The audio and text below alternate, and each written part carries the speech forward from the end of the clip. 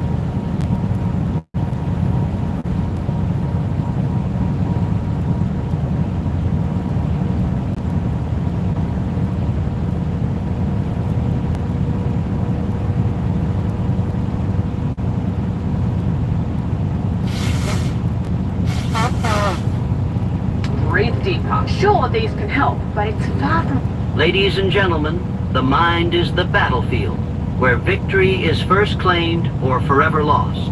To develop unstoppable mental toughness, you must first anchor yourself with a definite purpose. You must know with burning clarity exactly what you want. Without a clear aim, your energy scatters, your spirit weakens, and your destiny slips into the hands of circumstance. Purpose sharpens you. Purpose fuels you. Purpose turns common men into conquerors. Self-discipline is the next weapon in your arsenal.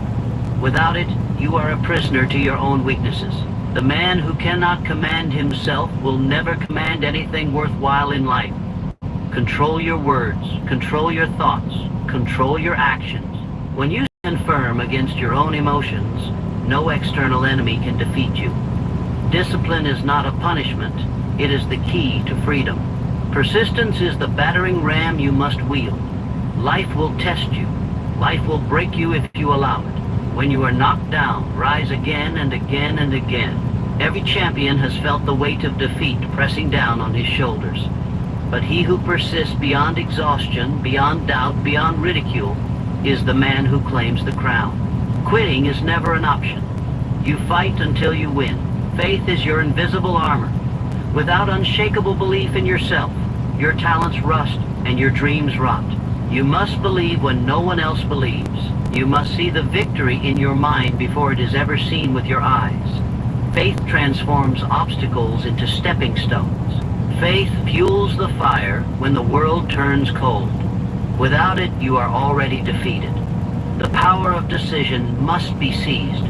Weakness hides in hesitation. Strength breathes in decisive action. Choose your path swiftly and surely. Commit with every fiber of your being. Once the decision is made, let no whisper of doubt turn you aside.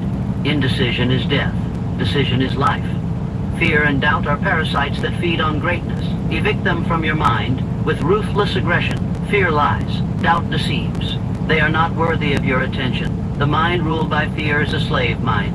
But the mind ruled by courage can bend the world to its will. Stand firm against the whispers of defeat. Move forward with the courage of a lion. Finally, condition your mind daily. Mental toughness is not a gift. It is forged through relentless practice. As a warrior sharpens his sword each morning, sharpen your mind. Read powerful words. Speak powerful thoughts. Act with powerful intent. If you feed your mind strength every day, weakness will find no home within you. Each day, carve your will deeper into your soul. You are called to be strong. You are destined to be victorious. You are built to endure, to conquer, to rise. Develop your mental toughness as if your life depends on it, because it does. Without a definite purpose, you are a ship lost at sea, drifting aimlessly with no harbor in sight. Definite purpose is the birthplace of all greatness. It is the foundation of mental toughness. It is the unbreakable core that all strength radiates from. A mind without a clear purpose is a mind easily broken, easily distracted, easily crushed by the storms of life. But a mind anchored to a definite purpose becomes immovable. It stands tall against winds, against tides, against anything the world can throw at it. The man who knows exactly what he wants and why he must have it is already halfway to victory. Purpose sharpens the senses, fuels the spirit, and hardens the will. It pushes you forward when your body begs to quit. It drives you through the nights when everyone else sleeps. When you live by purpose, you do not wait for permission, you do not seek approval, and you do not flinch in the face of obstacles. Purpose gives you vision. Purpose gives you power. Purpose gives you a reason to wake up swinging every day. Self-discipline follows naturally from purpose. It is the inner fire that keeps you on the battlefield long after weaker souls have fled. A man with discipline is a man who has learned the greatest art of all, the mastery of self. You must command yourself. You must stand guard at the gates of your mind and allow no weakness to enter. When your emotions roar, you must respond with control. When laziness whispers, you must answer with action. When comfort tempts you, you must reply with courage. Discipline is not forged in moments of ease. It is born in moments when quitting looks so easy, yet you choose to endure. It is crafted when you resist the lure of distraction and focus all your might on the mission at hand. The world bows to the man who bows to no excuses. Persistence is the iron hammer that smashes down all walls standing between you and your destiny. No man has ever tasted true victory without tasting bitter defeat first. The world will hit you. It will bruise you. It will batter your soul and laugh at your dreams. But the man who gets back up every single time cannot be defeated. Persistence means moving forward when your legs feel broken. It means believing when your mind screams doubt. It means taking another step, and another, until the obstacle surrenders out of sheer exhaustion. Success is not reserved for the most talented. It is reserved for the most relentless. Faith is the unseen force that builds bridges where others see chasms. It is the engine the outside world is silent. Without faith, you are at the mercy of the opinions of cowards. With faith, you become a force too powerful to be denied. Faith is not hope. Faith is certainty. It is standing in front of the mountain and knowing, not guessing, that you will move it. It is looking in the mirror and seeing a champion staring back, even when your surroundings tell a different story. Faith fuels Earth's action. Faith is the soil in which unstoppable mental toughness grows. The power of decision is the sword you must learn to wield with precision and speed. A man who cannot decide swiftly is a man doomed to live a life dictated by others. Every great achievement begins with one powerful decision, made without hesitation and held without apology. Weakness festers in delay. Doubt multiplies in the absence of decision. Decide who you are, decide what you want, decide how you will achieve it. Then burn the ships behind you. Give yourself no choice but to march forward. Indecision kills dreams. Decision breathes life into them. Fear and doubt are parasites that must be slaughtered without mercy. Fear robs you of action. Doubt strips you of power. They exist only to paralyze you, to cage you in mediocrity. Understand that fear is a liar. Doubt is a thief. They create illusions of defeat where none exist. When fear whispers you are not enough, shout back with the voice of purpose and persistence. When doubt creeps in to steal your faith, crush it beneath the boot of belief. Mental toughness is not the absence of fear, it is mastery over fear. It is standing tall while the weak kneel. It is charging forward when your heart pounds and your palms sweat. It is moving through the fire and daring the flames to stop you. Daily conditioning is the relentless sharpening of your mind into a weapon of pure power. The mind is like a sword. Left unsharpened, it dulls and rusts. Left unattended, it becomes fragile and weak. Every day you must feed your mind with strength, with clarity, with victory. Read words that ignite your spirit. Speak words that forge your character. Surround yourself with forces that fuel your fire. Train your thoughts to align with your vision. No wasted moments. No poisoned conversations. No surrender to weakness. Each morning, recommit to your purpose. Each night, strengthen your discipline. The mind hardened daily against doubt, against fear, against compromise becomes an unstoppable force. You were not born to cower. You were born to conquer. The fire you seek is already within you, waiting to be unleashed through purpose, through discipline, through unrelenting persistence. Build yourself into the kind of warrior who is unmoved by storms, unshaken by failure, untouched by fear.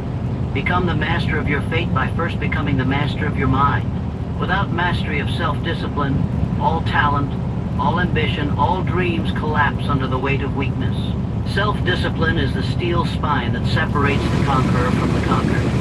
It is the invisible hand that forces you forward when comfort and fear try to pull you back. Without it, you are nothing more than a slave to your impulses, a puppet controlled by fleeting emotions, a prisoner in a cage you built with your own laziness. Discipline is not a suggestion. It is the law. It is the line between the life you want and the life you settle for. If you cannot command yourself to act when you do not feel like it, to move when every fiber of your body screams to stop, you will never claim greatness. True discipline means doing what must be done, exactly when it must be done, whether you want to or not, and doing it with full force, without complaint, without hesitation, without excuse. Mastery of self-discipline is forged in the unseen moments. It is created in the silent decisions no one applauds, no one witnesses, but that shape everything you are becoming. It is in the early mornings when the bed whispers to you to stay. It is in the lonely nights when distraction offers an easy escape. It is in the endless repetition of small choices that, stacked one upon another, build an unbreakable fortress of character. Discipline is the decision to say no to weakness 1,000 times a day.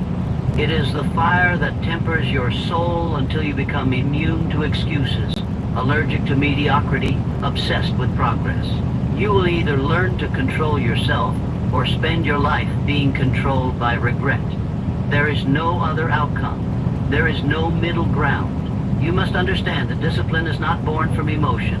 It is not tied to how you feel. Feelings are a trap. Feelings are liars. Feelings beg for ease, for pleasure, for relief. But discipline demands pain, demands sweat, demands sacrifice. Feelings whisper that you have done enough. Discipline roars that you have just begun. If you live by feelings, you will crumble under pressure. If you live by discipline, you will rise no matter the pressure. The man who disciplines himself when the crowd wavers, when the world hesitates, becomes unstoppable because he has built himself on foundations that do not shift with the winds of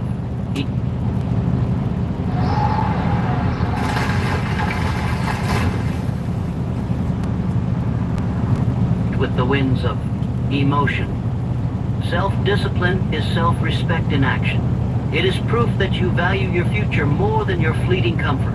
Every time you resist temptation, you carve another scar of strength into your mind. Every time you conquer laziness, you forge another link in the chain of victory. Every time you do what is necessary instead of what is easy, you remind yourself that you are the master, not the servant. The undisciplined man lives like a leaf tossed by the winds, wherever the mood of the moment carries him. The disciplined man moves like a force of nature, driven by a mission, unstoppable by circumstances, immune to failure. Understand clearly that there will never be a perfect day to start. There will never be an ideal time to rise. Waiting for motivation is the creed of the coward. Motivation is a fleeting visitor. Discipline is a permanent resident. It is there when you are tired. It is there when you are uninspired. It is there when the dream looks so far away you can barely see it. You move anyway. You act anyway. You grind anyway. Because you have decided once and for all, that your destiny is not for sale to the highest bidder of comfort. What's up, G? Mastery of self-discipline means owning every second, every choice, every thought. It means being the general commanding your own army, the architect designing your own fortress, the warrior sharpening your own sword. You will not allow procrastination to steal another hour. You will not let excuses rob another opportunity. You will not permit weakness to gain even a foothold in your mind. Self-discipline is vigilance. It is the constant guarding of the gates against the enemy of mediocrity, against the assassins of apathy, against the poison of excuse. Greatness demands the highest form of discipline, the discipline to continue when you see no immediate reward, when applause is absent, when validation is silent. It demands the iron will to suffer now for a reward that may come months or years down the road. The small-minded look for shortcuts. The strong-willed stay the course. They understand that mastery does not come to those who occasionally show up with enthusiasm, but to those who show up every day with ruthless consistency, whether the world is watching or not. Each day you either build the chains that will bind you or the wings that will set you free. Every small act of discipline is a hammer strike against the prison of weakness. Every moment you choose strength over comfort is another mile toward the summit most never even glimpse. Discipline is the weapon few are willing to carry because it is heavy. It is relentless. It demands everything. But those who lift it become unstoppable. They do not wish for victory, they claim it. They do not hope for success, they forge it. They do not ask for strength, they become it. Persistence against all odds is the refusal to be broken. The unshakable decision to press forward even when the whole world shouts for you to quit. It is the fire that roars louder when the storms rage stronger. Persistence is the rare quality that separates those who merely wish from those who achieve. It is the mark of those who do not fold when faced with setbacks, who do not retreat when met with resistance, who do not break when life swings with full force. A man with persistence does not ask if the road will be easy. He does not demand guarantees. He does not measure his dreams against the odds. He advances because he has decided that nothing will stop him. Not pain, not fear, not failure, not time. Persistence is the decision to stand up one more time than you have been knocked down. It is the choice to move forward when your muscles scream, when your mind doubts, when your spirit feels crushed under the weight of disappointment. It is not a feeling. It is not a mood. It is a command you give yourself. Move forward. Rise again. Attack again. Every time you persist, you grow stronger, harder, smarter. Every failure that does not destroy you refines you. Every obstacle that does not break you strengthens you. Every defeat that does not discourage you fuels the next charge. The truth is, the universe will not hand you victory without demanding a price. That price is persistence. You will be tested. You will be pushed. You will be betrayed by comfort, abandoned by ease, battered by circumstances beyond your control. You will face long nights of doubt, endless days of grinding, walls so high and thick they seem impossible to scale. And still, you must move forward. Still, you must press your knuckles into the earth, grit your teeth, and rise to your feet one more time, because those who persist longer than the pain, longer than the fear, longer than the failure, are the ones who claim the crown at the end. Persistence is the secret weapon that average men refuse to wield. It demands endurance when energy runs dry. It demands faith when the path ahead is hidden in darkness. It demands courage when everything inside you screams for the safety of surrender. You must develop the ability to bleed without panicking, to fall without despairing, to be wounded without forfeiting the fight. Every champion you admire was once a warrior on his knees, beaten and bloodied, choosing between quitting and rising. The only reason you know their names is because they chose to rise. You cannot allow temporary defeat to become permanent surrender. Temporary defeat is part of the price of admission to greatness. It is a tool the universe uses to separate the unworthy from the relentless. Most people turn back at the first sign of difficulty. Most people abandon their dreams the moment resistance appears. But the few who persist through the storms carve their names into history. Understand now that you will fail. You will fall short. You will be laughed at, doubted, misunderstood, and attacked. Persist anyway. Persist until the same people who doubted you are forced to respect you. Persistence against all odds means you refuse to measure the difficulty of the road. You refuse to listen to the weaklings who say it cannot be done. You refuse to indulge in self-pity, to drown in despair, to accept defeat as final. You harden your spirit until quitting is not even an option. You condition your mind to love the struggle, to welcome the fight, to see obstacles as the training ground for the conqueror you are becoming. Every hard day strengthens your spirit. Every brutal challenge fortifies your will. Every moment you choose to persist over surrender moves you one step closer to the life others only dream about. There is a violence to true persistence, a savage refusal to be denied. You must attack your goals with that same violent spirit. You must batter down every wall, tear apart every chain, shatter every excuse until there is nothing left between you and the life you demand. No gentleman ever won a great war. No passive soul ever built an empire. The universe yields to those who refuse to yield to it. The road will not clear itself for you. The path will not light itself for you. The battle will not stop simply because you are tired. But you can decide that no matter what you face, you will face it standing. You will face it fighting. Persistence against all odds means becoming a machine that grinds through resistance. It means moving forward even when the reward seems invisible, when the outcome seems uncertain, when the odds seem impossibly stacked against you. It means fighting with the heart of a warrior, the patience of a builder, the hunger of a champion. Those who persist are those who see the world bend to their will. Those who quit are forgotten. Every second you refuse to quit, you sharpen yourself into a weapon capable of cutting through any challenge. Every step you take forward under the crushing weight of difficulty is a step that weakens the grip of failure on your destiny. Faith in your ability is the spark that ignites every other power inside you. Without even the greatest talent lies dormant, buried under fear and doubt. Faith is not blind hope. It is an unbreakable certainty forged through decision, discipline, and desire. It is the inner roar that declares, I will find a way to make it. Faith in yourself is the only weapon you need when the world turns its back on you, when the doubters circle, when the failures pile up. It is not given by others. It is not granted by circumstances. It is seized by the man who decides he will no longer wait for permission to be great. Faith is knowing that what lives inside you is stronger than anything you will ever face outside you. You must understand that no man is born a giant. Every legend you admire once stood where you stand, uncertain, unproven, underestimated. The difference was not fate, was not luck, was not magic. The difference was faith. The decision to believe in themselves before there was proof. The decision to bet everything on the power buried within them. The decision to silence every whisper of fear, every voice of doubt, and listen only to the call of destiny pounding in their chest. You are no different. You are no less capable. You are no less worthy.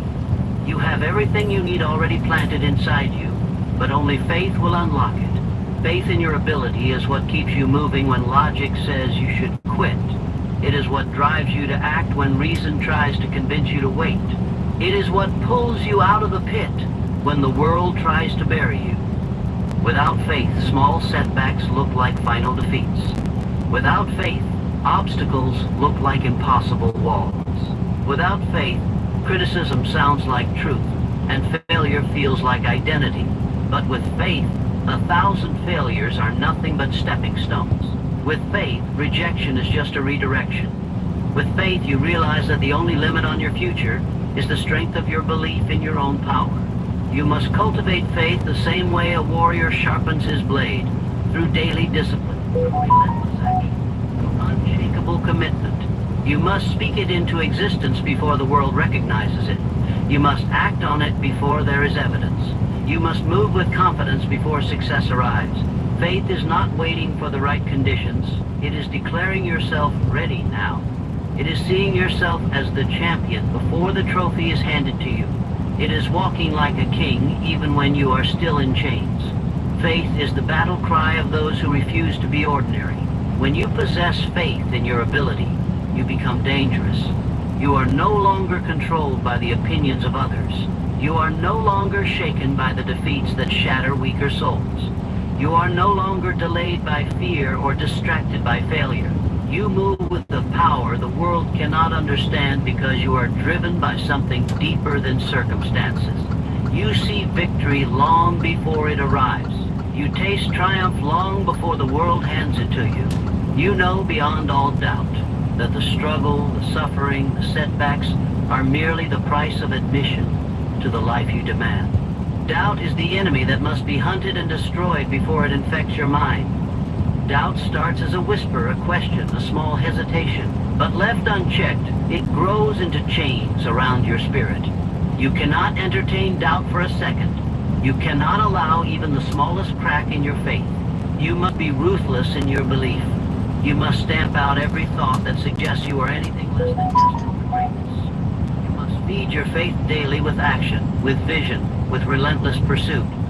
You must protect your belief the way a soldier protects the last stronghold of a besieged city. Because once faith falls, everything else follows. Every action you take in faith strengthens the next. Every risk you take strengthens the next. Every battle you fight strengthens the next. You are either building your faith or you are destroying it. There is no neutral ground. Faith grows through struggle. It grows through persistence. It grows through pain. You must embrace the challenges, the failures, the rejections, because every time you push through them, your faith becomes harder to shake, harder to kill, harder to corrupt. Faith in your ability is not arrogance. It is the ultimate form of humility. It is the acknowledgement that you are gifted with something powerful, and you refuse to waste it. It is the decision to honor the potential buried inside you by fighting for it, bleeding for it, suffering for it. Faith is the bridge between the man you are and the man you are destined to become. Every step across that bridge demands trust in yourself when nothing around you seems certain. Every moment on that bridge demands courage when fear screams louder than hope. Every breath you take on that bridge demands commitment when comfort tries to pull you back. You have a fire inside you that will not be denied unless you allow it. You have a strength within you that will not collapse unless you abandon it. You have a destiny before you that will not be stolen unless you surrender it. Faith is the armor that guards your dreams. Faith is the engine that powers your action. Faith is the force that transforms mere desire into unshakable reality. The power of decision is the greatest weapon you will ever wield. Without the ability to decide swiftly, firmly, and finally, you are nothing more than driftwood carried by the tides of chance. Decision is the spark that sets destiny on fire. It is the force that transforms thought into action, vision into reality, desire into achievement. Weak men hesitate, they waver, they doubt, and they die with their dreams still trapped inside them. Strong men decide with authority and then bend the world to match their will. Every empire, every revolution, every triumph in history can be traced back to one moment when a man decided that he would no longer accept anything less than victory. Decision is the cutting off of all other possibilities. It is not a suggestion to yourself. It is not a trial run. It is a final order issued from the commander of your spirit. It demands the full force of your energy, your mind, your body, your heart. Until you decide with total commitment, you will remain a slave to circumstances. You will drift. You will doubt. You will stumble. But when you decide with ruthless finality, when you draw the line in the sand and declare that you will not retreat, you become a force that nothing can stop.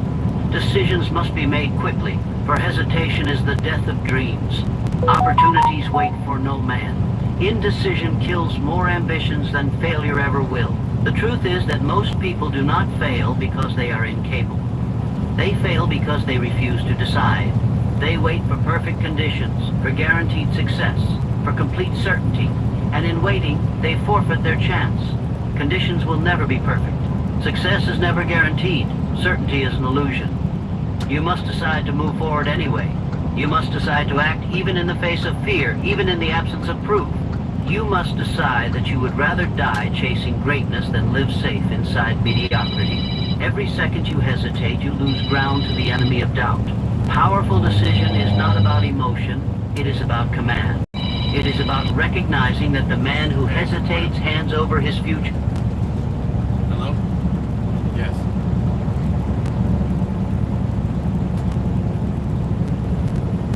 Oh no, I got one last night. Thank you.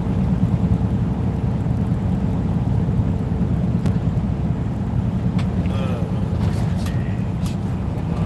400.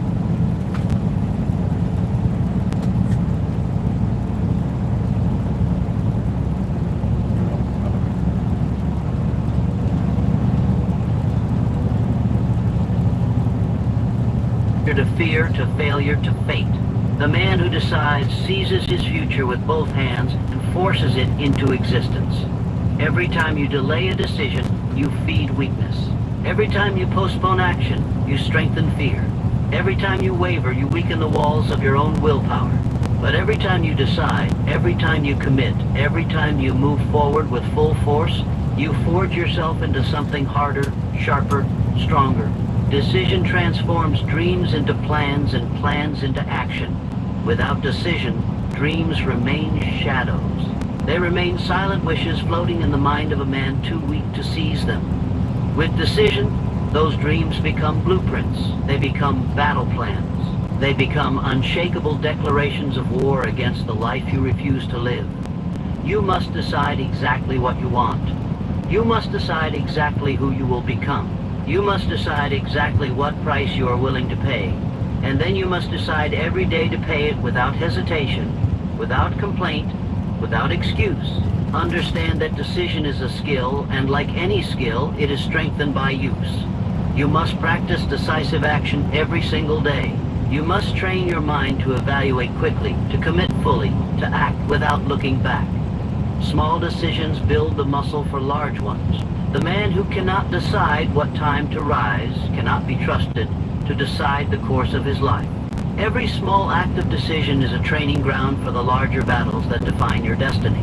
Decide to move, decide to fight, decide to endure, decide to win.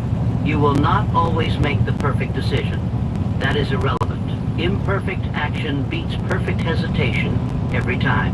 The man who moves with decisiveness adjusts course as needed. The man who waits for the perfect plan never moves at all. You must develop the instinct to act, to charge, to strike when the window is open.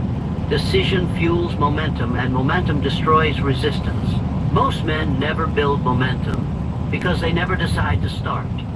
They die trapped in a web of what-ifs, of fears, of endless analysis. You will not be one of those men. Decision must be final.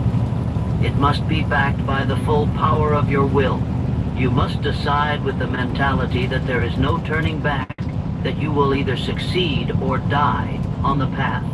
Half decisions, weak commitments, timid promises, these are the tools of the defeated. You must be all in. You must be willing to burn the ships behind you and advance with no thought of retreat. Every great conquest in history was born of such a decision. A point of no return that forced total commitment. The man who understands the power of decision knows he holds the keys to his own future. He knows that no force on earth can stop a mind made up. He knows that with each decision to move forward, to endure, to persist, he draws closer to a life of power, of purpose, of unstoppable achievement. Decide who you are. Decide what you will do. Decide how you will live. Then act with such ferocity, such intensity, such relentlessness, that the world has no choice but to bend in your direction. Resistance to fear and doubt is the shield that protects the mind of every man destined for greatness. Fear will come. Doubt will whisper. Resistance is your answer. Resistance is the inner fortress that refuses to collapse no matter how violent the storm. Fear is not the enemy. Surrender to fear is. Doubt is not the destroyer. Obedience to doubt is. A man who masters resistance is a man who can walk through fire without being burned. He does not beg for the absence of fear. He does not wait for doubt to disappear. He simply advances, armor raised, heart ablaze, spirit unbreakable. Fear is the natural reaction to stepping outside your comfort zone. It is the signal that you are on the path toward growth, not a warning to turn back. Doubt is the voice of the weak, the chorus of failures trying to drown out your roar. Resistance means standing firm against both. It means feeling the fear and still taking the first step. It means hearing the doubt and still charging forward. Resistance is the discipline to act when every emotion screams to freeze. It is the control to focus on the mission when the mind is flooded with uncertainty. You cannot destroy fear by wishing it away. You cannot eliminate doubt by hoping for it to vanish. You must face them, fight them, overcome them. You must lean into fear. You must walk through doubt. You must teach yourself day by day to act not because you are fearless, but because you have decided that fear will not rule your life. Fear and doubt thrive in hesitation. They grow stronger when you pause, when you second guess, when you wait. But they shrink under the weight of decisive action. They wither when you move forward with conviction. Resistance is built by small victories. Every time you act in the presence of fear, you drive a blade into its heart. Every time you persist through doubt, you tighten your grip on your own destiny. Most people fold at the first sensation of fear. They bow to the first whisper of doubt. That is why most people live lives of quiet desperation, trapped in cages they built with their own hesitation. But you will not be most people. You will resist. You will stand. You will charge through the wall that stops lesser men cold. Understand that fear is not truth. Doubt is not reality. They are stories your mind tells to protect you from pain. They are lies dressed as warnings. They are parasites that feed on your potential. You owe them no loyalty. You owe them no attention. Your loyalty is to your mission. Your attention belongs to your goals. When fear rises, do not argue with it. Do not negotiate with it. Move anyway. When doubt creeps in, do not indulge it. Do not justify it. Starve it by acting with complete commitment. Every champion you have ever admired learned to resist fear and doubt. Every warrior who conquered learned to press forward when terror clawed at his mind. Every leader who changed the world, the cold hands of doubt trying to choke him and tightened his grip instead. The difference between those who succeed and those who fail is not the absence of fear and doubt. It is the mastery of resistance. It is the refusal to give fear and doubt a vote in the decisions that shape their lives. You must make resistance your instinct. You must train yourself to move toward what you fear, to run toward what you doubt. Resistance must become automatic. The moment you feel fear, step forward. The moment you hear doubt, act stronger. Build the habit of defiance against the forces that seek to control you. Build reflexive action against the voices that seek to paralyze you. Build the spirit of the fighter who charges into the battle knowing he may bleed, but refusing to retreat. Fear is loud, doubt is persistent, but the man who resists them long enough becomes deaf to their noise. He moves through them as if they are mist. He sees them for what they are, illusions without substance. Fear predicts disaster that almost never comes. Doubt forecasts failure that almost never materializes. Resistance tears away the veil and exposes the weakness behind their threats. You will never eliminate fear and doubt completely. That is not the goal. The goal is to render them powerless through relentless forward motion. You must understand that everything you want lies on the other side of resistance. The victories you dream about are guarded by the dragons of fear and doubt. But those dragons are made of smoke. They cannot stop you unless you bow to them. And you will not bow.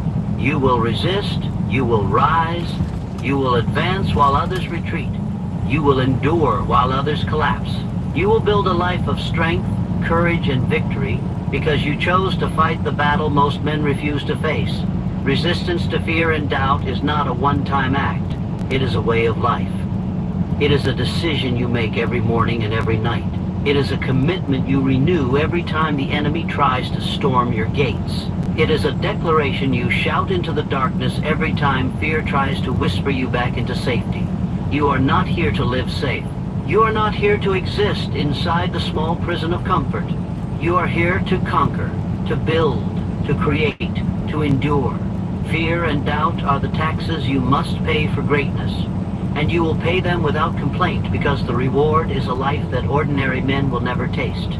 Daily mental conditioning is the iron discipline that forges a mind too strong to break, too sharp to dull, too focused to falter. The mind, left unattended, becomes weak, soft, and unreliable. It becomes a playground for fear, doubt, distraction, and defeat. But the mind that is trained daily becomes a weapon more powerful than any challenge it faces. Daily conditioning is the grind that strengthens your will, sharpens your focus and fortifies your spirit until you become untouchable. It is not a suggestion. It is not optional. It is the price of entry into the arena of greatness. Your mind must be trained with the same ruthlessness and intensity as a warrior preparing for battle. You do not wait for the mind to be strong. You forge it through deliberate, relentless effort. Every day that you do not condition your mind is a day you grow weaker. Every day you skip the training of your thoughts is a day you allow weakness to creep in. Mental strength is not built by accident. It is built by daily rituals of focus, determination, and action. It is built by setting the tone of your mind every morning and reinforcing it every night. You must flood your mind daily with visions of your goals, with affirmations of your power, with reminders of your mission. You must program your mind for success before the world has a chance to program it for failure. You must build the reflex to think strong when others think weak, to see opportunity when others see obstacles, to feel certainty when others feel fear.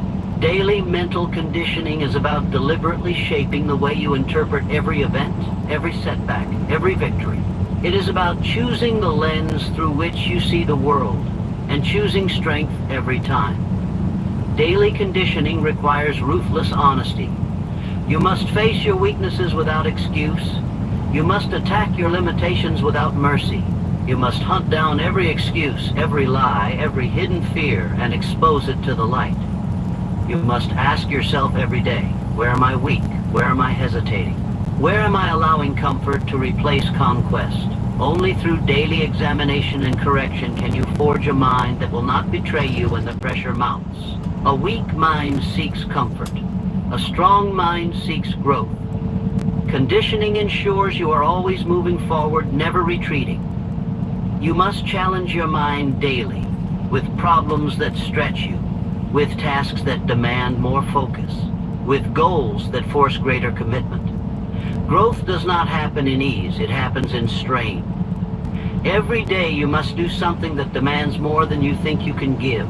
Every day you must push the limits of what you believe is possible for you. This is the essence of conditioning, pushing past yesterday's limits so that today you stand stronger, sharper, more relentless than ever before. Comfort is the enemy. Challenge is the fuel. Pain is the proof that you are forging a new mind. Conditioning is not an event. It is a lifestyle. It is a daily contract with yourself that says, no matter how tired, no matter how discouraged, no matter how busy, you will train your mind today. You will feed it with strength today. You will push it to new heights today. Success is not achieved by grand gestures. It is built in the quiet moments of daily discipline, in the small choices no one sees, in the invisible battles against laziness and weakness that you win before the world ever sees your triumph. Your environment is either helping you condition your mind or helping you destroy it. You must be ruthless in controlling what you allow into your mind daily. What you read, what you listen to, who you surround yourself with, these are your mental diet. Feed your mind trash, and you will think like trash. Feed your mind greatness, and you will think like greatness. You must curate your inputs with the same intensity a warrior sharpens his sword. You must build an environment so saturated with strength, ambition, and victory that weakness finds no place to take root. Conditioning is about repetition. Repetition carves new pathways in the brain. Repetition builds new automatic responses. Repetition transforms conscious effort into unconscious power. You must repeat your affirmations daily until they are not just words, but beliefs. You must repeat your visualization of victory daily until it feels inevitable. You must repeat acts of courage daily until bravery becomes your nature. This is how you reprogram your mind for unstoppable success through relentless, disciplined repetition. Every day that you condition your mind, you separate yourself further from those who are too weak to do the work. Every day you build mental calluses that make you immune to the minor pains and temporary defeats that break ordinary men. Every day you strengthen the internal fortress that will protect your dreams when the storms come. Every day you move closer to becoming the person who no longer just talks about greatness but embodies it. There will be days when you do not feel like doing the work. Those are the most important days. There will be days when the mind screams for comfort. Those are the days you must train into creativity. There will be days when the darkness feels heavier than the hope. Those are the days when conditioning your mind will be the difference between quitting and conquering. Daily mental conditioning is not glamorous. It is not easy. It is not always fun. But it is always necessary. The man who commits to daily mental conditioning builds an inner world so powerful that no external force can defeat him. He becomes the master of his fate because he has mastered his mind. He becomes a weapon sharpened daily for the battles that break ordinary souls. He becomes unstoppable, not because life gets easier, but because he gets stronger. He does not hope for a better life. He creates it. He does not wait for strength. He becomes it. Daily mental conditioning is the price of victory, and he is willing to pay it every single day, without hesitation, without complaint, without fail. The man who masters his mind, who commands his will, who resists fear and doubt, who acts with decisive force, who conditions strength daily, becomes unstoppable. He does not bend to the storms of life. He becomes the storm. He does not beg for opportunity. He creates it. He does not hope for greatness. He seizes it with blood, sweat, and relentless action. Understand now that you are not waiting for permission. You are not asking for strength. You are not seeking validation. You already possess within you everything required to forge a mind so powerful that no hardship, no rejection, no failure can break it. Your mission is simple. Decide who you will become. Condition your mind daily with ruthless discipline. Resist every fear that seeks to chain you. Act with boldness when others hesitate, persist when others collapse, and never for a single second allow weakness to live inside you. From this moment forward, you are done living like the masses. From this moment forward, you rise into the rare air of those who refuse to be ordinary. From this moment forward, you do not hope for mental toughness. You build it, you earn it, you live it. You embody it until the world has no choice but to move aside or be crushed by the force of your will. If you have arthritis and wonder what food could be doing to your joints, watch this.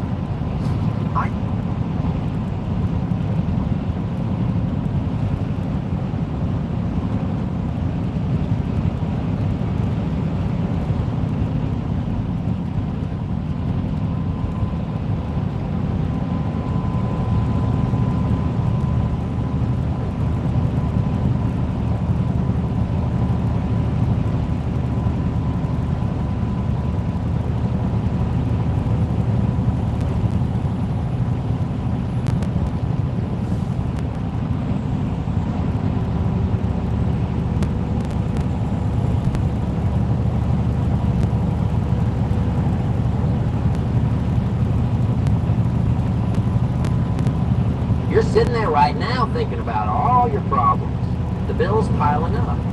The promotion you didn't get. The relationship that fell apart. The business that failed. And you're waiting for someone to care, to understand, to validate your struggle. Yeah. Let me tell you something that might shock you. Nobody cares about your struggles. Not your neighbors, not your co-workers, not even your family. At least not in the way you think they should. Now, before you get defensive or feel hurt, understand this isn't about being cruel. This is about waking up to one of life's most powerful truths. The world doesn't owe you sympathy. It doesn't owe you understanding. And it certainly doesn't owe you success. You see, every single person in this room and beyond is fighting their own battles. They're all carrying their own heavy loads. They're all trying to figure out their own path. And while they might not sympathetically tell them about your problems, deep down, they're thinking about their own struggles. But here's where it gets interesting. This truth, this seemingly harsh reality, is actually the key to your liberation. The moment you truly understand that nobody cares about your struggles is the moment you become free. Free from seeking validation. Free from waiting for permission. Free from expecting others to solve your problem. Think about the last time you achieved something significant. Did you do it because others cared about your struggles? No. You did it because you decided to take action. You did it because you stopped waiting for someone to rescue you and became your own hero. The most successful people in any field aren't the ones who had the fewest struggles. They're the ones who stopped talking about their struggles and started focusing on solutions. They're the ones who understood that while everyone else was busy complaining about the rain, they could be building an ark. Let me ask you something. How much time do you spend talking about your problems? How many hours have you wasted explaining why you can't achieve your dreams? How many excuses presented to the world? Now here's a tougher question. Energy. All that time you spent describing your struggles and invested it in actually solving your problems. What if instead of seeking sympathy, you sought solution? You see, life has this interesting way of testing us. It keeps sending us the same lesson until we learn it. And one of the biggest lessons is, your circumstances will change only when you decide to change them. I've seen it countless times. People waiting for the perfect moment, waiting for someone to notice their potential, waiting for their struggles to be acknowledged. But here's the truth. The perfect moment is now. The person who needs to notice your potential is you. And the only acknowledgement that matters is the one you give yourself when you look in the mirror. What if one day could change everything? Tell me what he cannot do. My hope is based in Jesus. Mirror and say, I'm done waiting. The world is full of people who had every reason to fail but succeeded anyway. People who had every excuse to give up but kept going. People who had every justification to blame others but chose to take responsibility instead. These people didn't succeed because they had fewer struggles. They succeeded because they understood that nobody caring about their struggles was actually their greatest advantage. It meant they had nothing to wait for, no one to depend on, no excuses left. Think about that for a moment. When you truly accept that nobody cares about your struggles, you stop seeking permission to succeed. You stop waiting for someone to validate your dreams. You stop expecting the world to make things easier for you. Instead, you start asking yourself different questions. Instead of, why is this happening to me? You ask, what can I learn from this? Instead of, who's going to help me? You ask, how can I help myself? Instead of, why don't people understand my struggles? You ask, what am I going to do about my situation? This shift, this fundamental change in perspective, is what separates those who achieve their dreams from those who only dream about achieving them. It's what distinguishes those who make history from those who merely read about it. You might be thinking, but my struggles are real. My problems are significant. And you're right, your struggles are real. Your problems are significant. But here's what you need to understand.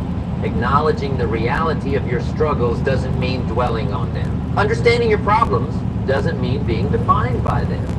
The most powerful moment in your life will come when you realize that your struggles, the very things you've been complaining about, are actually your stepping stones to success. Every obstacle is an opportunity. Every setback is a setup for a comeback.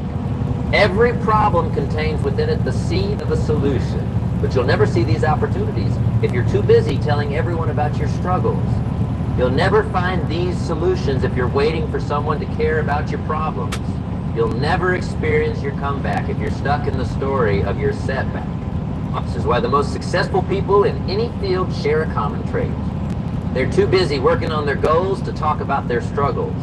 They're too focused on finding solutions to waste time explaining their problems. They're too committed to their vision to be distracted by their excuses. Think about the people you admire most, the ones who've achieved what you want to achieve. Do they spend their time telling everyone about their struggles? No. They spend their time working on their dreams. They invest their energy in creating solutions. They focus their attention on making progress. And that brings me to something even more important. The quality of your life is directly proportional to the quality of your excuses. Yes, you heard that right. The better your excuses, the worse your life becomes. The more sophisticated your justifications, the further you drift from your dreams. You know what's fascinating? We live in a world where information is unlimited. Opportunities are abundant and possibilities are endless. Yet so many people are stuck. Not because they don't have access to resources, but because they're married to their excuses. They've fallen in love with their struggles. Let me tell you something that might make you uncomfortable. Your struggles have become your identity. Your problems have become your comfort zone. Your excuses have become your safety net. And that's exactly why you're not moving forward. Think about it. How often do you start sentences with "I can't" because, or "it's hard because," or if only these phrases aren't just words, they're the bars of the prison you built for yourself. Every time you repeat them, you're reinforcing the walls of your limitations. But here's the truth that nobody wants to tell you. Your excuses, no matter how valid they seem, are costing you your future. Every time you explain why you can't do something, you're programming your mind to believe it. Every time you justify your lack of progress, you're cementing your position exactly where you are. The most dangerous prison isn't the one with physical walls. It's the one built with excuses, furnished with justifications, and guarded by the fear of taking responsibility. And the cruelest part, you're both the prisoner and the warden. Have you ever noticed how some people face massive challenges, yet never seem to talk about them, while others face minor obstacles and turn them into epic sagas of victimhood? What's the difference? It's not the size of their problems, it's their relationship with their problem. Successful people don't have fewer problems. They just have a different approach to dealing with them. They understand that problems are like weights in a gym. They're not obstacles to progress. They're opportunities for growth. The heavier the weight, the stronger you can become. But here's where most people get it wrong. They wait to feel motivated before taking action. They wait to feel confident before making a move. They wait to feel ready before starting their journey. And that's precisely why they stay stuck. Let me share a secret with you. Action precedes motivation, not the other way around. You don't get motivated and then take action. You take action and then motivation follows. You don't build confidence and then face challenges. You face challenges and then confidence grows. This is why waiting to feel ready is the longest wait in the world. It's like waiting for the perfect wave while sitting in your living room. The perfect wave might come, but if you're not in the water, it doesn't matter. Here's another truth that might shake you. Your potential doesn't care about your excuses. Your dreams don't care about your struggles. Your destiny doesn't care about your justifications. The only thing that matters is what you do, not what you say you're going to do. Think about the stories you tell yourself. The narratives you've created about why you can't achieve what you want. Now, ask yourself, are these stories serving you, or are they sabotaging you? Are they moving you forward, or are they keeping you stuck? Most people live their entire lives in the shadow of what could have been, all because they believe their own excuses. They let their temporary circumstances become their permanent identity. They let their momentary struggles become their lifelong story. But what if you decided today that your struggles would no longer be your story? What if you chose to make your dreams bigger than your excuses? What if you made your vision more powerful than your circumstances? A CRM shouldn't weigh your budget down. It should lift your team's... You see, every morning when you wake up, you have a choice. You can either feed your excuses or fuel your dreams. You can either nurture your struggles or nourish your potential. You can either reinforce your limitations or strengthen your possibilities. The quality of your life isn't determined by what happens to you. It's determined by how you respond to what happens to you. It's not about the cards you're dealt. It's about how you play them. It's not about the obstacles in your path. It's about the path you choose to take despite the obstacles. Let me ask you something. What would happen if you stopped talking about your struggles for just 1 week? What if, instead of explaining why you can't, you started exploring how you could? What if, instead of focusing on what's holding you back, you started focusing on what could move you forward? The most successful people I know have one thing in common. They're not interested in explaining their problems. They're interested in solving them. They're not focused on describing their obstacles. They're focused on overcoming them. They're not concerned with justifying their position. They're concerned with improving. And here's something even more profound. The moment you stop caring whether others care about your struggles, is the moment you start making real progress. Because when you're no longer seeking validation for your problems, you can finally focus on creating solutions. Think about the energy you spend trying to make others understand your struggles. The time you waste hoping someone will acknowledge your difficulties. The opportunities you miss while waiting for someone to appreciate your challenges. What if you redirected all that energy toward actually solving your problems? Your life will begin to change the moment you realize that nobody's coming to save you. No one's going to remove your obstacles. No one's going to fight your battles. And that's not a tragedy. It's an opportunity. It's your chance to become the hero of your own story. The truth about transformation isn't pretty. It isn't comfortable, and it certainly isn't what most people want to hear.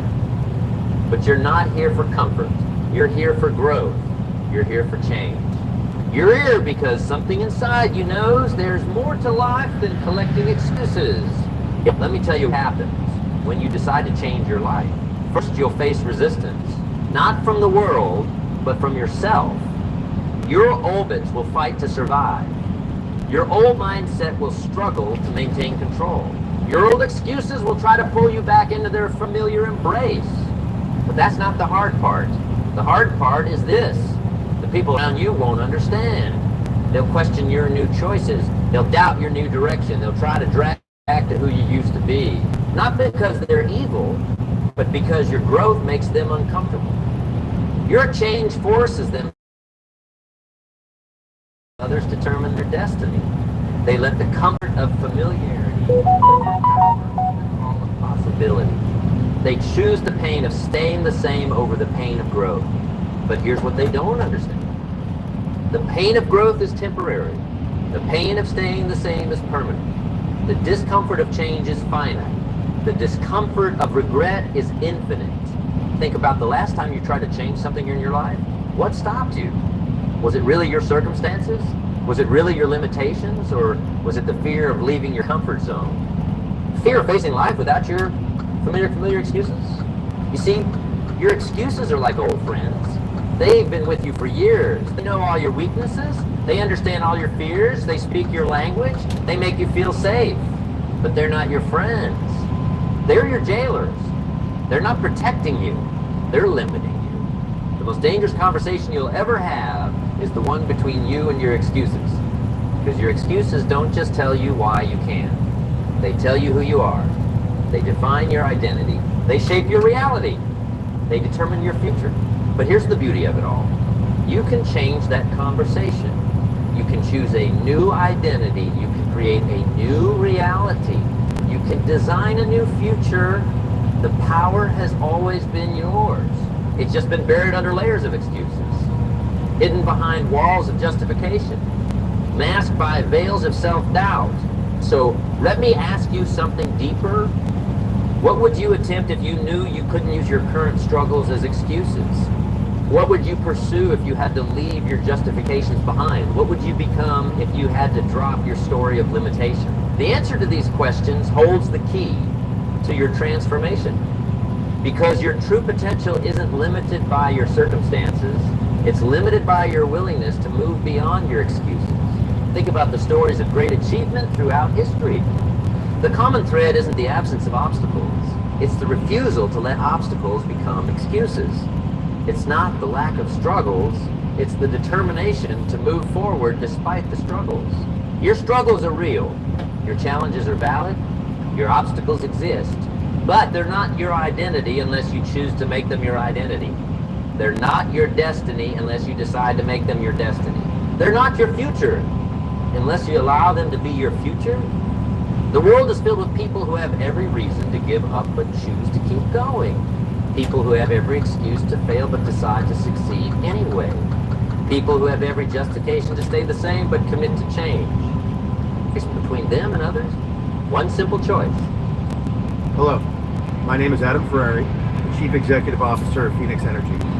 I look forward to you joining us at our next investor webinar, where you can drill deeper into our... They decided that their dreams would be bigger than their excuses. They chose to make their vision more powerful than their circumstances. They determined that their potential would matter more than their problems. But let me be clear. This isn't about positioning. This isn't about ignoring reality. This isn't about pretending your struggles don't exist. This is about something much more powerful. It's about taking responsibility for your life, regardless of your circumstances. The moment you truly take responsibility is the moment your life begins to change. Not because your problems disappear, but because your relationship with them transforms. Not because your struggles vanish, but because they stop being excuses and start being stepping stones. Think about it this way. Every excuse you make is a brick in the wall between you and dreams. Every justification you create is another layer of separation between you and your potential. Every time you explain why you can't, you're building your own prison. But here's the liberating truth. You can tear down that wall. You can break through those layers. You can escape that prison. Not by waiting for someone to rescue you. Not by hoping for your circumstances to change, but by choosing to change yourself. The most powerful moment in your life is when everything goes right. It's not when all obstacles disappear. It's not when life becomes easy. The most powerful moment is when you decide that your excuses no longer matter more than your dreams. Your past struggles don't determine your future success.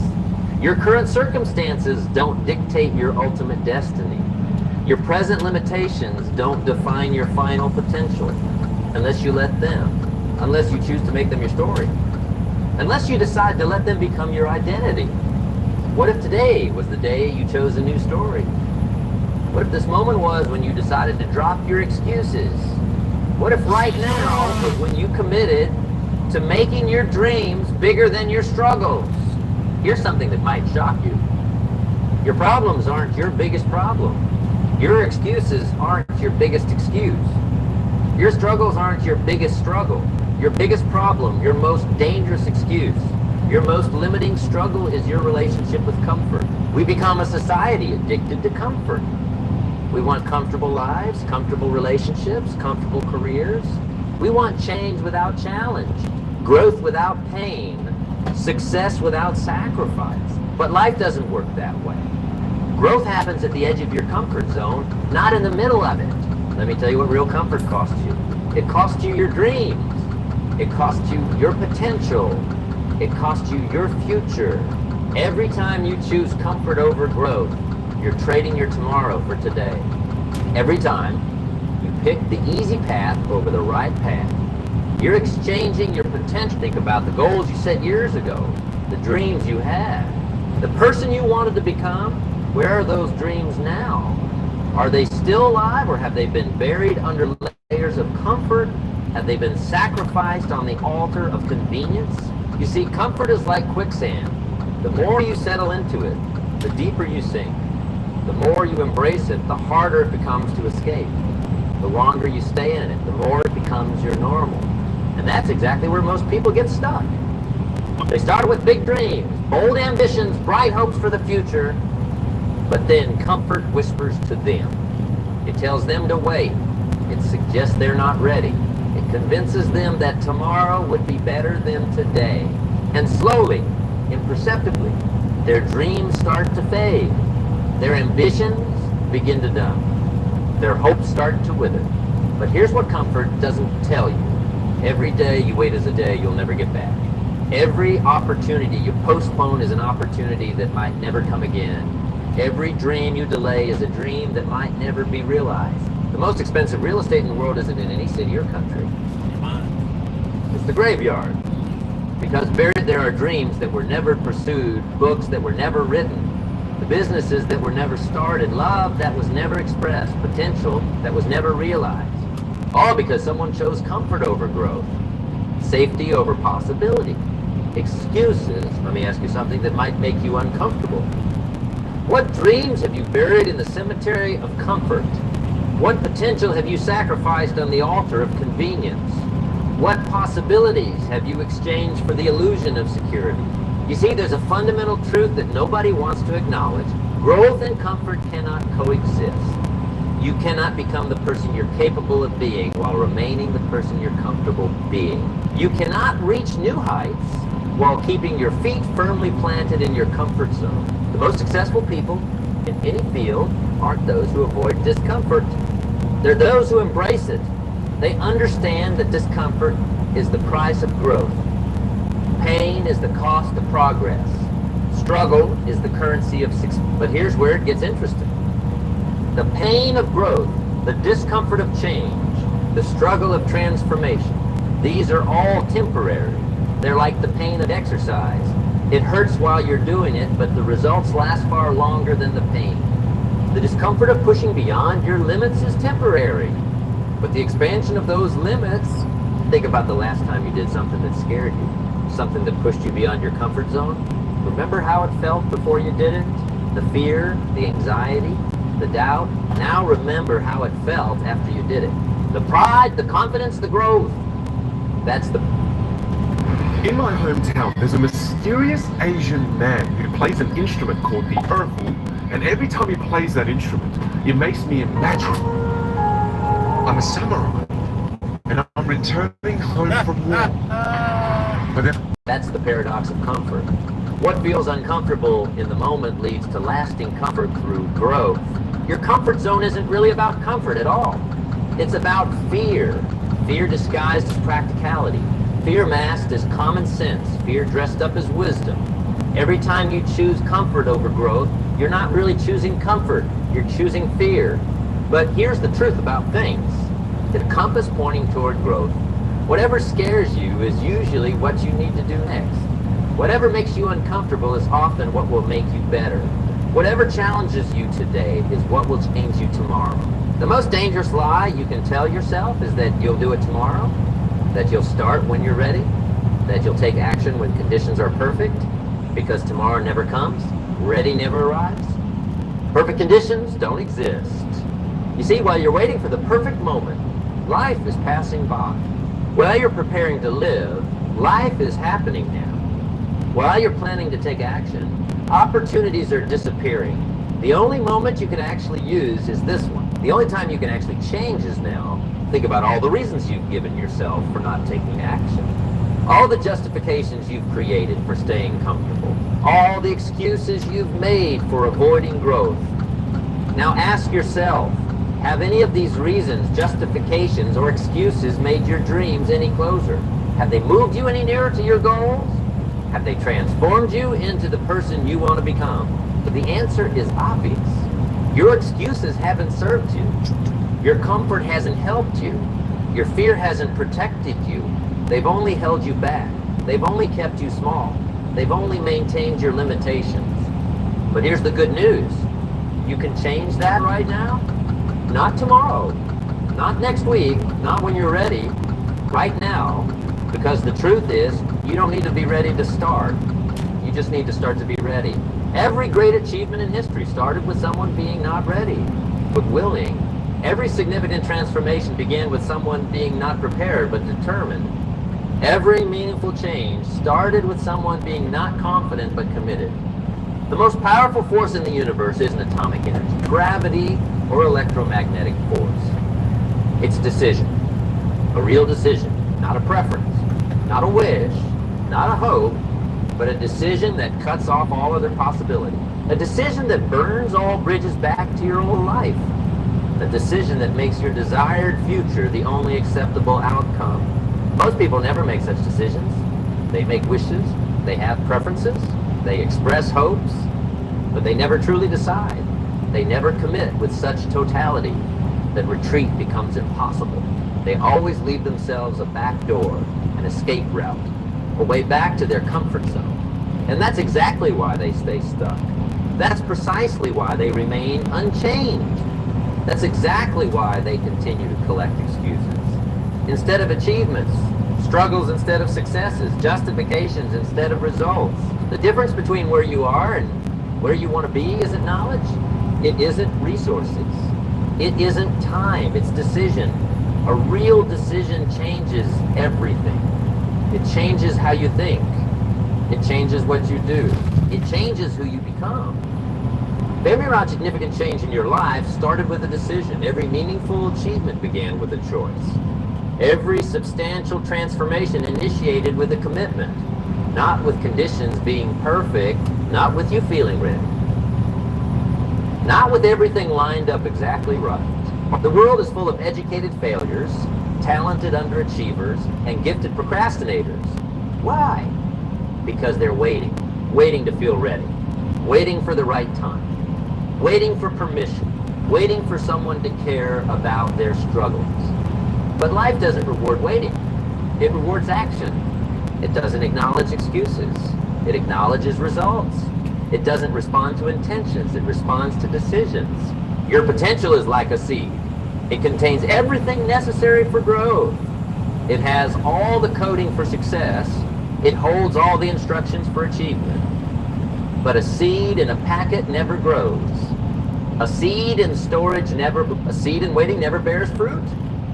The seed must be planted. It must be put in dirt. It must face darkness. It must push through soil. It must endure storms. It must withstand wind. That's how it grows.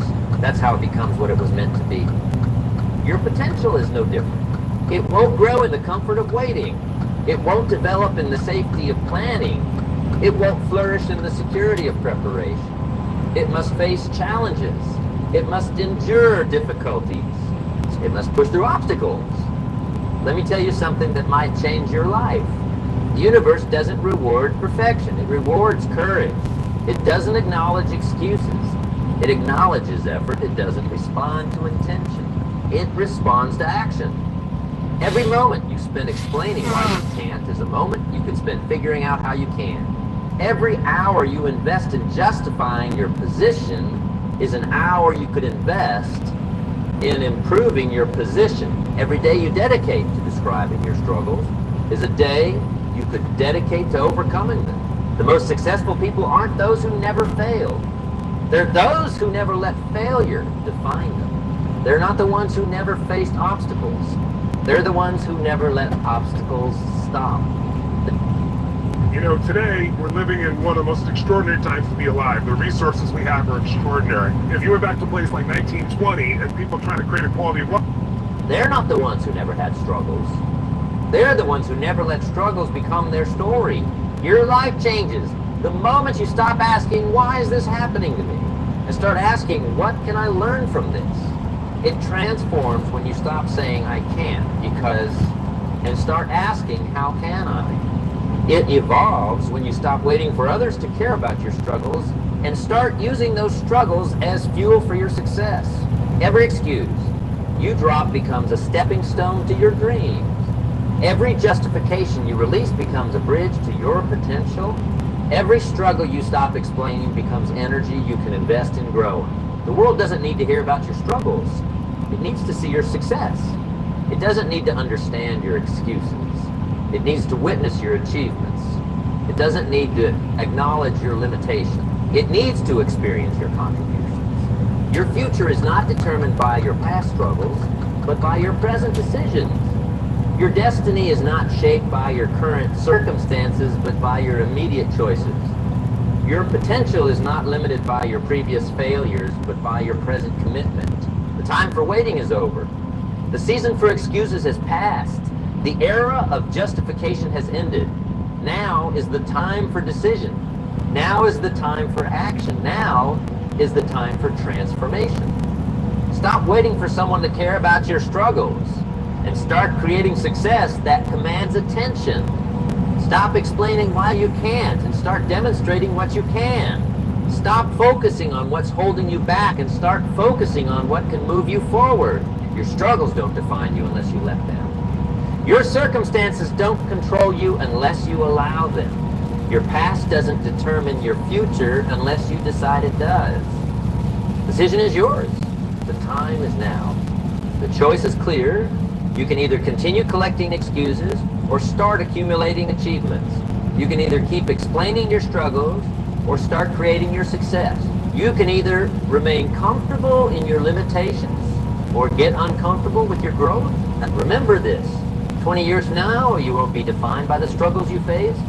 You'll be defined by how you responded to them. You won't be remembered for the excuses you made. You'll be remembered for the action you took. You won't be measured by the limitations you had. You'll be measured by the limitations you overcame. The world doesn't need your excuses. It needs your excellence. It doesn't need your justifications. It needs your contributions. It doesn't need your struggles. It needs your success. The time for transformation is not tomorrow. It's not next week. It's not when you're ready. It's now. This moment, this second. Because if not now, then when? If not here, then where? If not you, then who? Your future is waiting. Your potential is calling. Your destiny is beckoning. The only question is, what are you going to do about it? The answer to that question will determine everything. Not your past, not your struggles, not your circumstances, but your decision right here, right now. Make it count. Mount Shasta is more.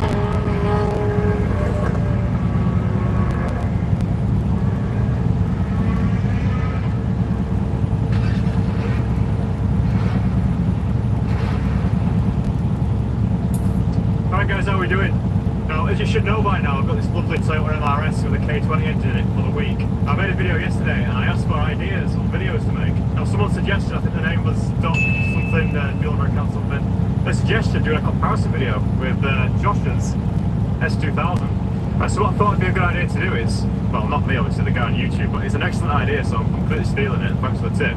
But yeah, of course, the S2000 against the MR2, because the MR2 was never supposed to be a rival for the S2000, but here it is with a Honda engine, you know, pushing out 200 horsepower, meaning that these two power to weight is, you know, roughly the same. Now some people do class the S2000 being mid-engine. It's definitely front engine, but a lot of people say it's front mid-engine.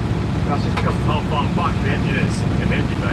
So here's the suspension, so it's here, the engine. A lot of people will class that being mid-engine, you know, it's between the wheels. I think it's still technically front engine, rear-wheel drive FR layout, but it does make some interesting handling. That's why you often hear about S2000 being Widowmaker. But you do hear the same about MR2s as well. So what a perfect pair of cars we've got. So what we're going to do today is we're going to have a quick look around each car. I'll take each of them for a drive, see what I think.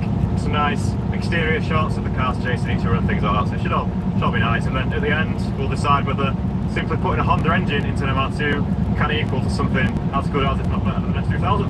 Sound good? Right, let's start. Right, so let's start with Josh's S2000. 16-inch alloys. They're staggered as well. The rear tyres are slightly wider, 225 on the back and 205 on the front. Interestingly, the previous owner of this S2000 has gone for the Rapid tyres, which are, the rear traction is not great from this car at the moment. So maybe not the fairest test considering that the MR2 has got 88 Rs on it.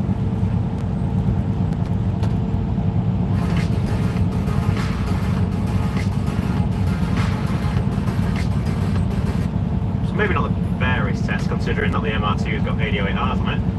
On the front I've got Bridgestones, but they're very old. Yeah, tyres actually aren't that great altogether on this, but even the roads, they're not too bad today, they're pretty dry. Hopefully they'll be alright. Yeah, they are quite a nice place to be, their seatbelts as well. It's all very driver focused, isn't it? Yeah, it's hot. Yeah, it's great, man. But we have. So yeah, like I said, the car is completely stock, apart from the V-Star intake. F20C in the UK, we never got the F22C. Alright, they're not good at the jump motors, I don't think. Alright, the jump motors are slightly better than the F20s, but it's still good for 240 brake, apparently. So, like I say, it's pretty stock S2000s, so it should be a good base to test the MR2 against. That's not the MR2. Obviously the first main difference is where the engine is. It's not here, it's that does change the number of the car quite a lot. It's pretty interesting to drive. Yeah. So this is a EP3 Civic Type R engine, that's the back of it. It has got an M factory diff, but apart from that the engine's stock. Engine gearbox over the box stock. So that'll be good for about 200-ish horsepower. We've got a carbon intake there, but obviously without the tune, we won't be doing too much. On the exhaust, I think here we've got sports car Hoyts hanging out there, see it. Yeah. Not the nicest thing in the world to see from behind, but if it does the job. Now the interior of this car is a bit different to this 2000. We've got the mixed matched bucket seats for some reason. And then we've got the roll cage at the back, strippage going on. All my shit there as well, and all that. Aftermarket wheel, got a gauge there as well, which tells the oil pressure as well as the water and oil temperatures. Pretty cool. We've got the Volk GTP alloys with 88R tyres, 205 on the front, 215 on the rear. Well, the body does come up on this, but there's not all in. I'll show you. So under here, obviously we don't have an engine. Like a compartment for stuff, spare wheel, etc. We've got the power steering fluid as well there as well. So you'd actually use a electric pump powering a hydraulic rack. So we've got the electric motor down there powering the rack, which is pretty cool. This car's got Manchester Arm toilets as well.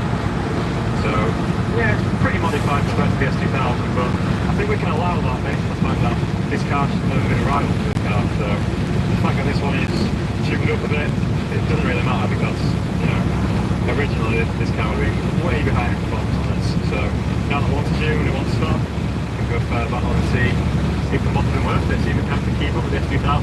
Frankly, right guys, just a quick overview on the cars. Like I say, the S2000 is pretty stock.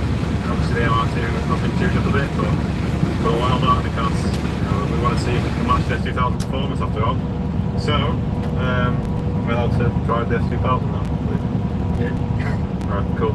Right, so we'll start off with the S2000s and yeah, we'll go for a little drive and see what we think. I'll say I've been driving the MR2 all day, so should be alright.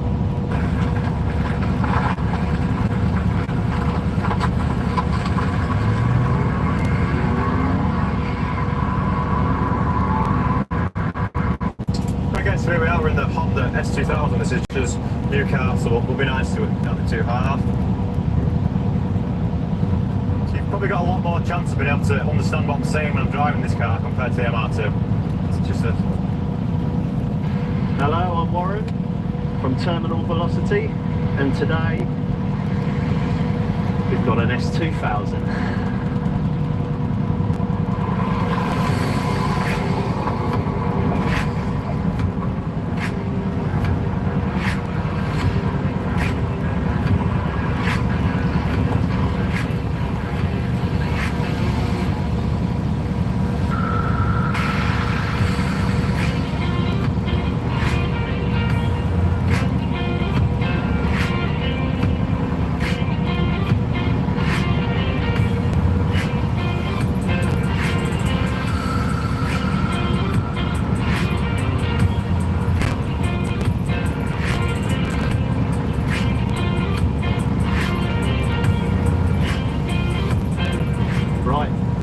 We've got an S2000, my auntie's S2000, so thank you very much, Auntie Pan. I'm not smiling at all, but thank you very much for letting me lend it and to do this review. But no, we've got an S2000 here today because I've been thinking, and I've seen a few things on YouTube. A lot of people modify other cars, and I think the S2000 is probably one of the best convertibles you probably can buy. I mean, it's actually legendary. The engine, everything's great about it. But I want to know if you could spend the same sort of money. This car probably could fetch 15 grand. It's only 50k on it. It's in really good nick. So probably could fetch 15k if you get the right buyer and if you advertise it in the right place. But if you spent 15 grand on something else, what would the difference be? Something like this. An MR2. So, admittedly this is my MR2, okay, I'm not going to lie, alright? But, I bought this for less than 15 grand. Now, you can pick up the standard MR2 for a good one for about 3 grand. Sometimes a lot less. Sometimes less than £1,000. This one, however, has been modified a lot, and it's got a little bit more horsepower than the S2000, and it still costs less than that. So, what I want to do is show you what a modified MR2 is compared to an S2000, what the difference is, what the power difference is, what you can expect if you're going to modify an MR2 and spend the same sort of money that you would on a standard S2000. Now, I'm not slating the S2000 at all because I absolutely love them, and I've already said to my Aunt Pam when she's done with it, I want to buy it. So I really do want it. But I do like my speed as well, so this is my track toy, really. So yes, it has had a lot of done. It's had coilovers. It has a 3.5 litre V6 engine, the same one you get out of a Lotus Evora. Okay, so we're around about 280-ish horsepower, maybe a tad more. Coilovers. And a paint job. So not a lot else has been done. It's quite a standard engine, really. But I'm now going to show you the differences of the MR2 to the S2000, because I've seen on YouTube the S2000 has been put up against a K20 out of a Honda Civic, and it was very close to an MR2, if not sort of identical in time and speed. So we're going to now do a little test, just see how they handle differently. They are very different cars. Obviously one has the engine in the rear, or the middle shall I say, and one has it in the front. Okay, so I'm not going to talk anymore. I'm going to let the cars do the talking. Plenty of video coming up, guys, so here we go. Driving a Western Star.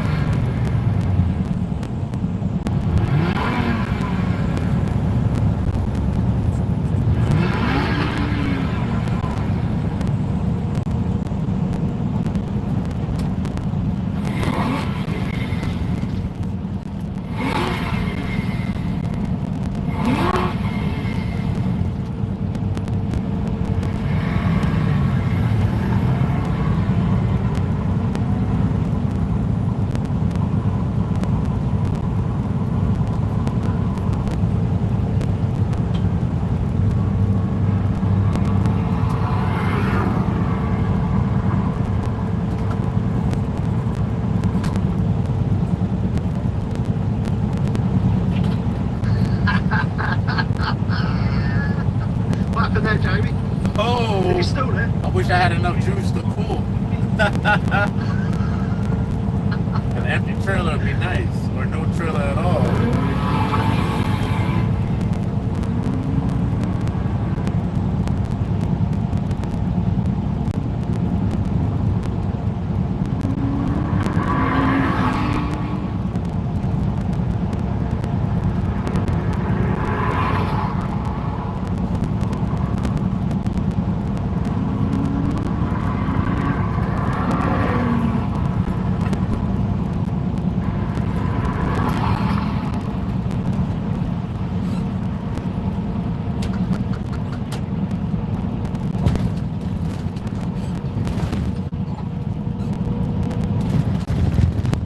Just stall it again, Jamie.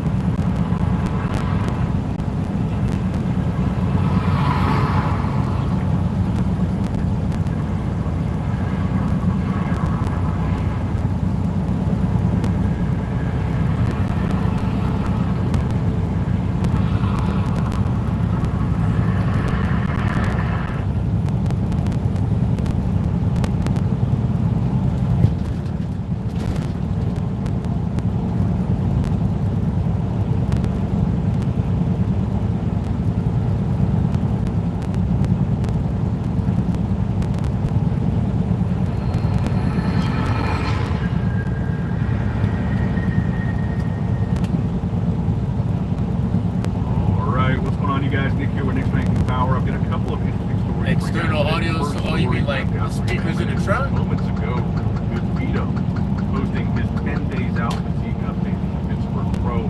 Good Vito, arguably one of the sleepers in this lineup. We don't know quite how he would do against these top level guys. Obviously, he just won his first ever pro show. Yeah, you gotta excuse my camera setup. It's just a cell phone, my guy. The old one at that. This was about a month ago now. Still. So he's coming in on this pretty big victory for him. It's technically an Arnold Class title. He's now going to the Olympia. This Pittsburgh Pro is not really going to that was just audio playing in the background. Factor for him when it comes to the Olympia, in the sense that he's already qualified. But he posted this front double bicep, and I've said this before, but I think this is his best shot. I think Good Vito looks really solid from the front. He's got a crazy X-frame because his legs are so big, his quads are so not only big, but really detailed. He's got really good quads, he's got a really small waist, he's got a great V taper, he's got a great front double bicep, a lot of width throughout the shoulders in that pose. So it just makes that pose look really crazy from the size of his legs, the size of his upper body, and having that kind of a small waist. Just a really good X-frame, really good V taper. solid pose for him. His conditioning looks really good here. You're seeing a lot of detail. You're seeing a lot of vascularity. And again, yeah, the setup's gonna change soon. I think the impressive I gotta thing about upgrade Vito for real. is the size that he carries, especially in the deserve a legs. better experience. He doesn't seem to be sacrificing more anything inclusive when it comes to the size of his midsection. To have legs that big in a midsection that small, I think is a very rare Yeah, thing. USA, we're in Massachusetts right now. Good Vito's physique that you can see showcased here. But I think based on what we saw at that Arnold Classic South America show, like I said, he's strong from the front, but the back poses I felt like were where you can really see the flaws in his physique, in particular the back double bicep, which I think guys like Nick Walker have a much better back double. Change a few things, give you guys a better experience. You can make an argument for guys like, we already talked about this as well. Are you West Coast? Are you California?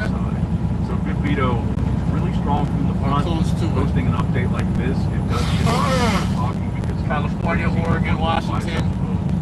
But I think he's going to have a hard time. I really do. From the back and possibly also from the sides. But even so, it's hard not Idaho, Arizona, as impressive as this and not consider the possibility that Good Vito could be a dark horse in this lineup where he could secure maybe a top 3 spot. If some of these guys come in off and Good Vito really nails it. So Western Star is like a Lincoln to a Ford. One of these top spots over some of these guys. Which would be Freightliner already established with a Western Star trim. These are guys that have been around forever. They've been at the Olympia multiple times. They've been top 10 at the Olympia. Bonac has been top 2 at the Olympia. These are veterans at this point. So I think realistically, California, I got fam out in Cali. Any of these guys, LA and San Diego. Beautiful place, man. I love it. I don't like that they don't let the trucks go over 55, but it's nice. It's nice. I personally don't think Good Vito has a chance of winning the Pittsburgh Pro, but I think any one of these guys, if he beats any of them, it's huge for him. Because again, this is a guy that's never been to the Olympia, and these guys that we're talking about are top. E.T. Wheeler, we're in the big boys. Olympians. These are the cream of the crop here. And if Vito is able to beat either Rizzo or Bonac, that puts him in a conversation going into his first Olympia ever as a possible top 10 in his first ever Olympia this year in 2025, which would be huge because, like I said, both Bonac and Rizzo, their most recent Olympia placings are 7th. So if he beats one of them here, it makes a strong argument for him being a top 10 guy at this year's Mr. Olympia.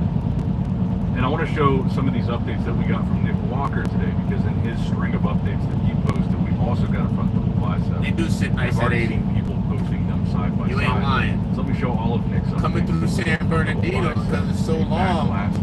Yo, it's nice hitting that 80. I think he's really improved that pose for himself. It's just when you get closer to 15 or whatnot, things start slowing down drastically for us.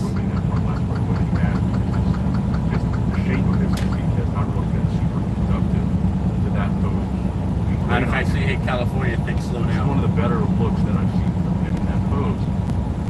But like I said, I've seen a lot of people put Nick's front double from today up against Good Vito's front double from today. And it's an interesting comparison, right? Because Nick does have a really good front double bicep pose, but what Nick does not have is the taper or the X-frame that Good Vito has in that pose. And that's why I said I think it's an important distinction to make with Good Vito, that I think that is his #1 best pose.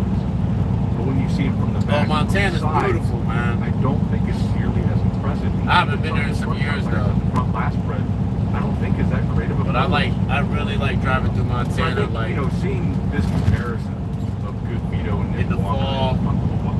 Thinking about starting early spring, where it's warm enough that the it's totally. You ain't gonna get caught in no crazy snowstorms. Summertime is beautiful too, but I like when there's snow on the ground. I think seeing this comparison of Good Vito and Nick Walker in front, it's not on the highway. Is a bit of a cherry-picked shot.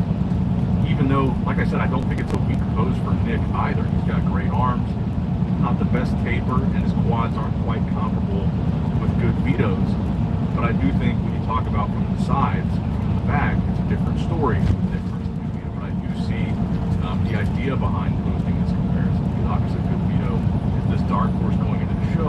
Nick Walker is one of the established favorites, being a top 3 Olympian. He's the Arnold Classic Ohio champion. Yeah, man, you gotta take a drive out there. This return of Nick Walker's has been a much discussed and anticipated. Go out there and go four-wheeling or something. It's really nice. It's not a comeback. And this is the time to do it too. It's not too hot. It's not chilly. It's like hoodie, sweater weather. Yeah, this is where it's at. Guy. He's got a lot of height. He's really proven himself at the top shows. He's a New York Pro champion as well, 2 times. So to see him in any shot next to a young up-and-comer like Good Vito, I mean, let's just say it, in this particular... Even in the wintertime, go snowmobiling. This particular fun.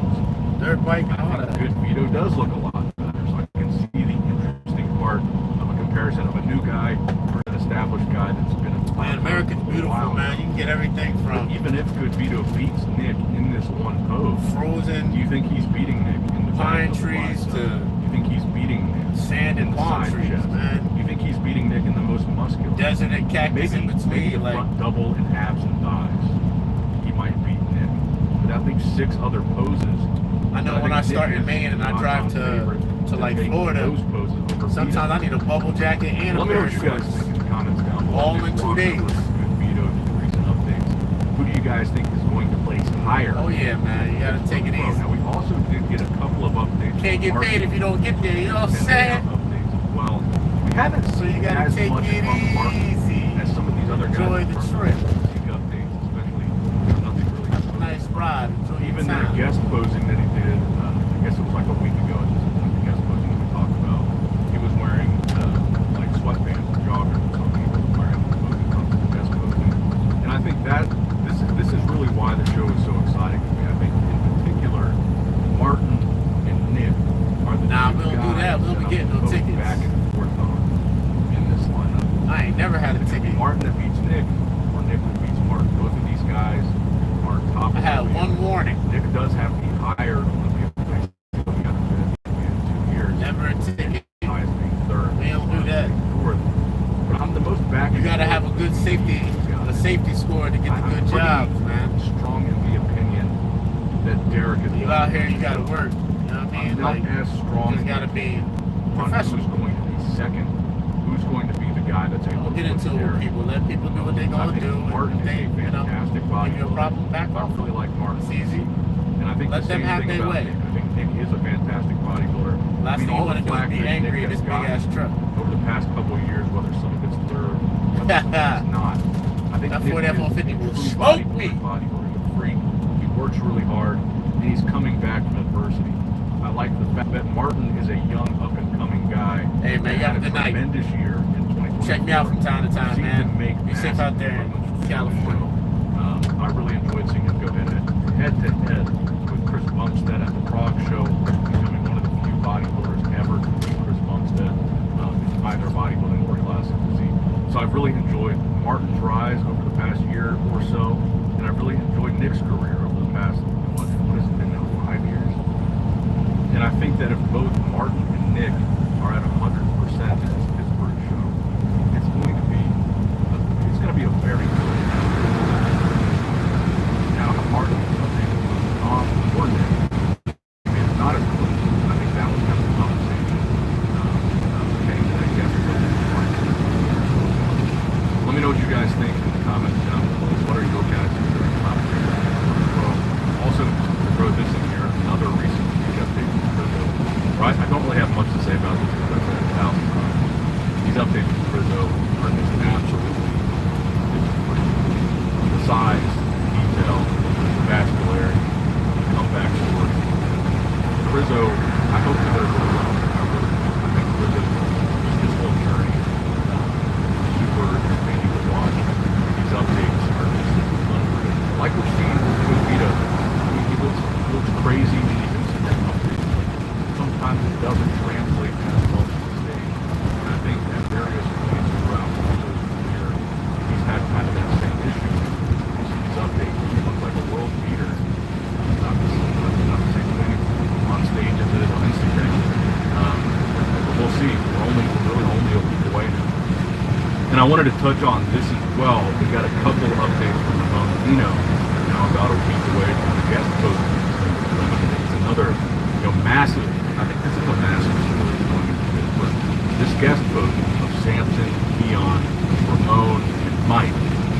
finally get to see Ramon versus Mike for the first time in 2025. And like I've said before with this conversation going to be the heir to Chris Bumstead's throne, I think this will be a really interesting comparison to see on the Pittsburgh Pro stage. And I think Ramon looks incredible. I really do. I think the reason he dropped in placing to the Olympia was You see that ad with Truly Pawns to the left and to the right, -1 and -2 kind of running forward, getting stronger again. It looks so fun. Then I just downloaded it and gave it a try. I really do. I think the reason he dropped in placing to the Olympia was that he was off. But I think when Ramon comes in on, I think he's just as viable with a guy like Mike or with a guy like Rough Diesel or with a guy like Burns. And I want to see, I think we probably can see Ramon back in that mix if he's on in 2025. I don't see any reason why Ramon's not going to be contention for that top 3 or for that title unless he's off again. I really think that's what it was. He's just off. When he's on, I think he's really in that conversation. And I think this Pittsburgh Pro guest posing will be a really interesting preview of that, among other things. I think it's also going to be an interesting preview of what being on as an open bodybuilder could look like. And I do want to touch on this as well. We did get a response from Ryan Powers, the executive director of the Arnold Classic, to the whole Dan Solomon, Olympia, Black Backdrop, Lasers conversation. So let me give you guys the context here. This is the statement that Brian issued publicly. He says Arnold will never compromise the integrity of the sport or lasers. Now the context of this is this clip that Brian posted to his story from that Beyond the Stage TV interview with Dan Solomon. So this is what Dan was saying in this clip, and this was Brian's statement in the context of this clip from Dan about the lasers. I know for certain, without any degree of speculation, that it is bringing more horsepower into our community. Sponsorship, exhibitorship, celebrity connection, influencer connection, they are showing up, they are a part of it because we are taking things to another level. And if that means that the separation between an athlete's glutes and hamstring might be muted a little bit by an aggressive laser or a spotlight, then that's the price that we are willing to pay. It's the purpose of the sport. If people want to make more money in the sport, if people... So look, at the end of the day, I'll say this. I think one of the reasons why this type of story is getting so much play right now is because it's been kind of a slow couple of weeks. It's kind of been a slow gap with bodybuilding news in between the last show in Pittsburgh. So this is kind of getting a little bit more traffic than it usually would. I mean, we're talking about the backdrop of a show, that's half a year away. But I really do think that this public conversation, and specifically having kind of a public back and forth between both Brian and Dan, is overall going to be, or hopefully will be, a net positive for the sport of bodybuilding, for the competitors, and for the fans. Because I think this is the type of thing that pushes a positive change, because the fans will vote. They're going to vote with their dollar. They're going to vote with their view. They're going to vote with their public support. And I think the show that starts to do more things that are in line with what the fans are suggesting, what the fans are overwhelmingly majority saying, that's going to be the show that gets the most votes in those different avenues. And I think the public pressure from one show like the Arnold to another show like the Olympia is one of the ways that you get those changes accomplished. Because this is an interesting thing to me, because I really think this is a strange hill to die on for Dan. Talking about the backdrop, talking about the lasers, talking about the graphics, talking about the LED screens. Because this doesn't seem to be like a 50-50 issue. The fans seem to almost unanimously want to move in a direction, and I said this in the last video, I don't think we're asking to just change everything completely for next year and have just a straight up black backdrop, remove everything else next year. As nice as that would be and as cool as that would be, I don't think that's the realistic expectation. I think the fans just want it to move more in that direction of better lighting, less distracting backdrop, less lasers, preferably no lasers, no smoke, instead of what seems to be a line in the sand saying, no, not only are we going to continue doing what we're doing that you guys seem not to like, but it seems like they're leaning more into that idea with these public statements and saying, we're going to actually go in the opposite direction of a Detroit Pro, and we're going to keep adding these fancy things because it brings more sponsors. It brings more eyeballs, in their words, eyeballs, sponsors, and revenue. And so I say I think it's a weird hill to die on, because not only do the fans almost unanimously seem to be in support of moving in the opposite direction that the Olympia seems to be moving, and going towards a more streamlined, less intricate, less loud and noisy and lazy backdrop. It seems like the athletes do too. A lot of the DMs that I've gotten have been from guys saying, look, thank you for saying this, because we feel like we can't say anything because this is a show that we're competing in. Obviously, I'm not going to say the names of those guys, but I was kind of surprised by some of them. So it's not even just the fans. It's the bodybuilders. It's the athletes that share this opinion as well. They're like, look, you know, we work all year to get to the Olympia. Like, that's the grand stage. That's the big moment in our career. And the pictures and videos of us from the show look like shit. And I think that is why the reaction from the fans and the athletes has been so loud and visceral on this issue, is because it's kind of a hand waving away. That's me, driving through the country. New vacation home, newly expanded business. I know what you're thinking. This only happens in dreams. Actually, it happened for me with help from a Wells Fargo Premier team. Ready to meet the dream team? You can with Wells Fargo. The faster your company grows, the tougher it is to support your customers.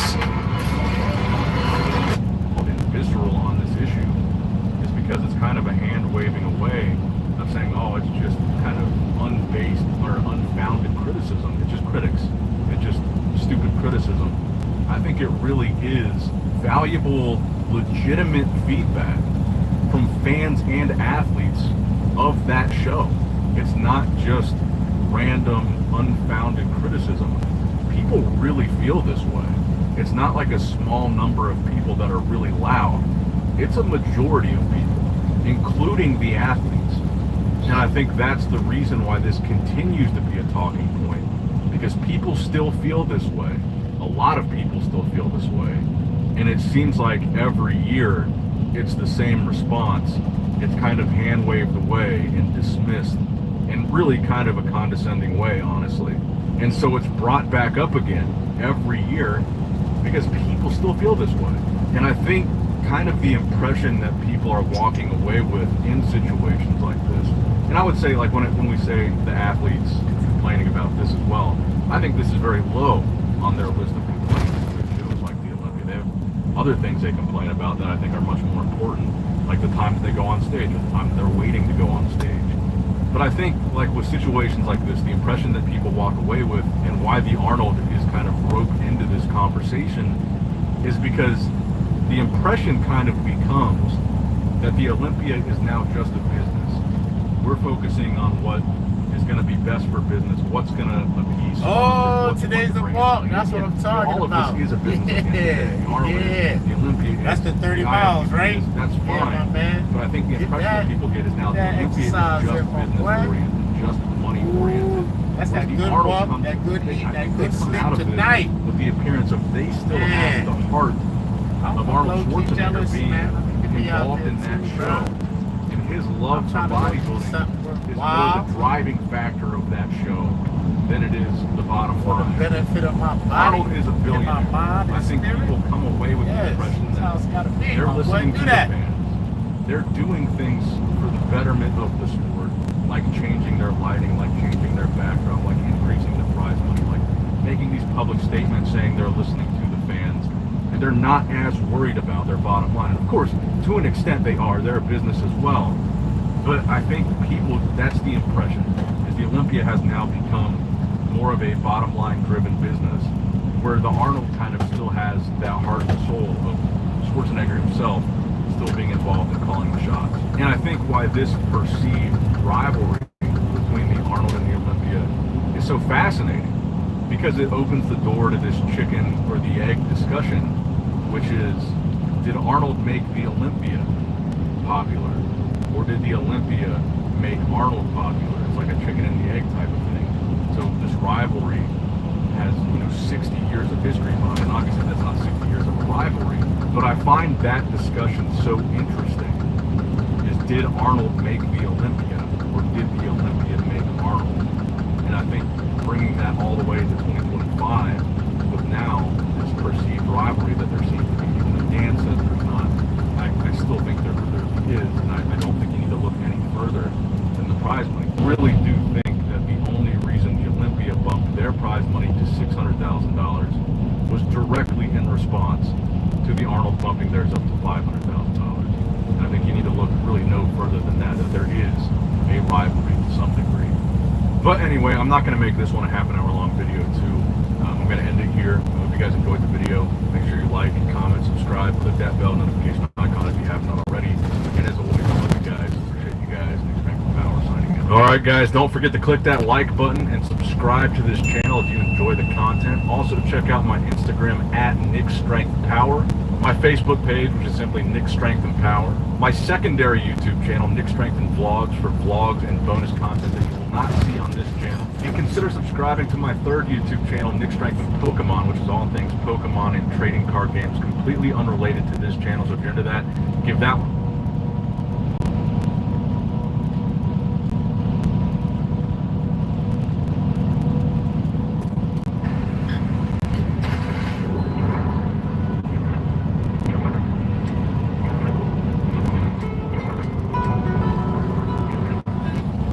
Acquired this, a 1980 280 GE, otherwise known as the first generation G-Wagon. Now I know for sure that this truck has been sitting for a little over 10 years because that's when my friend bought it and then he parked it. But according to these stickers, it's very possible this G-Wagon has been sitting for much longer, but it's a G-Wagon, it's built like a tank, and after bringing it back to legit street quarters and inspecting the inside of the engine, I knew we had a good chance at this thing running. Now these old Mercedes have a very delicate fuel system, so at first I didn't even try to use it. Instead, we were able to get it started on our own fuel system in a can, and the engine sounded great. That sounds great. From there, we had to revamp the entire fuel system. Someone had already pieced something together back here, probably a couple of decades ago, and unfortunately it was leaking everywhere and just looked horrible. After fitting our G-Wagon with a sweet aluminum pre-filter, I was able to source the factory Bosch fuel pump, and we replaced the factory post filter as well. And after a little bit of priming, our M110 straight six Mercedes engine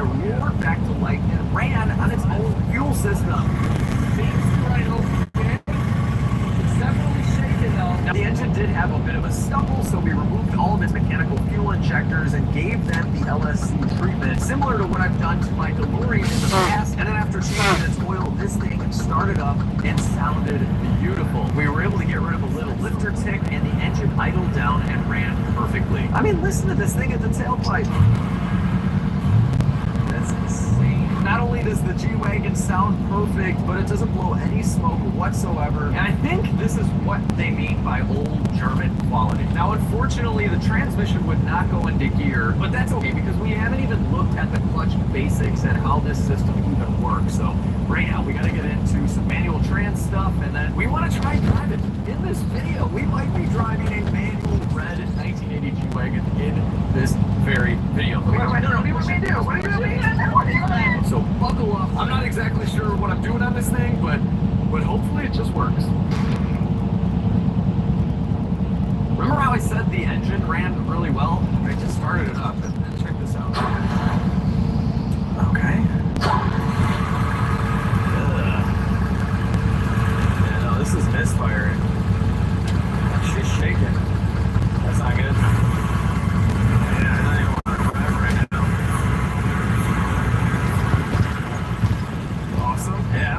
It's down a cylinder. Let's do the old laser check on the primaries. So it's fairly cold right now.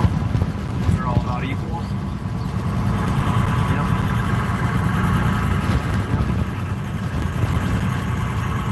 Oh, that's way lower. Or this is misfire. Let's pull the spark plug outfit. See if it changes. No. Nope. I grabbed a random spark plug. Let's see if this thing sparks. Oh yeah. Ah, she's gone. Okay. Okay. Before it fell, it was sparking. Pulled the lines off of the plate. Now we're gonna remove this injector. See what's going on. Something else we can do is check fuel flow at each one of these lines. All we have to do for a quick test to see that this is distributing fuel properly is push this down. And since we have a little bit of pressure in the system, we'll see it dribbling out. We also jump the electric fuel pump back there and then really see this squirt out, but it's coming out of that one right now, so I don't suspect this just yet. I think I figured it out, guys. Pulled out that injector. It's not opening in here. Nothing's coming out of this end. It's like blocked up inside. Something like this happened on my DeLorean, where we cleaned all the injectors and it ran great, and then like a few months later, it had a dead cylinder, and I just had to replace the injector. I found a used one actually, and it's been fine ever since. It's been like over a year, so yeah, I don't know. It's possible something let loose inside of here. Who knows? But we gotta find an injector. I guess I don't believe this, but AutoZone claims to have one in stock. One Bosch fuel injector for this thing. That is insane. I just don't believe it. There's no way this is the right injector. Is this the right injector? It's got no seal on it, so it looks totally different, but whoa, I think it is. Made in Germany and everything, it was $30. It looks like it. This is crazy. Let's see if we get some part numbers on this thing. These part numbers could be just different because of all the many years that differentiate this injector and this one, but let's see, we've got 437, 437, 502, 502, 0110, this is 047. Is this the right injector? Did AutoZone get it right? Something like that. You guys want to see something cool? This is our old seal. We cannot find these anywhere. We thought we had some coming from Napa, and they just called me and said, never mind, their order's canceled. But we 3D printed some new seals. So this is actually a flexible material. It's called TPU. And it should slide right on. It's definitely a tight fit. There we go. It looks the same. And yeah, I mean, this was kind of deformed. I don't know. We're gonna give it a try. So this is the old seal, and just took a few measurements, like that one, and I had to go internal as well. Look at that, and this is a test piece right here, so everything matches. This is just a harder plastic that we would want to use. This could totally fail. I have no idea. We're gonna find out together. Before I likely get sprayed in the face with fuel, let's get my wife's reaction to me getting her the best Mother's Day gift ever, and that's a digital photo frame, the best one on the market from Aura. Hey, babe, I got you something for Mother's Day. Dad! Bam! Oh, I've always wanted one of these. I know. You want to set it up? Yes. Aura frames make setup insanely easy. You download a free app to your phone and click on some pictures, and they zip right into the frame. Aw, this is so sweet. Isn't it nice? Look at that. Blue Mom Maddie's Pizza. We just went out. Little Lucy. Oh, that's awesome. Well, the cars are their family too, right? Oh my God. Aura frame not only makes a great Mother's Day gift, but a gift for any occasion. And every frame is packaged in a premium box with no price tag. They come with free unlimited storage that you can set up for anyone to have access to. And you can play up to 30-second videos with audio. They're also super stylish, and I think they work in every room in the house. The app is so great, you can change the time for each photo, auto playback of the videos, speaker volume, and you can add your family members or whoever, and they can send pictures right to your Aura frame. Now the best part is Aura's having a phenomenal Mother's Day sale on their best-selling Carver matte frame. So for a limited time, if you go to auraframes.com and use coupon code LEGIT, you're gonna save $35 off the frame and get free shipping. So this is a phenomenal deal. You guys are gonna love this thing. That's coupon code LEGIT at auraframes.com. Check it out. Now back to our red G-Wagon. All right, here we go. Install this one new injector with the 3D printed seal. Got some normal. Yeah, this one's just about as loose. Put this guy over. There we go. That is one nice looking new injector. Let's see how she runs now. Already started much, much better. Oh yeah. Oh, that's nice, that's nice. Running smooth. That's nice. Good throttle response again.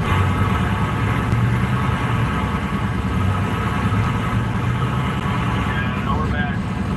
Okay. I think we got lucky on that one. Unfortunately, they didn't have more than one injector. I bet you that one's been on the shelf for a long time, but $30, that's crazy. So if you guys have one of these old mechanical fuel injected Mercedes, you could replace them all. You gosh, I remember the DeLorean ones being really expensive where I had to get used ones, but I don't know. Whatever. It's running great. Let's move on. We got to figure out the manual trans thing. So what we have is a transmission that does go into gear. It feels fine. Let's see. That's reverse. First. I guess that's third. It's third and man, I don't know. Yeah, no, it goes into its gears. I think this is second. First. I don't know. Whatever. It goes into gear. But if we start it up, we got the clutch pushed in. And it doesn't. I think I could jam it in. Like, it's close, but I'm feeling way too much resistance, more than I'd like to feel. Now, this doesn't necessarily mean, like, the transmission's bad yet, not gonna steer the wheel. This could have a lot to do with the clutch hydraulic system, so that's definitely where we got to start. All right, so the first place we're gonna look at would be the clutch fluid reservoir. So this is a reservoir for the lockers, and I think that whole system's been removed. There's a ton of stuff missing under there. And this is the brake fluid reservoir, which we'll probably take a look at later when we look at brakes, but what color is this? Yeah, it's blue, guys. It's got blue brake fluid. Okay. I have seen that before, but not on anything like this old.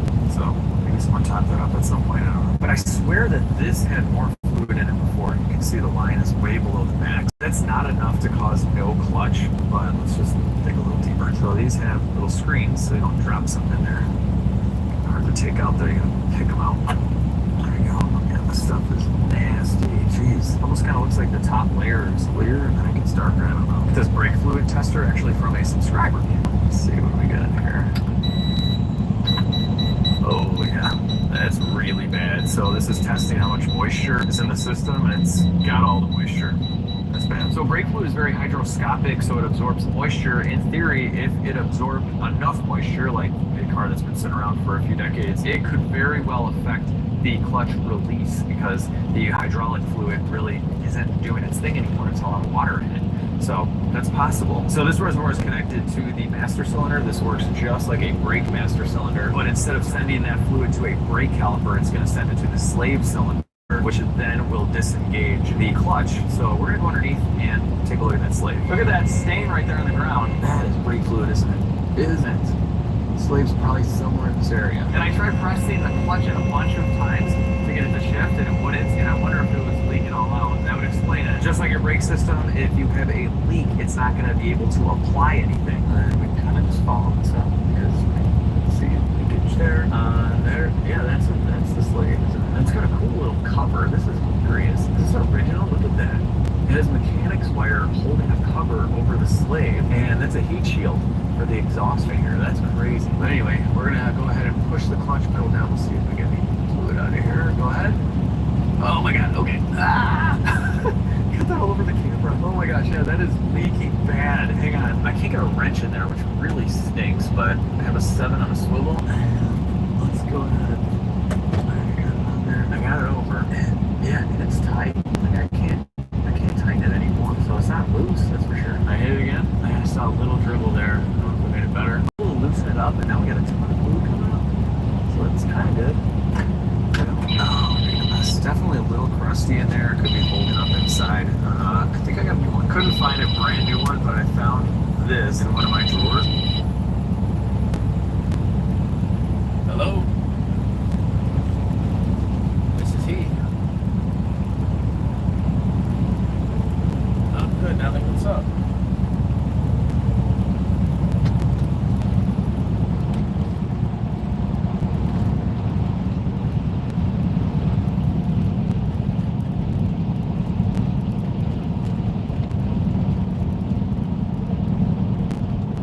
Oh, that'd be cool.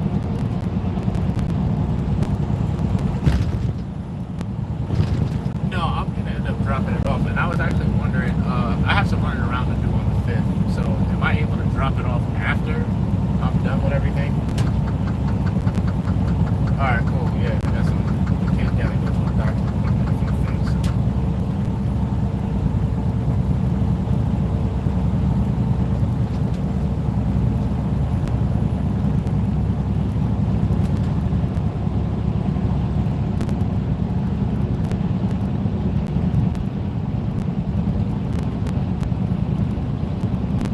Alright, are you going to value it after the repairs are done or beforehand?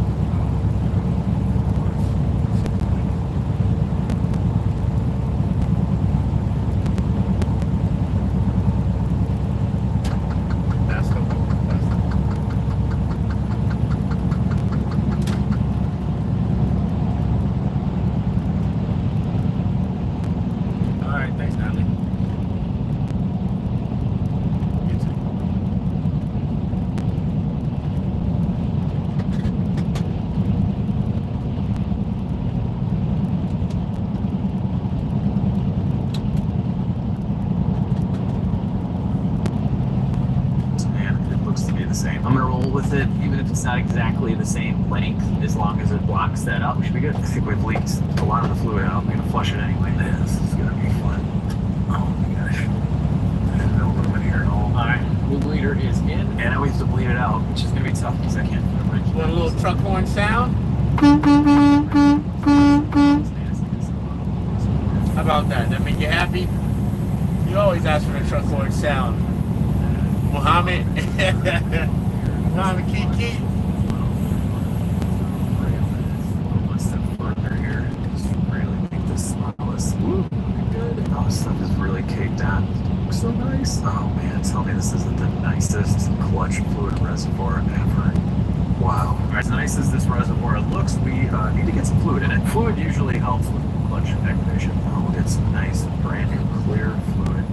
Looks good. It was on the right before. And we're gonna fill this way up top because now we're gonna bleed and we're gonna lose a little. I just cracked the bleeder and it's leaking. That's good. We opened it before it was just leaking when it was tight too. I have my bleeder hose hooked up. I'm gonna see how far I can get with a vacuum bleed here.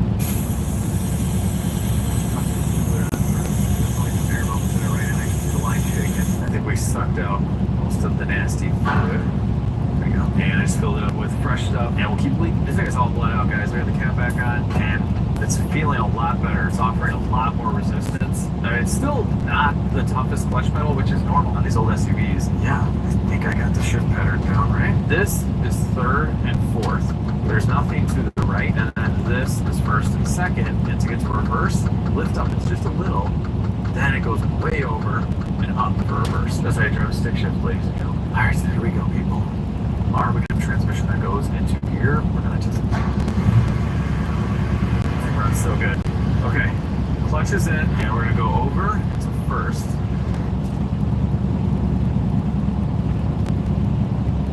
Hey there! Welcome to Train Station 2. This is the perfect game for anyone looking to relax and explore. You'll travel through beautiful landscapes. It runs so good. Okay, clutch is in, and we're gonna go over to first. Oh, nice. Let's see, second. Oh, it's beautiful, guys. And then third and fourth.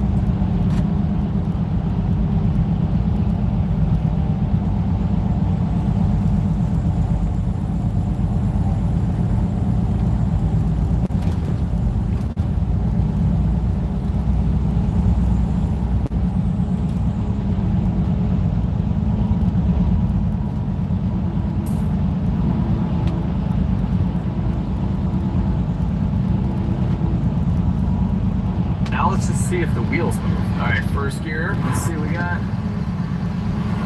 Letting out slowly, slowly. Oh, oh, it spins.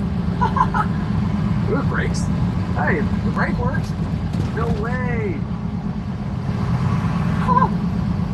It's spinning. I have no idea what we're in as far as four-wheel drive. I don't know what any of this means. SA neutral. I know that. GA, I don't know what this means. We're gonna have to figure that out. We have a manual. We gotta read our manual. Let's see, where is it? We gotta be almost there. Automatic, get out of here. Ah, there she is. The old SA and GA. Transfer case, let's see. S means road operation position, rear wheels. Okay, S is rear wheel drive. SA is all-wheel drive. We know N is neutral. GA, cross-country operation position, all-wheel drive. A reduction ratio provided in the transfer case. No way! That's so cool. This is for cross-country operation, blah, blah, blah. No, with the transmission in position GA, maximum drive speed must not exceed 50% of permissible top speed of respective gear. So that's for low, and that's kind of a safe way of them not really telling you how fast you can go at for low. The permissible, allowed top speed, half of it, whatever. Come on, Germany. So yeah, so we should be in SA mode right now. So are we now? This is now it wants to go. See that? Rear wheel drive is going. Let's try the passenger side. Yeah, we got passenger side. All right. Okay, so something is going on there because I want it to work. This thing was a beast to push, so I wonder if the brakes are locked. I'm also wondering if we can get into two-wheel, or do I even mess with this thing? I don't know.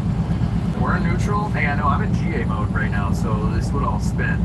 So we need to go up and over to SA over here. There's two SAs and then down. This is awesome. Okay, now we should be in rear wheel only mode. All right, we're letting the clutch out. Anything? The front's not working, but the rear is. We're in rear wheel drive only mode. Burnout mode. I'm just kidding. We're not gonna try and burn out this whole thing. Cool though, man. Like the transfer case works and the transmission works. We might have a braking issue, but whatever. That is huge, guys. And I did read that all this stuff is pretty much bulletproof and would last forever. Gosh, I would have loved to own one of these brand new and just maintained it like crazy. I mean, I bet you could get like 1,000,000 miles out of this thing. You know? Who knows what it's at?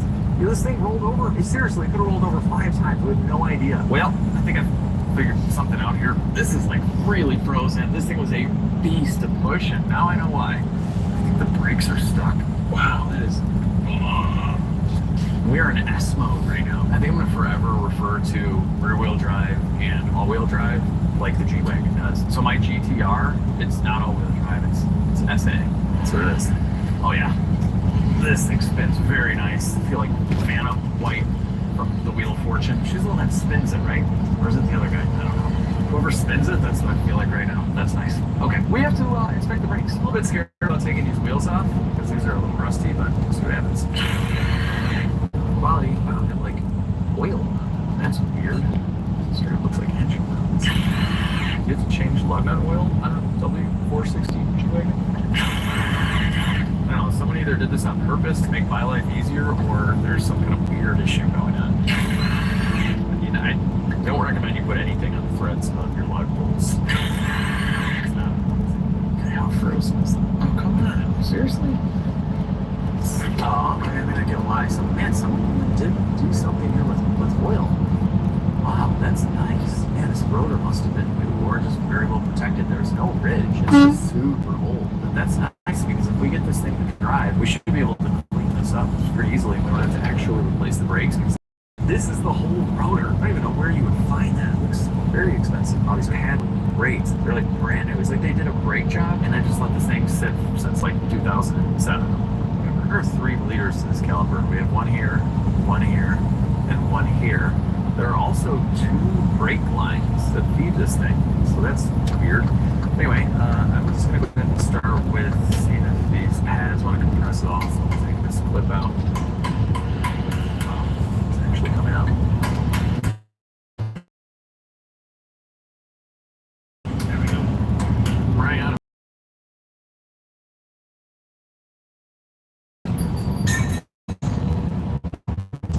these pads look brand new. We're going to try and kind of push it back. It's frozen. Great. Kind of get a little movement there. I guess let's remove a bleeder. That's actually how you're supposed to compress them. You open the bleeder and then compress everything. Let's see if this bleeder wants to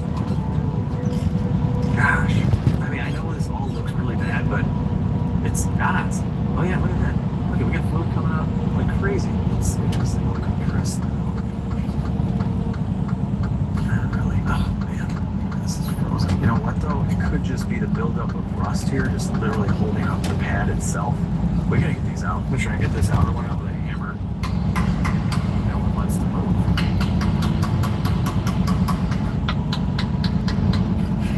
Oh yeah, get this little shimmy sham out. Got spider eggs in between the pad and the caliper. That's awesome. Alright, out. Okay, pad number 1 out.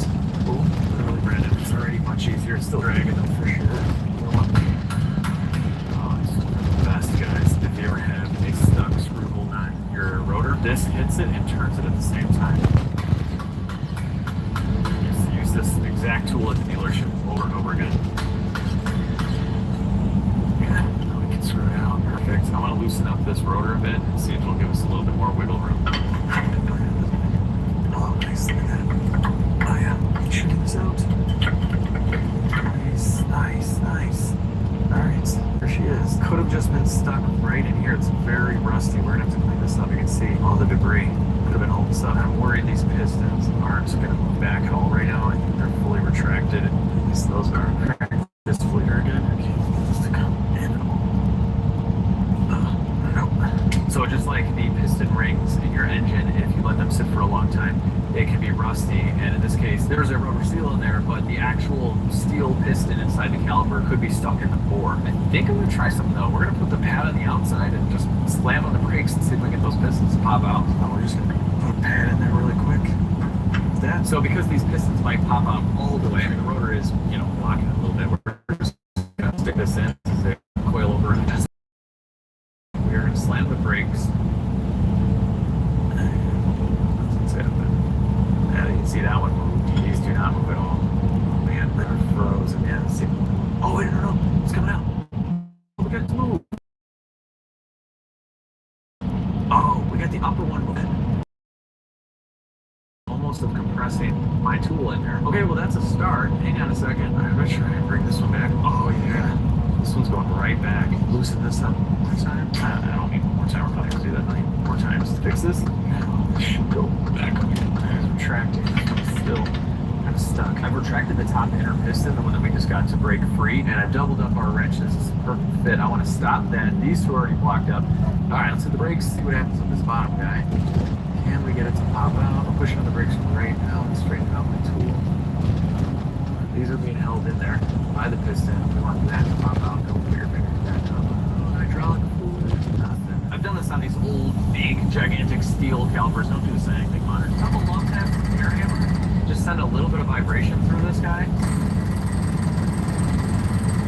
Again, this is a steel caliper. Modern cars are aluminum. Don't do an air hammer. Jump. Let's see if this works. I got this top one to push in all the way, and now I can fit the brake pin in like that. We're gonna give it a few more pumps here. See if we get this guy to brake free. Oh, it's coming. It's coming. Look at that. Yes, that came out a little bit. Yeah, moving. The bottom one's moving. Is that it? It's got a little more than that. Come on. I moved a little. I was able to get it to go back in, so it just moved back out to its original position. I'm gonna work it. I think we fixed this, guys. Check it out. Get my pry bar in here. Oh yeah, it pushes it really nicely, and then I can go back super easy. Push out. I push in. Push out. Push in. Push out. Push in. Wow, this is working great. Cool. All right, so right now we're just exercising that piston back and forth. I think we freed it up. There's no leaks. The boots and everything look fine, honestly. So yeah, this fluid is probably ancient. So we're gonna do a brake flush right now and hope we just fixed it. Now we're gonna give this a good old fashioned clean with a wire brush, lubricate everything right now, and we'll brake clean everything. I think brake clean is mostly used on things other than brakes. It's got brake right in the name. It's crazy. And we're gonna go ahead and grease the area where the brake pad rides. And no, we're not getting this on the rotor at all. It's in a little channel. And we'll lubricate these pads and get them right back in. All right, we're gonna get our pin back in now. It's going like butter. Bam, looking good. With everything back together, this is spinning nicely, but let's go ahead and apply the brakes. Okay, so they're being pushed right now. So right now we have the brake applied and we're in the rear. And these just spin. Wow, so we have no rear brakes. Brake is still applied. Yeah, we got nothing in the rear. Kind of makes sense because right now the brake pedal is going to the floor, but it's still working in the front, so we'll check this out. I told you, Joe, I'm short on cash. Quinn, I'm not leaving you alone tonight. Not after what Kathy did to you. You need... Mr. French, what's going on? Obviously, this isn't free spinning because we have differential and axles and stuff That's like right. that. Keep your mind right, Brakes are Mr. super French. rusty, You but know I couldn't handle am. it all before. It's No, just I as good as am. the passenger side. Actually, it might be a little bit better. We'll Keep do my the same mind right, thing. keep my head We'll up. clean everything up on this side as well. But Stay yeah, on this the is path good. that's narrow. And once we drive it, get the rust off the face of the rotor where it contacts the pads, it'll get even better. All right, with the front brakes working, we're just going around and bleeding all of them. There we go. We got our blue fluid coming in. That looks cool. It's hard to gauge the age of this blue fluid. It always looks really good. Now we've gotten all the blue fluid out and kind of stained the inside of the reservoir a little bit. Put some clear fluid in, and our brakes are bled. All right, I think next we have to try and drain out transfer case fluid. This is the fill plug, and you always want to take that out first. It's full of dirt, which is kind of cool on an off-road rig. Big Allen, our first plug. There we go, that's pretty easy. Sweet. Wow, I thought this was going to be low. It's not. This is the fill. It looks great, honestly. Probably don't even need to change this. That looks really good. There's our drain. What do we got? Yep, we got gear oil, I think. It smells like gear oil. Cool. Just drain this all out. It looks phenomenal. All right, we're pumping some new AMS oil in there. Almost done, actually. Yeah, it's just started right now, so you can tell the level is perfect. Yep, we're good. All right, we'll tighten up the fill. There we go. Our front diff next. There's our fill. Let's see if we have it overfilled. Oh, a little bit, yeah. Wow, this is like, I know the differential is crusty, whatever. The fluids are fantastic. All right, loosen up the drain. Let's take a look. Nice. Very nice. For a car that's been sitting forever, this is beautiful. Okay, blew the welds off the intake there. Sometimes these pop off when you're pumping them in. You gotta go slow because gear oil is thick. But anyway, we'll fill up the front diff and we're moving on to the back, which is kind of the scarier of the three. The drain plug on there is a little bit more crustified than the rest. But we'll see. German steel. I'm scared of this one. I don't know if we'll be able to find this cover if this breaks off in there. We're in really bad shape. There's a cool tag though right here. All right, that's filled. This is coming out. Pretty sweet. Oh yeah, it's overfilled. That looks good. Drain it all out. Now we're filling. We're good. Rear differential is done. Fill plug on the transmission is coming right out. Cool. Nothing. I can feel the transmission in there. Let's take a look at our transmission fluid. Woo! That is nice. Nice and red. Cool. We're going back together with our synthetic manual transmission fluid. Half of the internet says to use ATF. The other half says a GL4 manual transmission fluid. This kind of looked like ATF, but I'm going with the manual trans fluid. I think that's going to work out great. Pumping it on in, almost done. And we've done our coolant. We're at quart number 2. I think that's about all this is going to take. Should be good. It's starting to drip out of there. Oh, perfect. Okay. All right, just like the differentials, once it starts dripping, you can plug it off.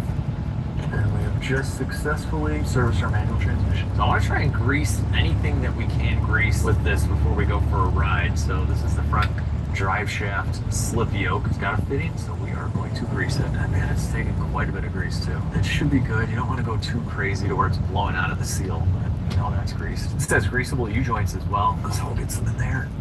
There we go. That's good. We had another slip joint grease fitting. There's another drive shaft. You guys remember the term lube oil filter, LOF? Like we used to use that when I was at the dealership, and it meant nothing because there was nothing to lubricate really. We do the sunroof track. That's why I had the sunroof grease, but this is what it used to mean.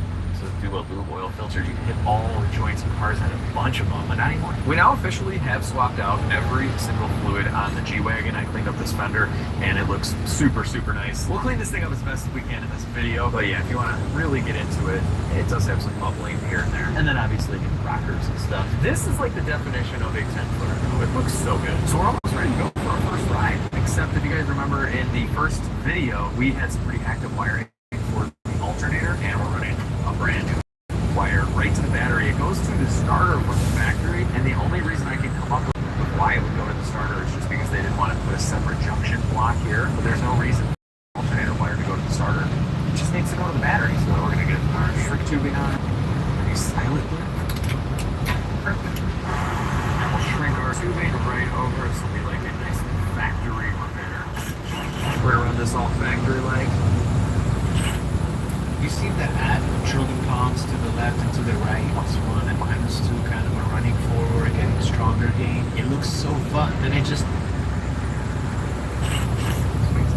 Beautiful. We're going to see if this alternator is putting much out. I'm not expecting a whole lot. It's like a 50 amp alternator, and a vehicle like this that has basically no electronics. It's kind of just a battery tender maintainer. It's there for out one. No, I should probably take a look at this filter.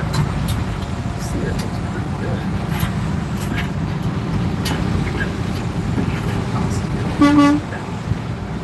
Place this light is not too. Alright, a lot of you guys have been asking about the Legend 3-cars headlight. It is available on the website. We sold it to one last time and ran out, but they are back.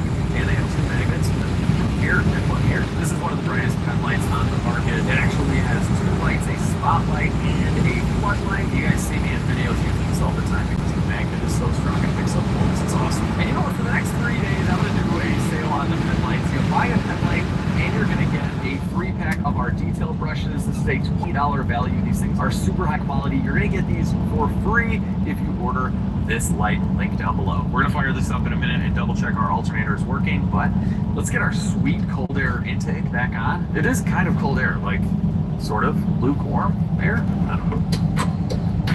Sweet. Yes, G-Wagon. G-Wagon. Let's swap out this ugly looking radiator cap that's probably not sealing a whole lot. Go for a new one. Oh, it's nice. If the Eclipse was painted, I wouldn't do this, but I'm confident in my basketball skills. Yes. Alright, let's fire this thing up. Runs so good.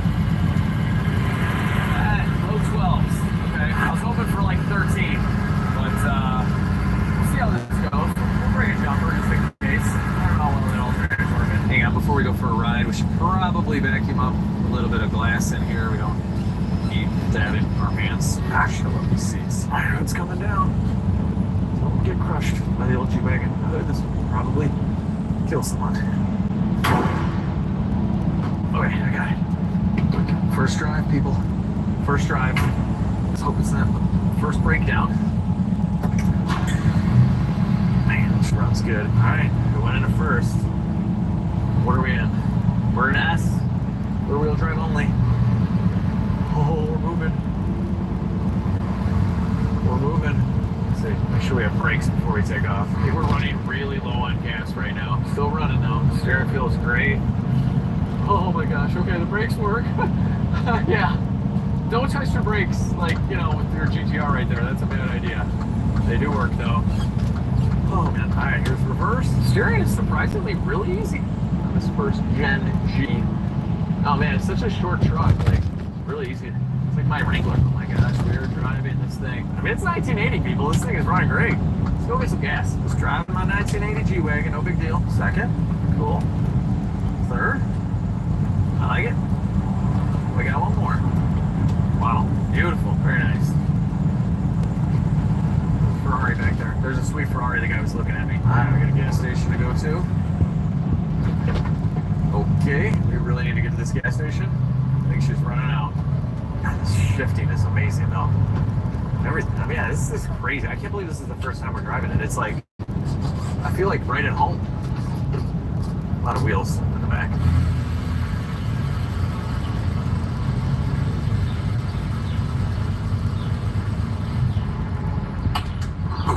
Oh, this is too cool. You just gotta point, just aim.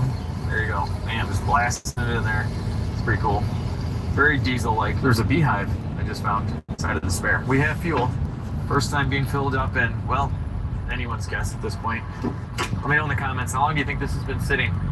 I think it's way more than 10 years. I think it's closer to 2007. And we're off. God, guys, this is like, I don't know why I'm going to say this, I'll knock on the steering wheel, but it's so like uneventful in a good way. This thing just drives great. Hey, yellow Jeep. Cool. Let's see what she's got. That's it. That is wide open throttle right now, guys. That's hilarious. But hey, it's not chugging or puffing any smoke or anything. All right, that's it. 4 gears. I gotta remember. There's nothing. That's it. We're done with gears. So we're going. Oh, this is kilometers. Yeah, we're going 50 kilometers an hour right now, and we're at 1900 RPM. So whatever that is. This is cool, guys. So if you guys are curious on values on these G-Wagons, as you can imagine, they're kind of all over the place depending on how restored the car is. But I've seen them in the 30s and even into the 40s for like really nice ones. This is like probably a mid-teens, you know, something like that. It is for sale. Legitstreakers@gmail.com. My buddy is going to sell it, and it's a good, you know, rolling project. I would still consider a project, especially to the Legit Street Cars standards of what you guys are used to seeing in my videos. Like, I wouldn't say this is done, and it's primarily cosmetic, but this would be a great project for someone to finish up, and it's a rolling project, and it looks kind of cool too, so that's nice. We are getting the windshield done. The windshield guy is coming tomorrow, so we'll get that done, and I don't know, if I can get shocks, maybe I'll do some shocks on this thing. It's a little bouncy, I don't know. Honestly, it probably is fine, but we'll see. If I can find some shocks, we'll do some shocks, but she's been great. I pulled over to check on the old G. So far, so good. Yeah, it's looking great, guys. Nothing leaking underneath. Perfect. Temp gauge is in line. RPM's awesome. This is great. I think the fuel gauge actually does read. You know, I have a superstition on filling the tank before I think a project is like done. So I put like 3 gallons in. Listen to that. It's all like 150 horsepower, whatever it says. Running great in the shop, but it's running even better now with this old injection. Like, the more you get some nice fuel through it and the more you use it and it heats up, it just cleans itself. That's insane, guys. That throttle response is perfect. Let's get driving.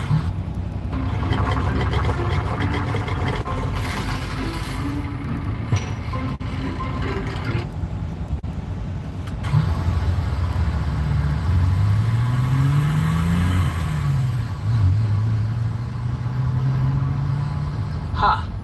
Look at this field. I wonder if one could make it with the vehicle. We should probably test it for science. Guys, I feel like I am on an African safari right now. This is amazing. Woo! Like, the turning radius is awesome too. He's such a small vehicle. I didn't kill it. And like, the steering, everything is perfect. I can't believe this has been sitting for so long. This thing, it's just a tank. Oh, wait a minute. We need SA. We had some wheel spin, guys. We can't have that. That's it. Okay. It's just so easy. It feels like I'm not doing it right.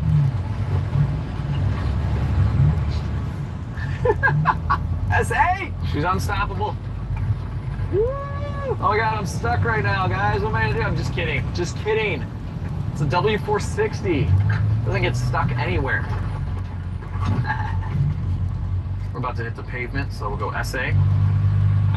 Gosh, this is so good. I don't know what to say, guys.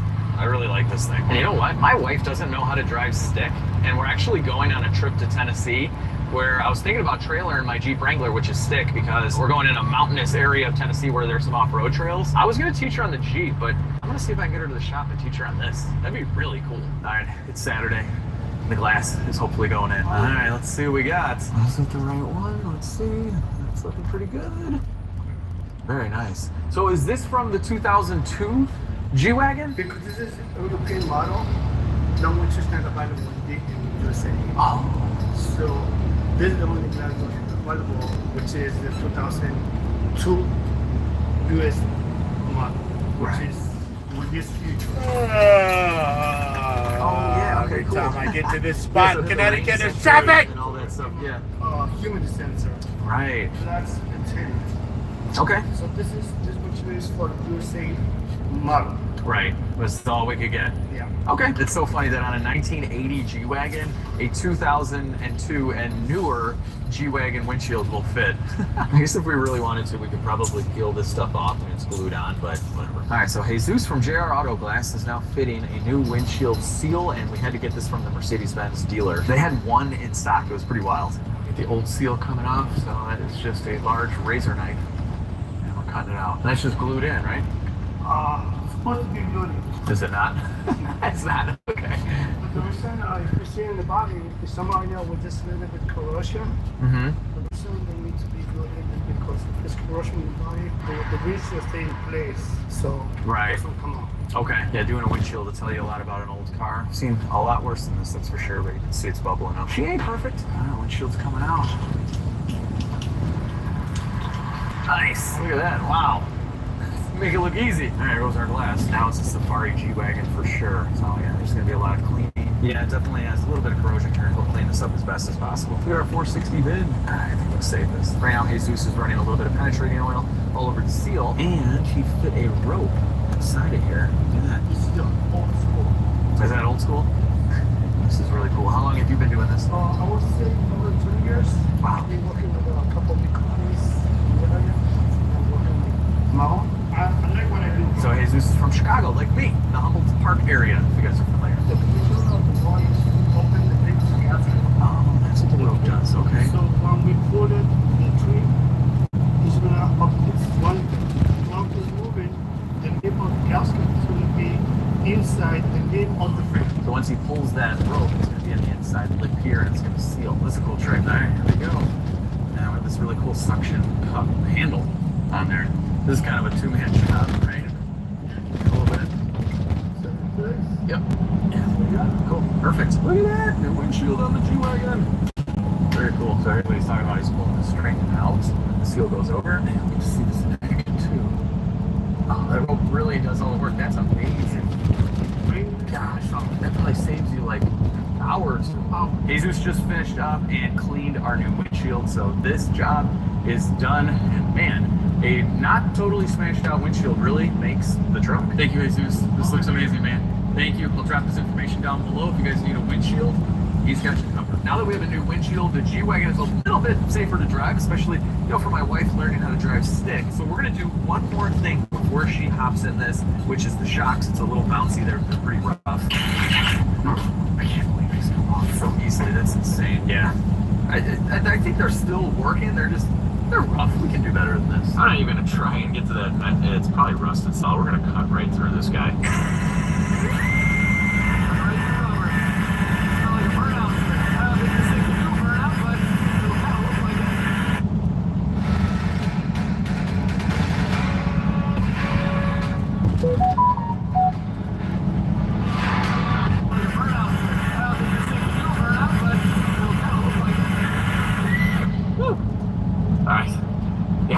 Much easier on a shock you don't care about than trying to mess around with a wrench or something like this.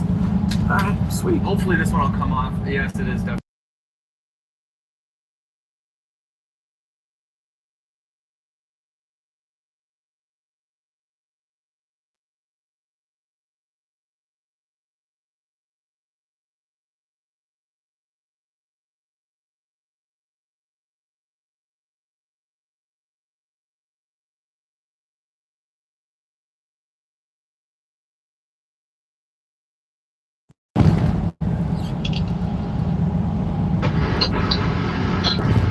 What's up, my guy? Hello. How was soccer?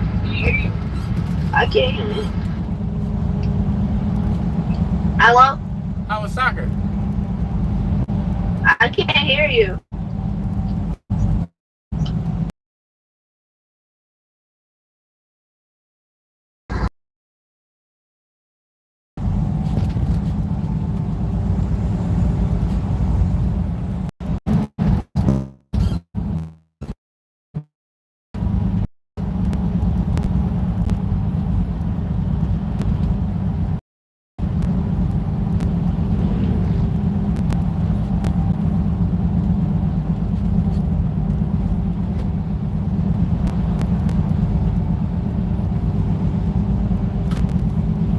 Okay, so what happened who made the tiebreaker?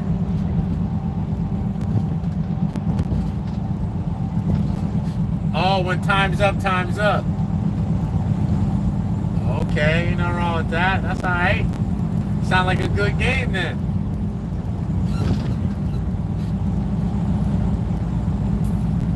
So y'all ready for the next one?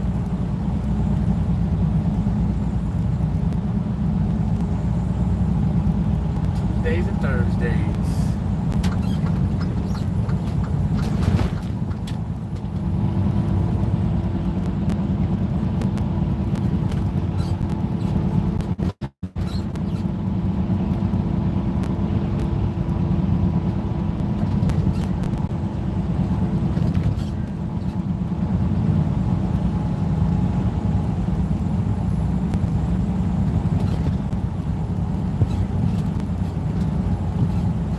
say you had another game coming up?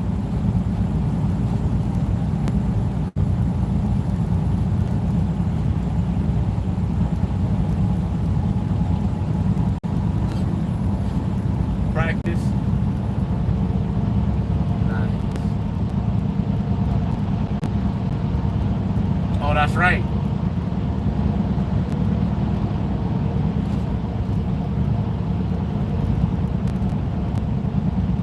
And when is it?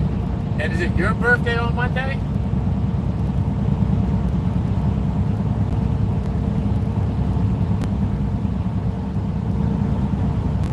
Oh, your other, okay, your brother's birthday. I didn't know which brother had the birthday when.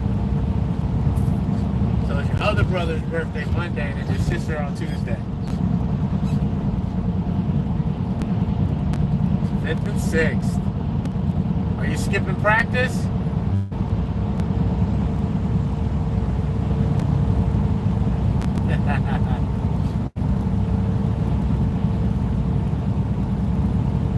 Can't be skipping practice. You come back home to a slice of cake, it'll be all right. Come back home to a slice of cake, you gotta get the work done.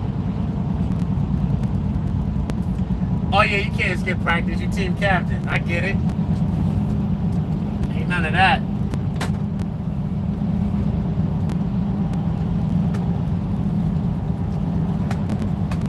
That's what's up. Ooh.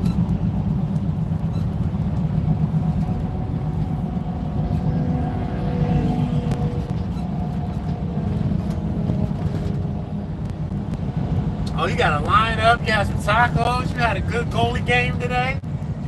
Yo, you doing alright, out here.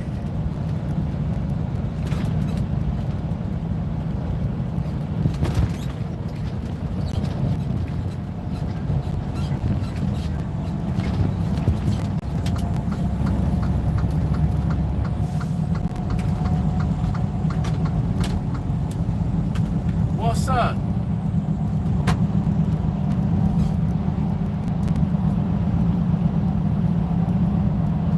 So it was a good day today.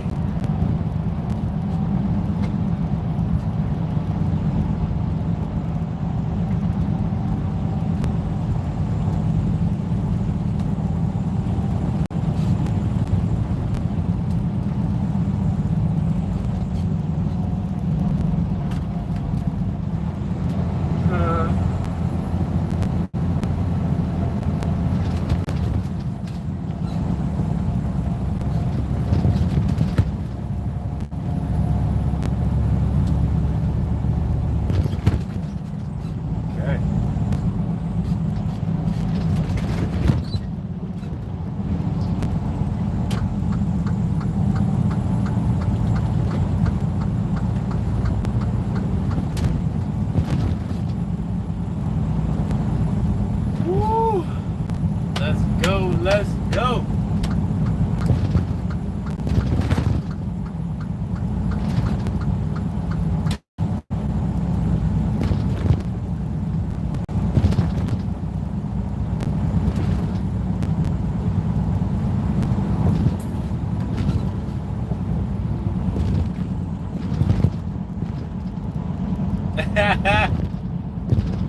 You done found the spot. Found the spot to chill out.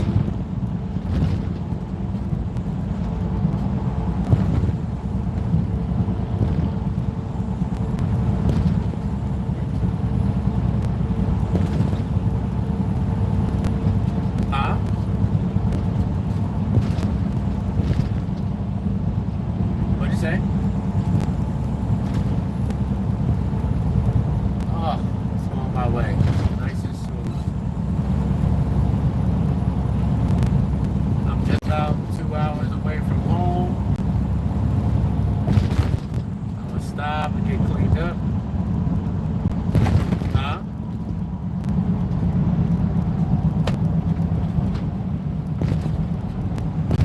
Stop and get cleaned up.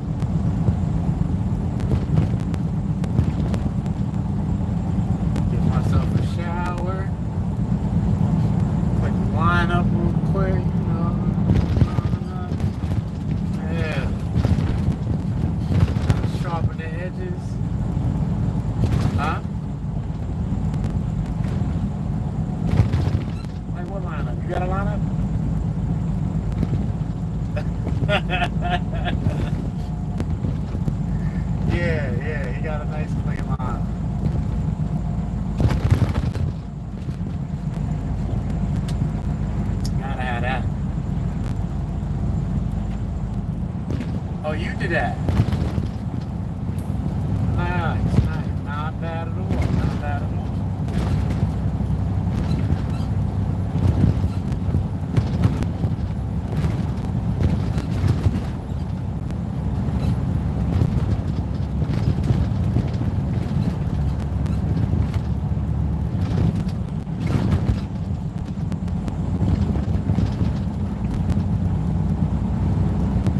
You're not bad though. You're not bad.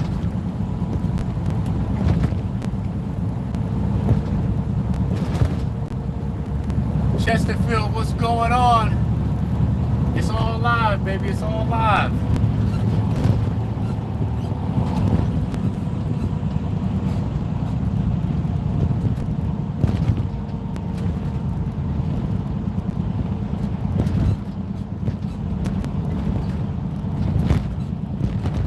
No pre-recorded. It's all live.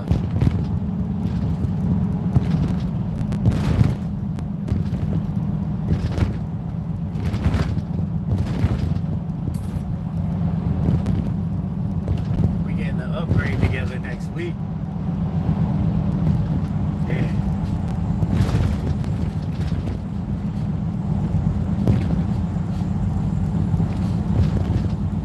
Huh? It's always like this is light. This is light work right now. We floating. We doing the speed limit. This is all right. That means we're gonna get where we need to be. What we need to be at.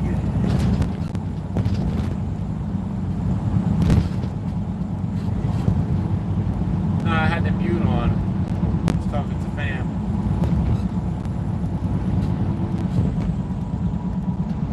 All the conversations ain't privy. That's right. Sometimes it ain't for y'all. Sometimes I gotta talk this business and y'all ain't supposed to be eavesdropping on my personals, you know what I'm saying?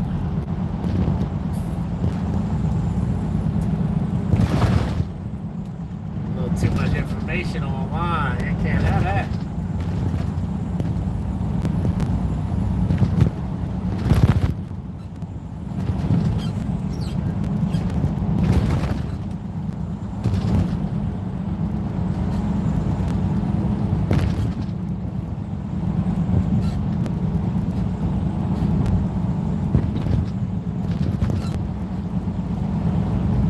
Hey, you're right. What up?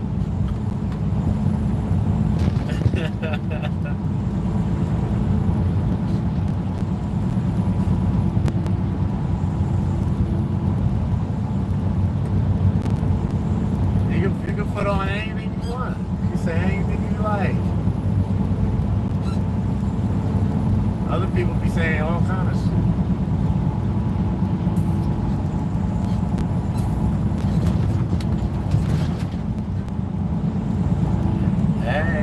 Hey, Miss Ada. I might shine you, Miss Bright. Get too close.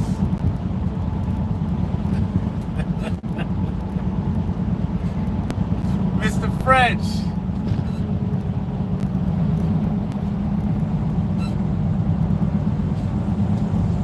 Are you the primary driving on your downtime? I don't be driving on my downtime. But there's no one else in the truck with me. It's time to come home. I'm on my way. I'm on my way.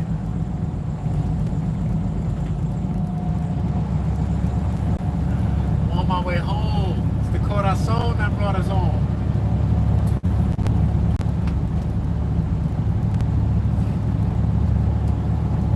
It's beautiful out here right now. Here in Connecticut. We got, here we go. Getting close to the Tappan Zee Bridge. That's what's going on.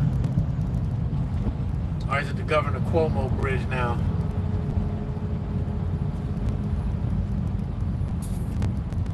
It's Saturday. Where's everybody coming over there at work today? What's going on? Everybody just outside. Everybody just outside on a Saturday. Go home.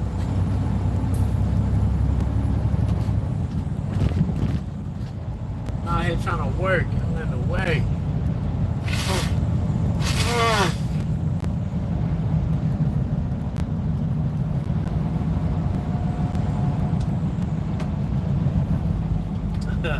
Here in the loopy swoop.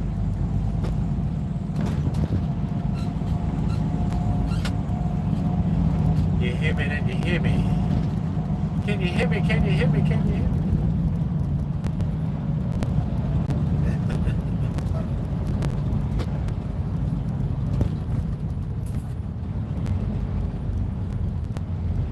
You wanna ride? Come on. I'm gonna let you ride if you wanna ride.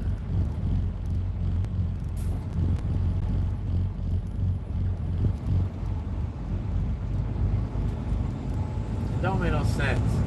Everybody at? There ain't even nothing going on. I bet you there ain't nothing going on up ahead. Not a thing.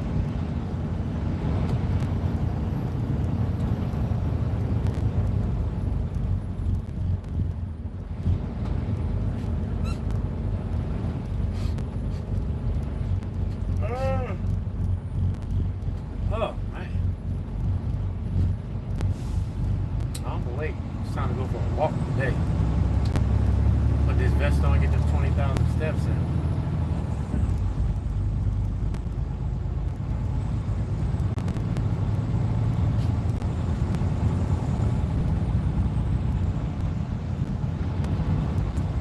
A little ab work, a little cardio, a little some calisthenics.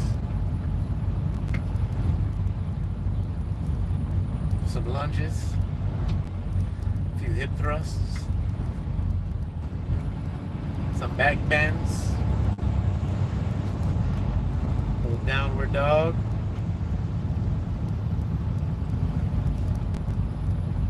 some of the yoga pose.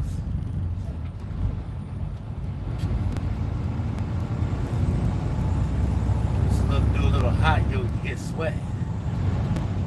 What truck do I drive? I drive a Western Star, like Optimus Prime.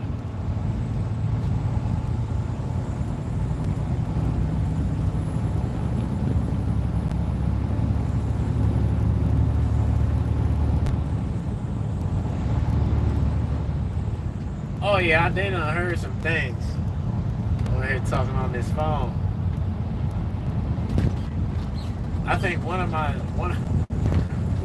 videos got flagged for adult audio. I must have said something slick.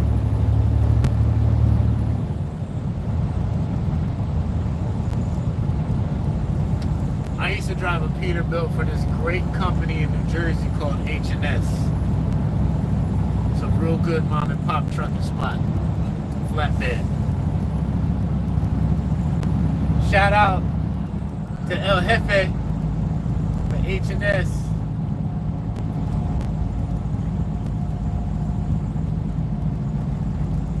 Kevin and Kenny.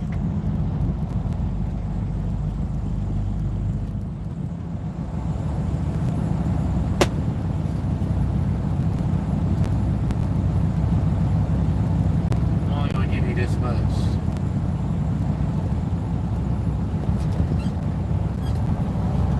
It'll be enough. It's enough. At a time.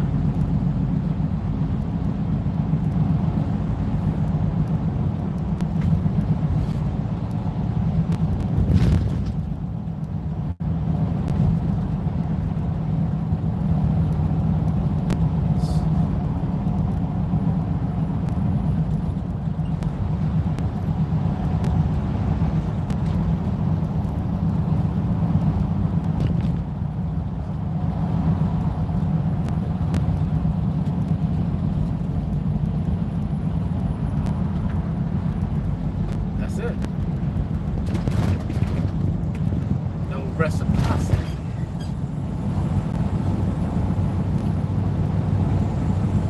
Just looking for a little reciprocity and reassurance, that's all. I ain't asking for much.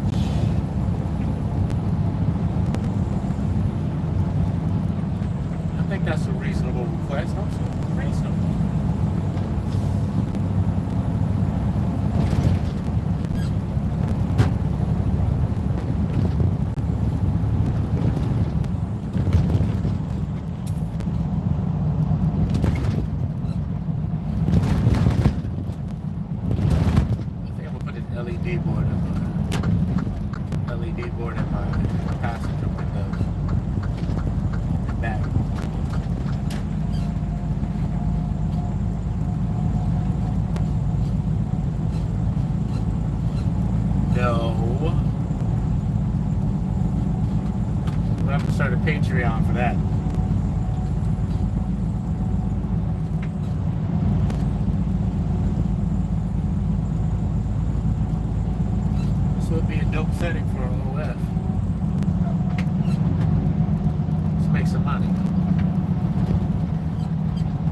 Let me stop.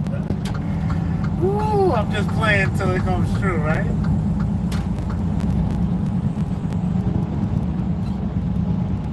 I ain't joking. I ain't joking.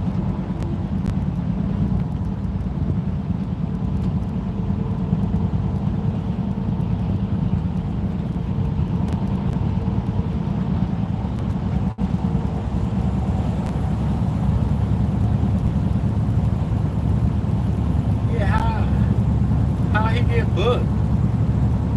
Oh, yeah, booked. Gotcha.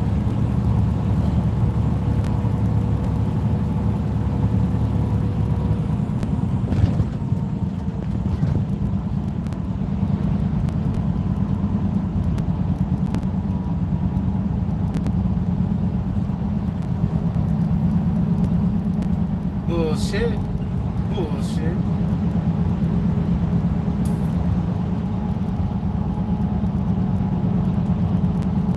He's slipping. You know you gotta have someone carting at the door.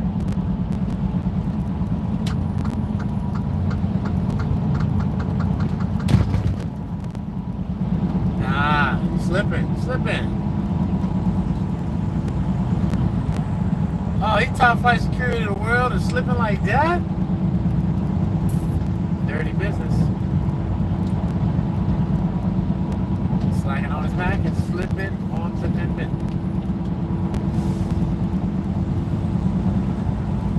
Oh Lord, those be the ones.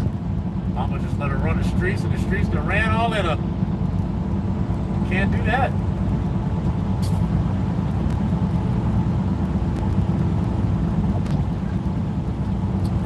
Yeah.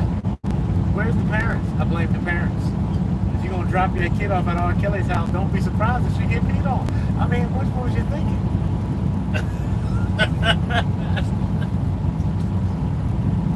What were you thinking?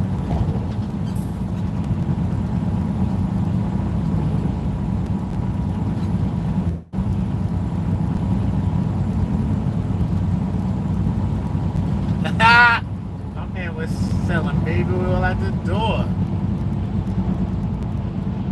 A little dollar store baby oil, that's all you need.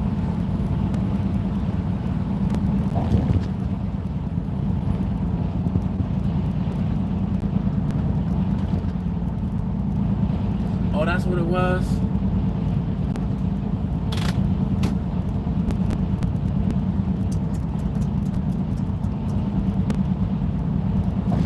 It's a shame the way they run around with you, huh? It's a shame the way they hurt you. It's a shame the way they run around with you. Okay. Oh, it's a shame. See what happened to Shannon Sharp? You know, listen, take your fucking book from Uncle Sharp. They'll get ya. You try to tell them.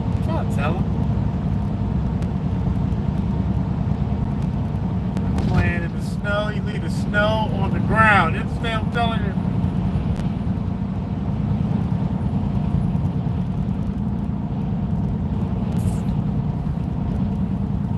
Oh, man.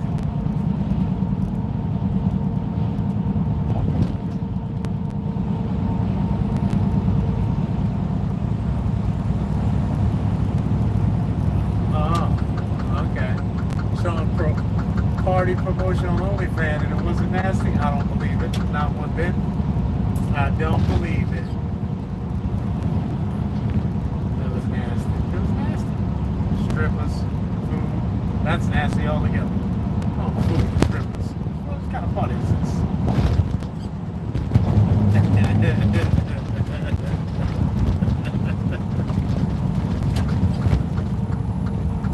They over here acting a fool.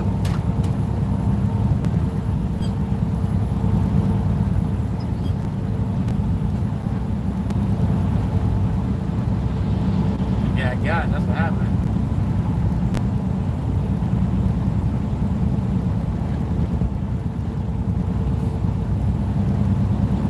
You know what's crazy though?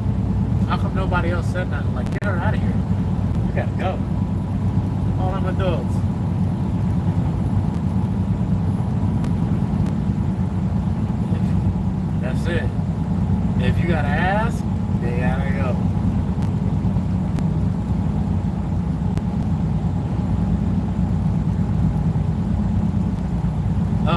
bust ass. She was showing out. Yeah. She wanted to party with the adults and didn't realize what type of party it was.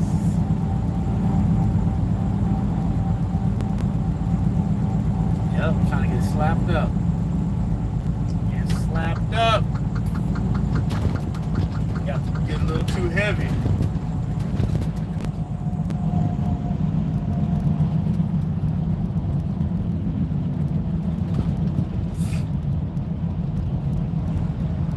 At a certain point, you know, we can't differentiate these hoes from these youths.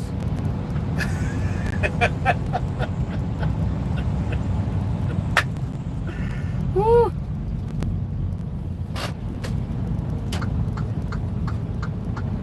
No, no, no. No, no, no. No, no, no. Put this burger on. Ah! Put this burger on. These clogs. Walking around here with ugly jeans on and a hoodie. Ah, some unflattering clothes in a hoodie. Here you go. We are not playing these games.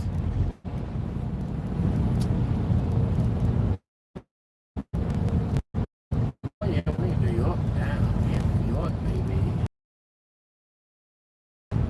We in New York, baby.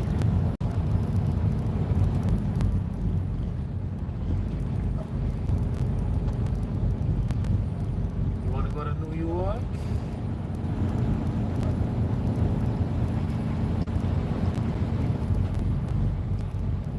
That multi-strap is nice. I like that.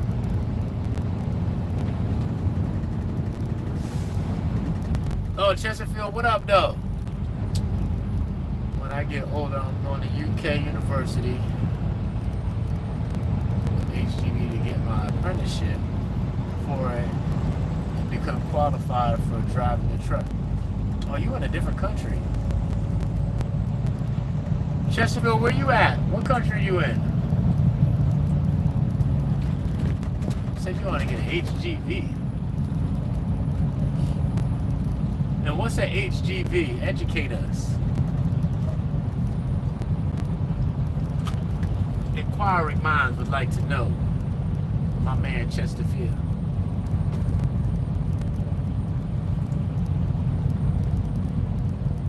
Yo, that's crazy because I was thinking the same thing. HGTV. I'm like, HGTV. An apprenticeship at the Gardens, man? Oh, okay. You're in the UK. A heavy goods driver. Okay. Is that what HGV stands for? Heavy goods vehicle driver?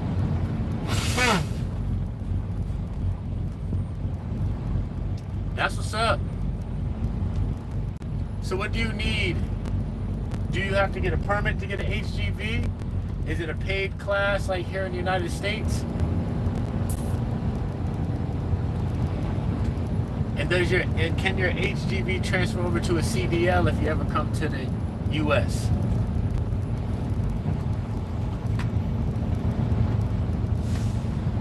We would like to know.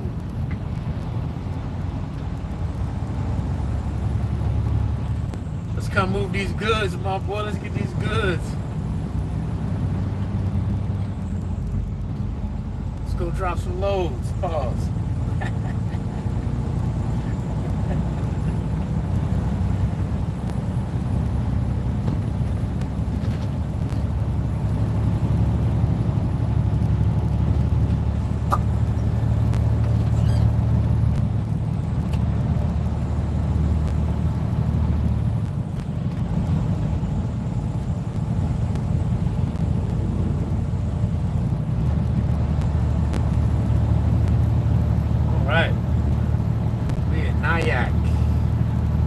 Suffering area.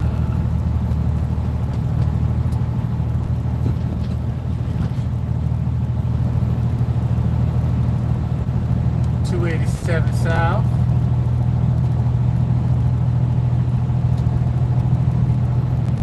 About 20 minutes from Mawa, New Jersey.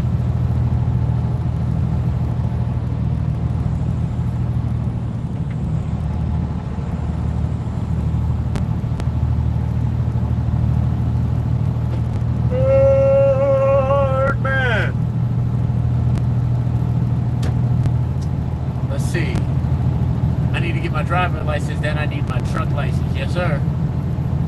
By the way, I'm 11, so I got a long way to go. I need to be 18 to get my HGV. You're 11? Listen, my guy. Let me put your D on a little something. There are a million other opportunities out there besides driving a truck. I think you should broaden your horizons if you're 11. That's my advice to you. Not that driving a truck is bad. And it can be a very, very lucrative career. But there are things that require less overhead, less time away, and a lot more rewarding if you're 11. Look into some other things. You gotta like doing something other than driving. True, at 11, you can be a race car driver. Forget these trucks. Forget these trucks, my guy. You can be driving race cars, motorcycles. You can be a whole doctor. You can be a teacher. He said, I know, but I love trucks. All right, well, if you like it, I love it. If you love it, I'm ecstatic for you. I'm not going to talk you out of what you want to do if you already got your mindset. I'm going to tell you to be safe and learn as much as you can. Drive everything you can and get out here to the go-kart track while you're still little. You need as much practice out here in these streets as you can get.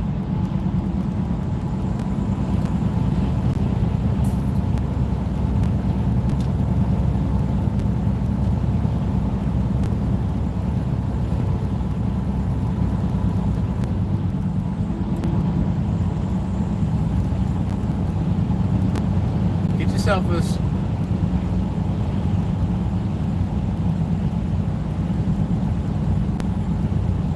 yourself a souped up Power Wheels and go do some donuts in the parking lot. Go have some fun on 4 wheels. So when you start adding on another 14 wheels to that, it ain't so foreign.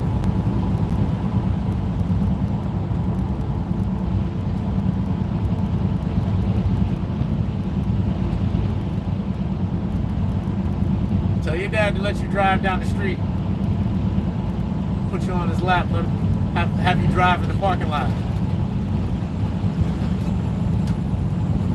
Huh?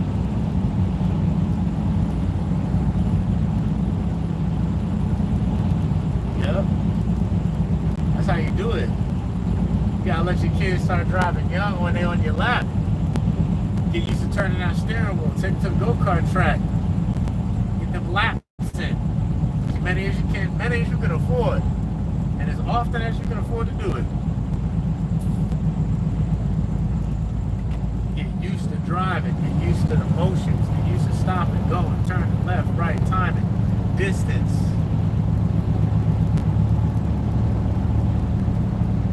Lincoln Truck Festival, so does that explain how much I do?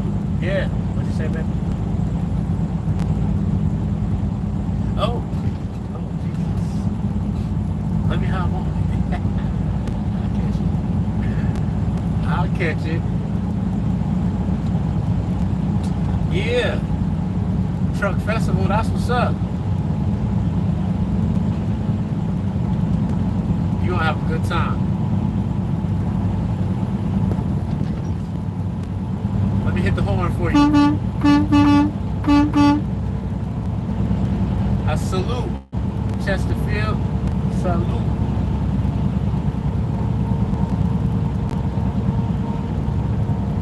Got a nice surprise for you next week.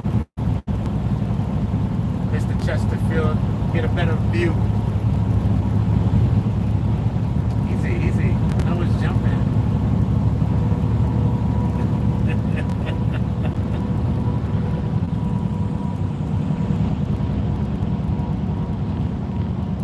Mr. French.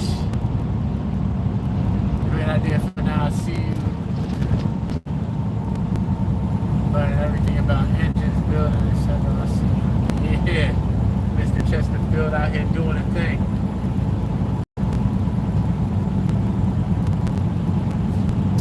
like trucks, Mr. Chesterfield, you make sure you get a good knowledge of all the working components and parts of a truck. You're gonna need to learn them air brakes.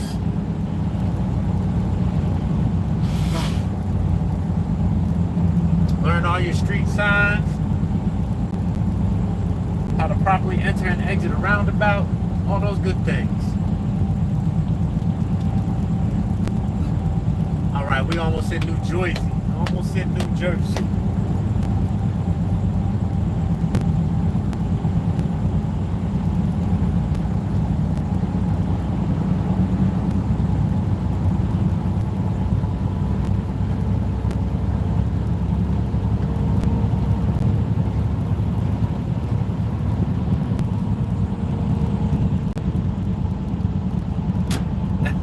Go do your thing. Go do your thing.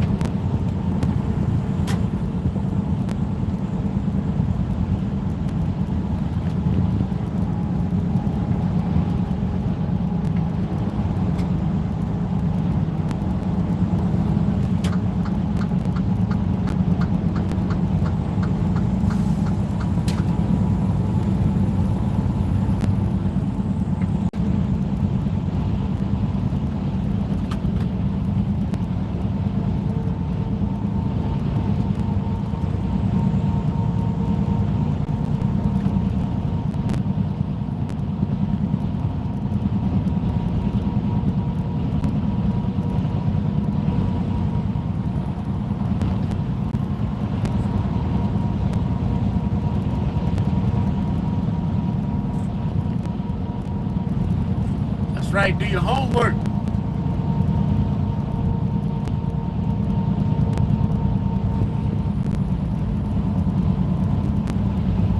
Definitely rusty under here for sure. So yeah, a lot of this just, I mean, look.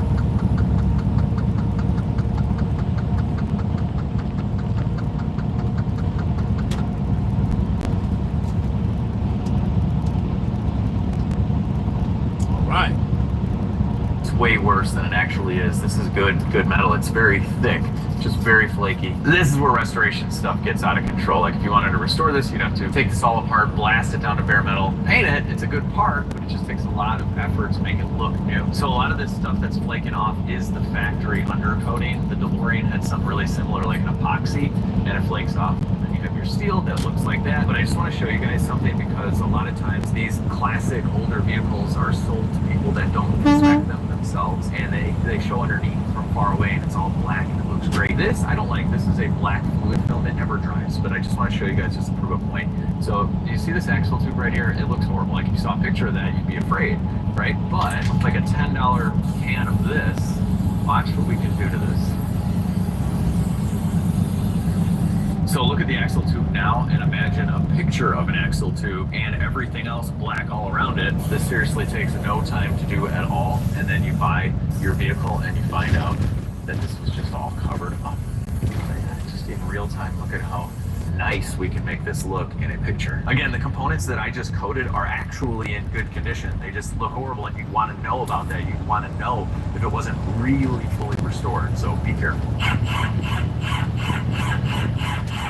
It's coming out so easy. Look at this is what I'm talking about. The last mechanic that worked on this added some anti-seize or some kind of grease and it really helped us out. That is huge. This was probably done like a few decades ago. Come on, let's just come out. There we go.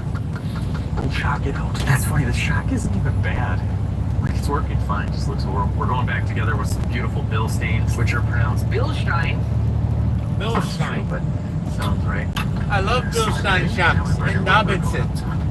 Bilsteins and Dobinsons. Give you the hardware new lock washer. It's beautiful. We're gonna lift this up, and these Bilsteins are a little bit more narrow than the factory shocks. So I'll bring this all the way up in place, right about there, and they give you these spacers to put on the inside. So we'll get one of these spacers first. And we're gonna give this guy some 20, 30 years from now, whoever the new owner of this thing will be happy. These bolts come right out.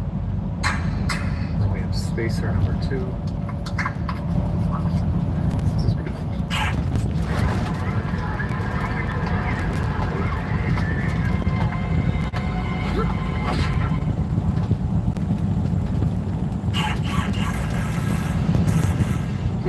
To tighten up the top of the shock, we have a very long ratcheting wrench, but we can use the Allen to hold the shaft of the shock. I gotta say, the super long ratcheting wrench is awesome. Got this bad boy Harbor Freight. That's very nice. Alright, there we go. Now we got the front to do, 22 on the bottom. Alright, came out. Alright, I'm gonna use the swivel 24 here. Here we start.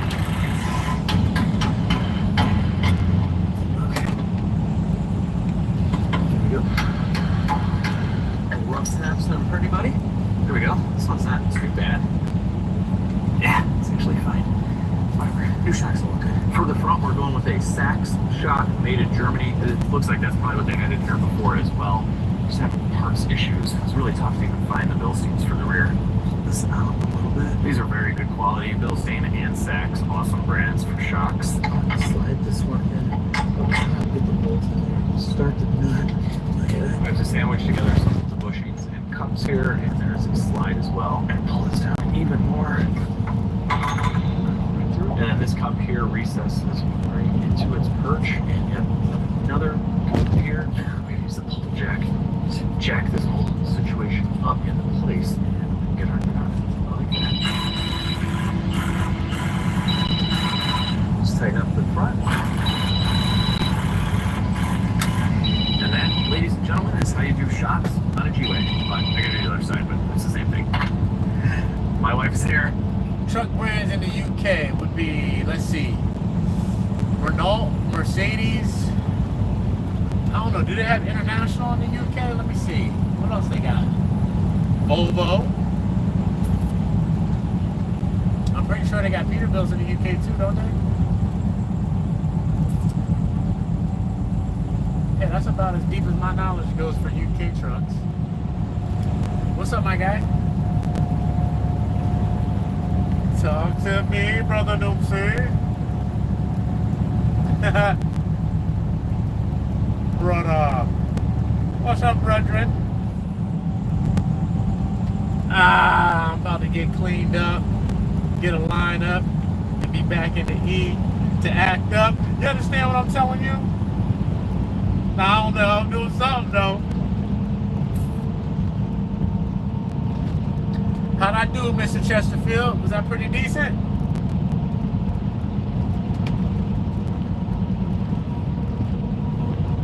I'm going to the Easy. Yeah, I'm gonna go for a walk. I'm gonna do that. I'm gonna do this lineup real quick, take a shower. I'm gonna go for a walk, have a little sun sip one, get my steps in. You know, sunlight. And then.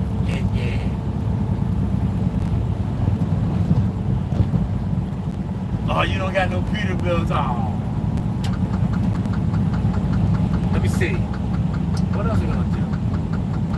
That's it. I don't got much else to do today.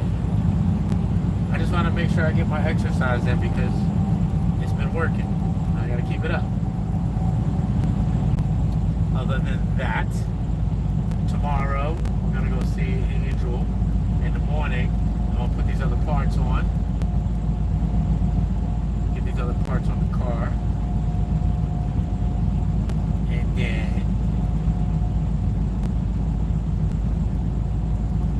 And then I gotta deliver Monday night. No, Sunday night. I gotta go do a delivery down at Hatfield. And then I'll come right back and park up.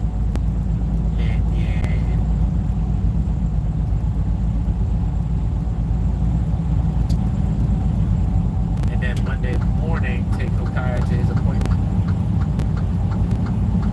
And that's it. And then I'm gonna chill out until Tuesday morning, get another load, and get on out of here. That's the plan. So I'll be around today, tomorrow, Monday. Yep.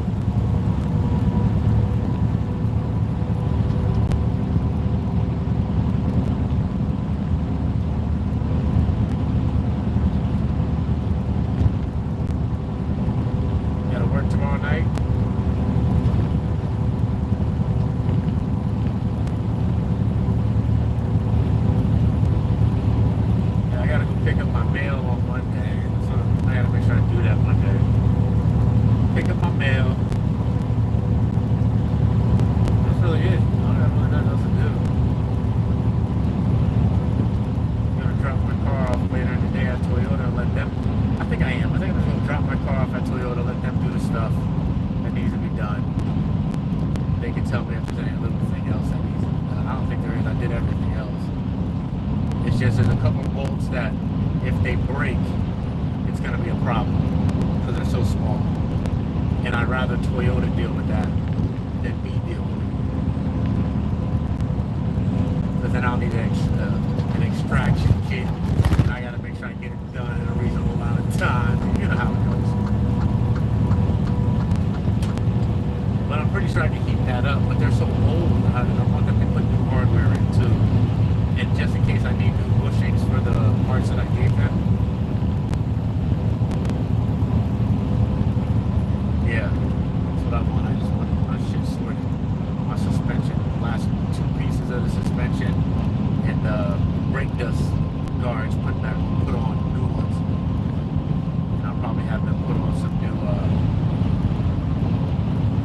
lug nuts on the front bolts, on the front wheels, because those old lug nuts are shot.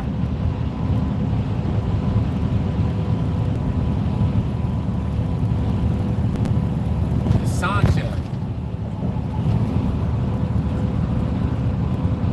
Mercedes, Ford, man in Isuzu. Okay. I forgot Isuzu be making them trucks. And I know Ford got trucks too. Yeah, I'm trying to talk to this young subscriber on my channel. He wants to, he loves trucks. And he's been asking me questions. He's real cool, yo. He's real cool. He be checking me out from time to time. Got good comments, good interaction for a young boy. I try to talk him out of being a trucker. He's like, nah, that's what I want to do. I was like, all right, you got your mind made up. That's what you want, you do it then. You like it, I love it. Going to the truck show.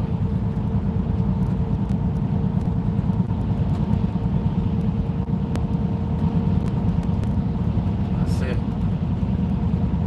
On the road again? Get on up.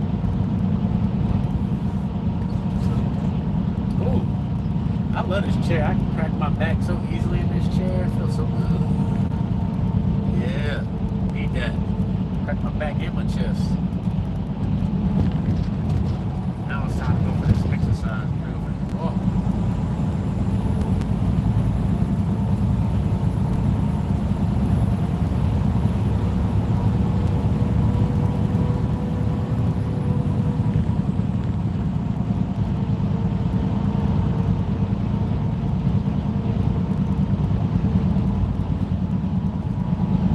Yeah, I don't got no, like, I'm just gonna be staying in the truck because it ain't nowhere for, I don't got really nothing planned out.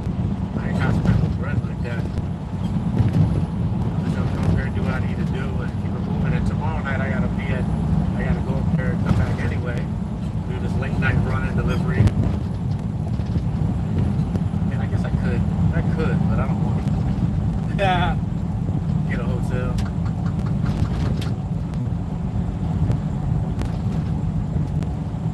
But I don't want it.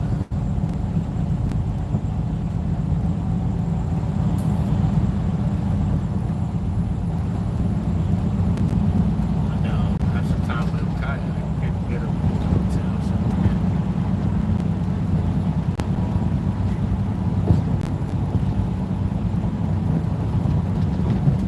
I've been on the road for 10 years. I've been doing over the road for 6.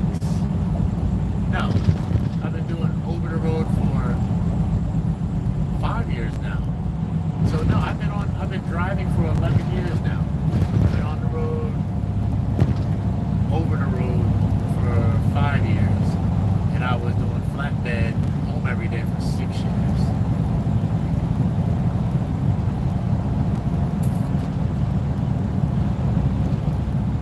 Hail to the no. I'm still gonna be over the road, baby. As soon as this truck gets paid, that's when it's time to get paid for real. That's when 2.5, 3 years. So this November it'll be 2 years. So 2.5 years after November.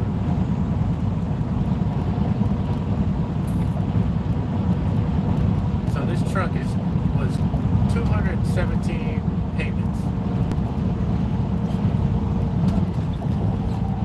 And I have paid every week for the last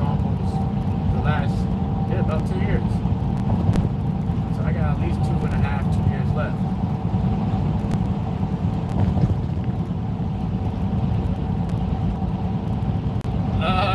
No. Payment's still the same.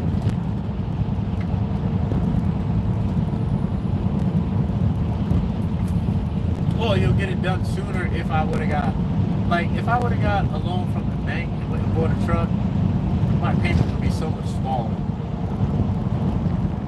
My payment would be like $1,500 for the month instead of $2,600 for the week.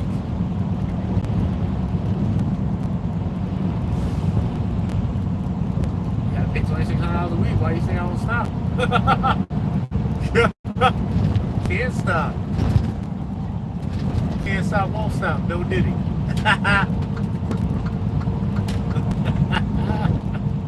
Pause. I done signed the paper now. I gotta do it. I'm all in. I done burnt all the bridges behind me. I'm all in, baby. I'm gonna get her done.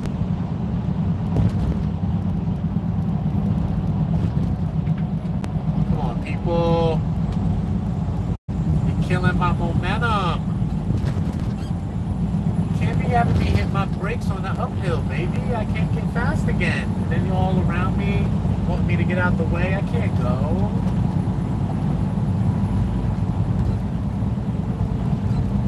Ooh, the bugs is getting big out here. They splatting my window like. Bugs is huge.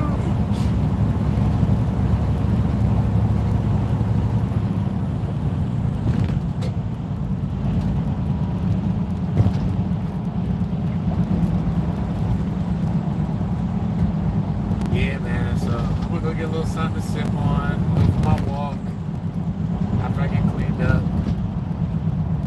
I'm thinking about, maybe I'll just go, nah, I need to stop at the truck stop and get cleaned.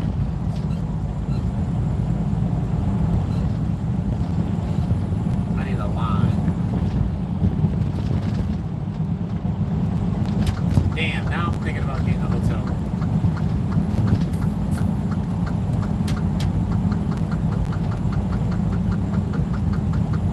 Even if I just get it for tonight. Because then I can get cleaned up properly. I still gotta do. It's not a bad idea. I still gotta do laundry. I'm gonna be here for a few days.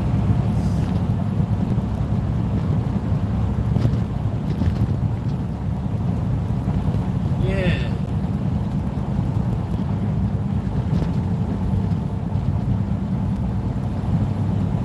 And if I go get a hotel room, I don't need to worry about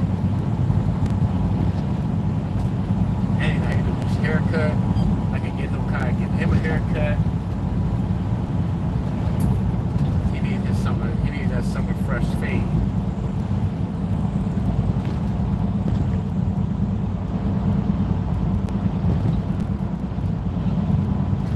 Let's see, what time is it over here? It is 3:20 in the afternoon over here, Mr. Chesterfield.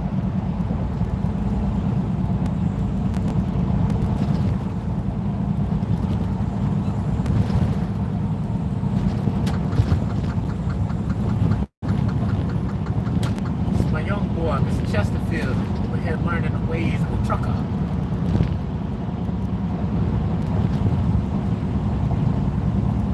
Truckman.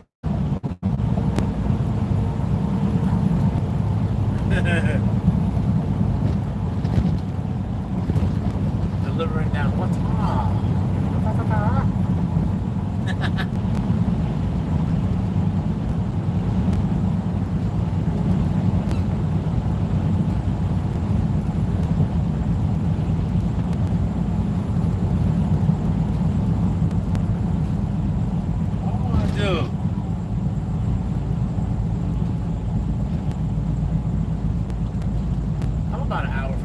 right now, about an hour.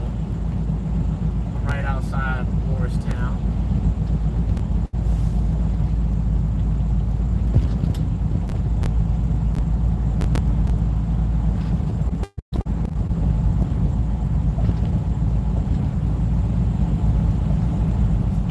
Over there. Nice. Now I haven't heard from bro in a minute. Not for a minute. He be popping up on the live saying what's up every once in a while. I'm trying to get this load going over to Idaho. I need that load, yo. I ain't gonna lie, I think I've been making more staying local because I don't use as much fuel.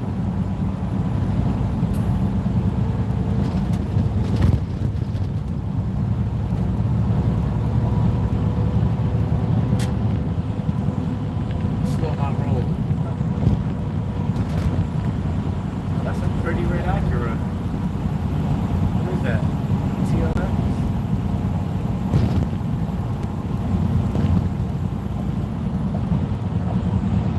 TLX? Those are bad. Those are bad little joints with them. So what's up with you, bro?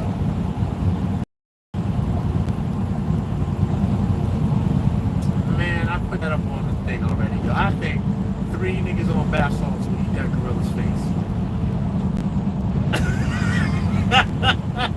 3 Floridians on bath salts beat a gorilla's ass. Them niggas ain't gonna feel nothing. Got a strength of 10 gorillas. Have you seen a cop try to take somebody down on bath salts, my boy? It takes like 10 of them with bean bags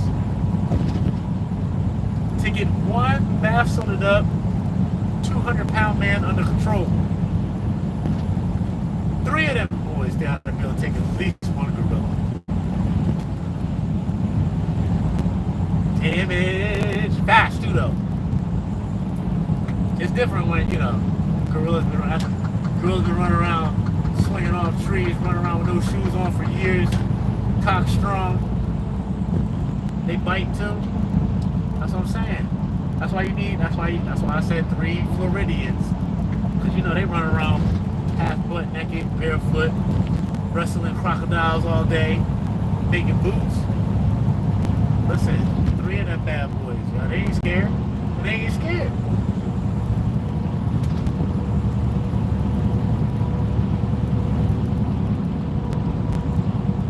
A 100 guys, bro. 100 guys. You know how many 100 guys are? That's like saying 1 football team couldn't take a gorilla.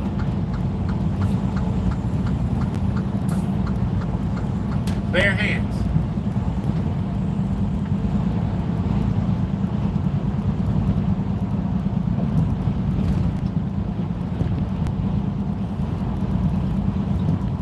But you gotta think too, when you're scared, your adrenaline runs, so you're gonna be stronger than you normally would be. And especially, let's say, I'll give you the benefit of the doubt.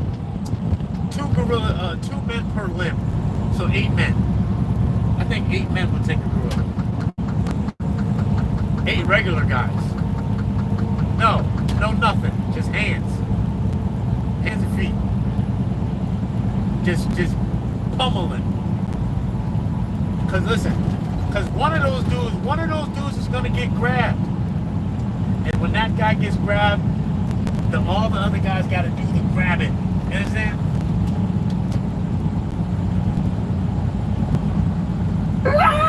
You ready for this? Yeah. Alright. I'm gonna wait. Nah, ain't no variables. When you're scared, you gonna do things.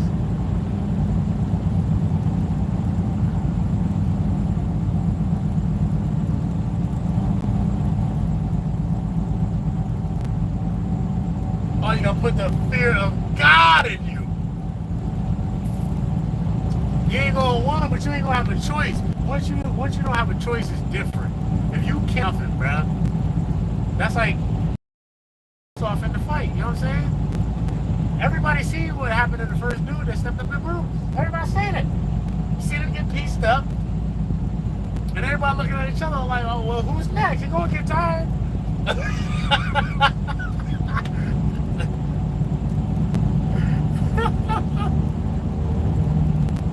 That's right, Northeast Extension, Rich B. Doing a New England shuffle. We only got about an hour left on today, Mr. Chesterfield. Just an hour left. We're going to park it up in Pennsylvania and take some time off to chillax. Go deliver tomorrow evening. There's a Sunday night delivery for early Monday morning, 2 a.m. What did I eat today, bro? I had a cup of coffee and an apple.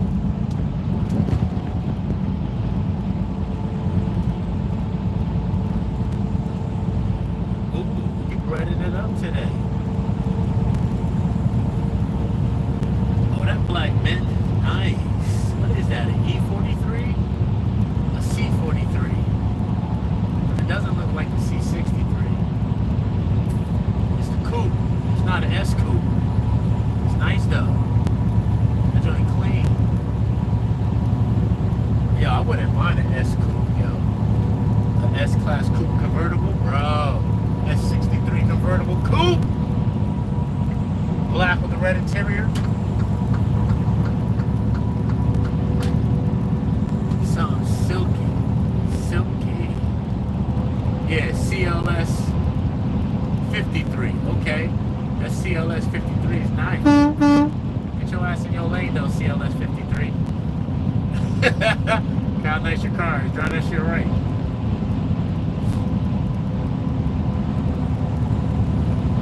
You over here texting and driving. Bad news, bad news. Leave that shit on the dashboard, lean forward and push the buttons. Matter of fact, why ain't you talking to your phone? You're supposed to talk to your phone. Never send a text out.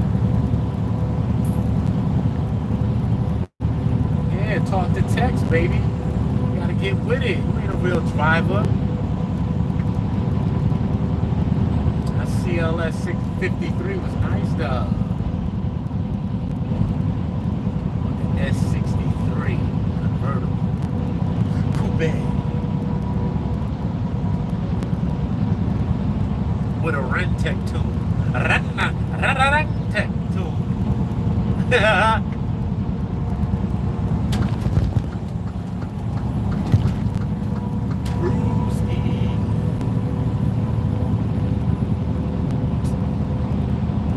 About to just go get him kind of keep him something. I kind of need some time to myself outside the truck though.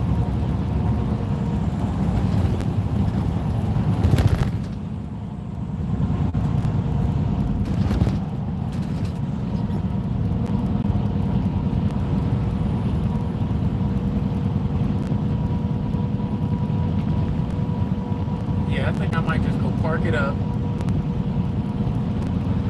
Go get me a little hotel. Have a little dolo time. Pick him up tomorrow. And go have the day with him. We'll even do the delivery. Come back to tell him pass out. And then one day take him where he needs to be. So just tonight and tomorrow night. Hotel.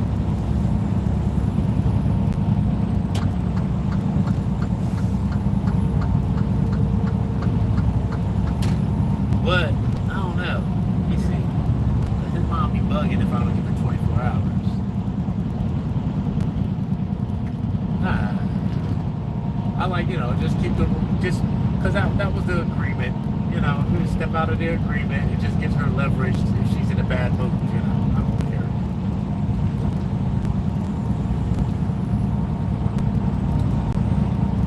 But she's usually pretty good about it. Well, they don't know I'm going to be around either. But I do have some things I need to get done first.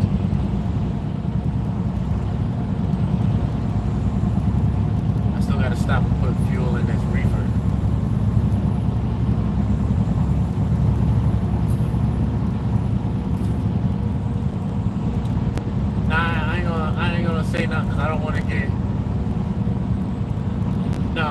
has a habit of telling him that I'm gonna be somewhere where I ain't say I was gonna be. If I tell her anything, she don't be listening. So I call his phone and tell him, and then tell his mom. Tell your mom come to get you. Yay! Here we go.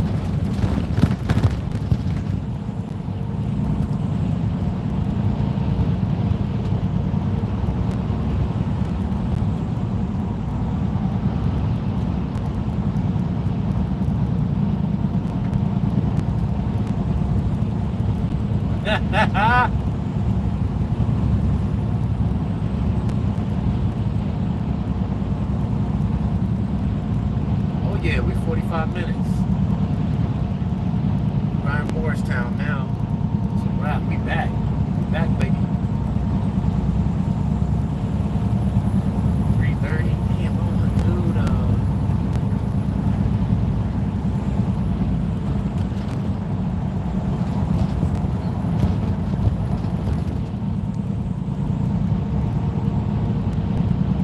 Yeah, I gotta go wash the car today too. This shit been sitting there for about long. I know it's been pollen and everything else in that car.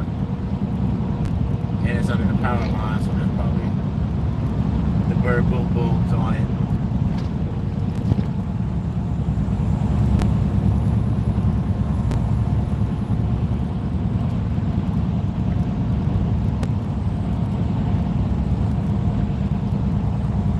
Okay, alright.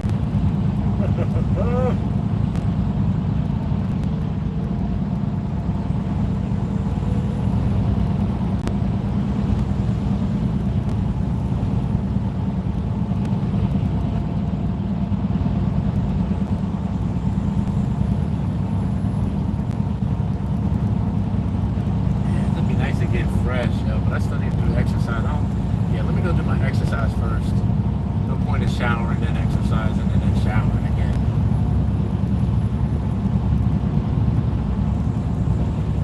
Yup. Now I gotta go out here, put the vest on, do my 10 miles.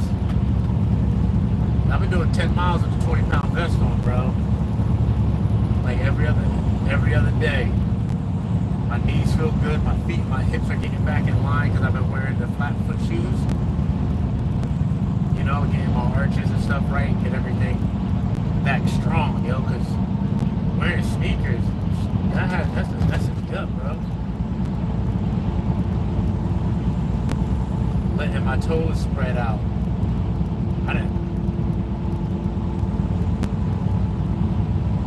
Yeah, letting the toes feel grass. You gotta let your toes feel grass from time to time. Get grounded, get that earth in you.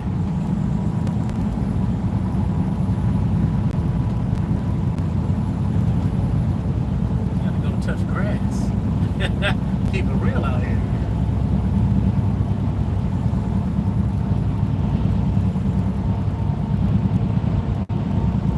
Well, that's what's up, Mr. Chesterfield.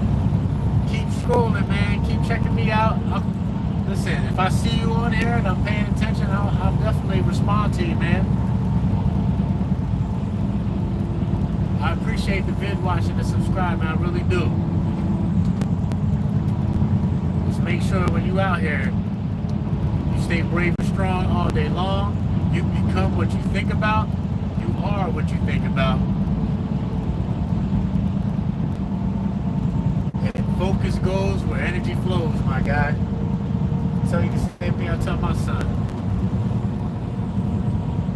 You gotta make sure you put in your mind what you want to do in life and what you want to be, and stay focused and true to it. You be straight. Oh, hello from the Canary Islands. 20, so that's 8:30 p.m. Fran, what's up? 8:30 in the Canary Island is 8:30 where Mr. Chesterfield is too.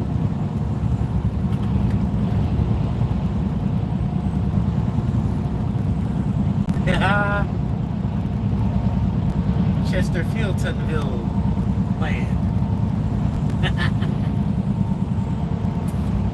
Get this guy in the Infinity. There's always someone in the Infinity scooting through traffic abruptly.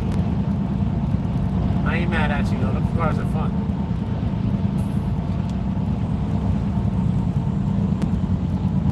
Easy, Mr. Benz. Go ahead, Mr. Infinity. I see you. Pull it over. Mr. Honda with the 4 ways on. What's going on over here? Got that horse trailer in front of me. Yo, I told you the one day I seen the farm trailer fell over with the pigs in it. There's pigs on the highway. Bro, somebody had a livestock trailer. It had an accident and it was swine all over the highway, my boy.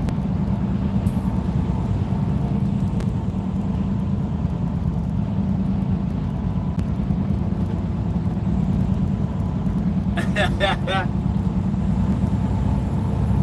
know, the swine on the highway, my God, it was out there.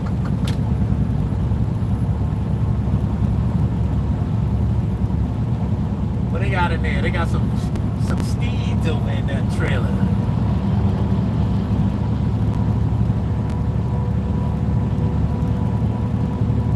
Got some nags back there.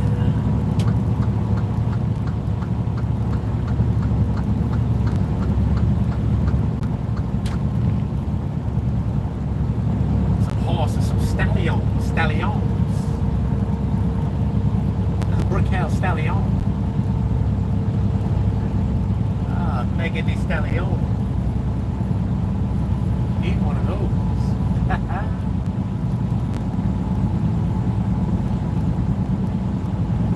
It's a pretty lady. Yes, it is.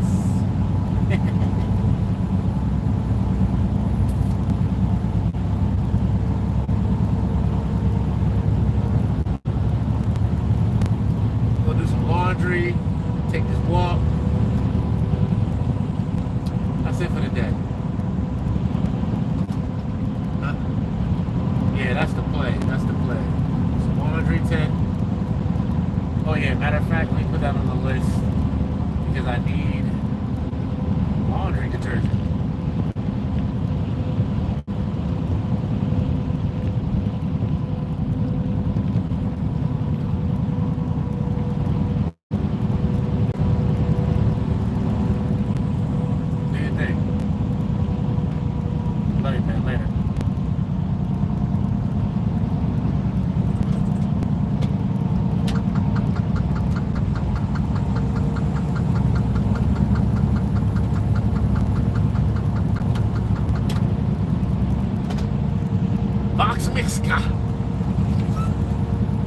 How do you pronounce that? V-O-C-M-Z-K. Voxmisk.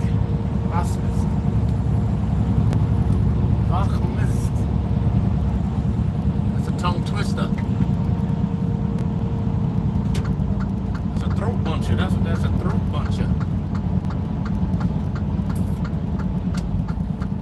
Hour and 19 minutes. Let's go. I still gotta stop. Put on this. Fuel up this reefer. Can't forget that before I park this truck.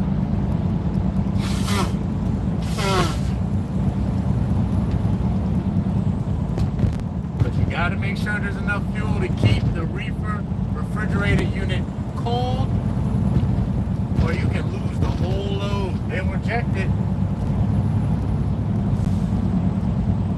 And that's a lot of money. And your insurance is gonna go up. Can't have that.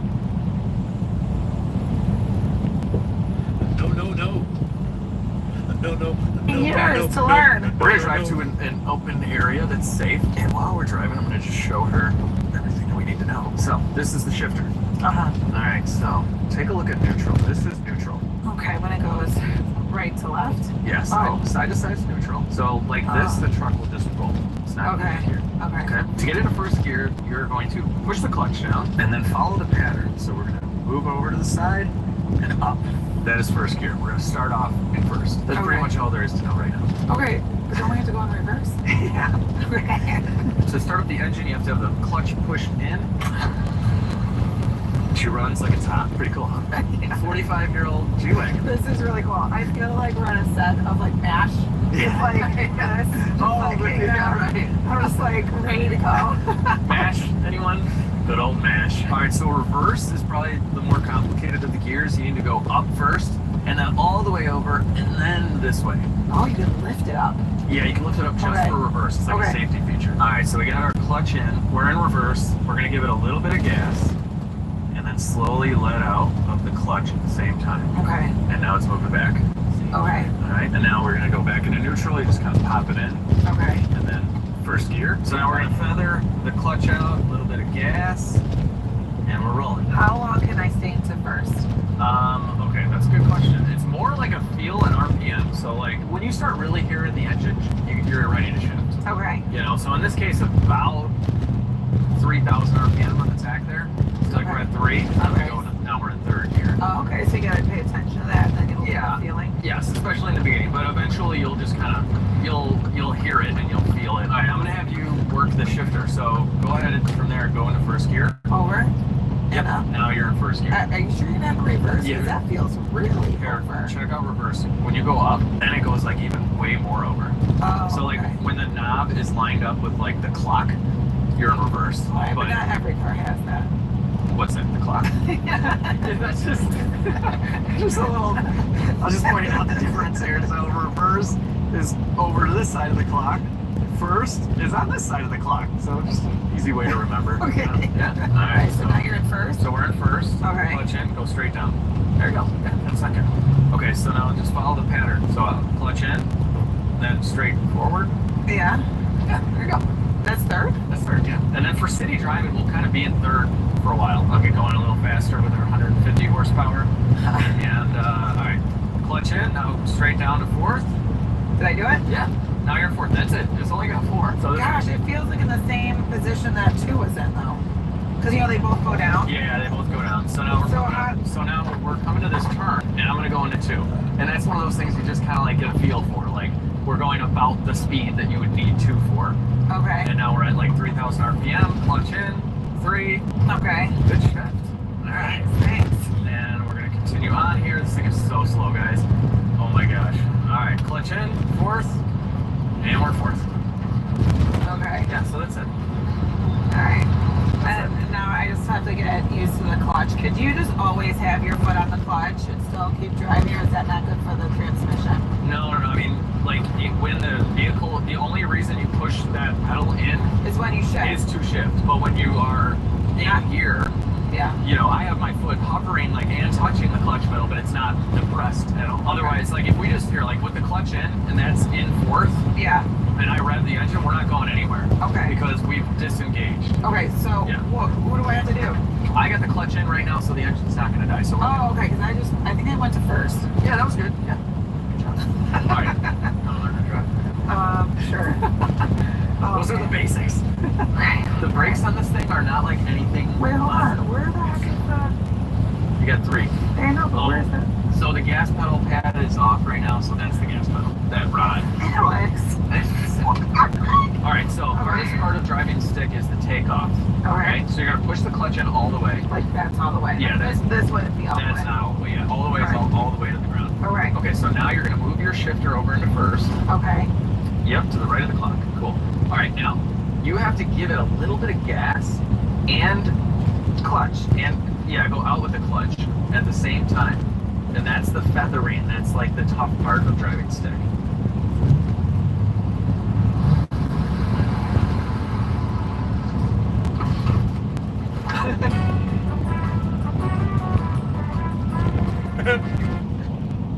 If you've got pink salt and apple cider vinegar in your kitchen and you're not using this recipe, you're throwing away your chance to be summer ready. I started using this Yeah, so that's what happens when you wait, hold on. You drop the clutch. Time out. I just did that. Anyway. Literally everybody does. Try to turn this off. So now you gotta start over again. Neutral.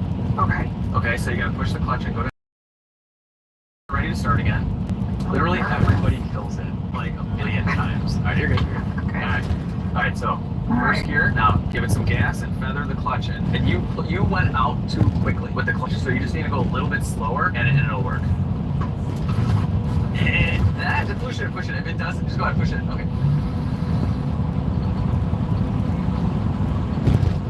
If it starts shaking, just push it in. What do I do? What are you going to do?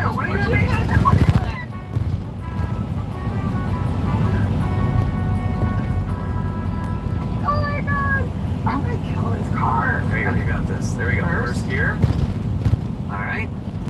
Give it some gas, feather that clutch out real gently. So 2,000 RPM. And then feather that clutch out really slow. Now push it in. Oh, you got it! Yeah? Yes! Okay. Okay, you're officially driving a stick. Okay, so I get rid of that. Yeah, so, you're driving because you're a little bit too early to shift right now, but give it a little bit more gas. Okay. Okay, that's probably good. Now clutch in. Clutch in. All the way. Okay. Shift in a second. Okay, now let it out slowly. And then give it some more gas. Yeah, you're good. So once you get going, it's much easier. You can let out the clutch a lot quicker than the takeoff in first gear. Okay.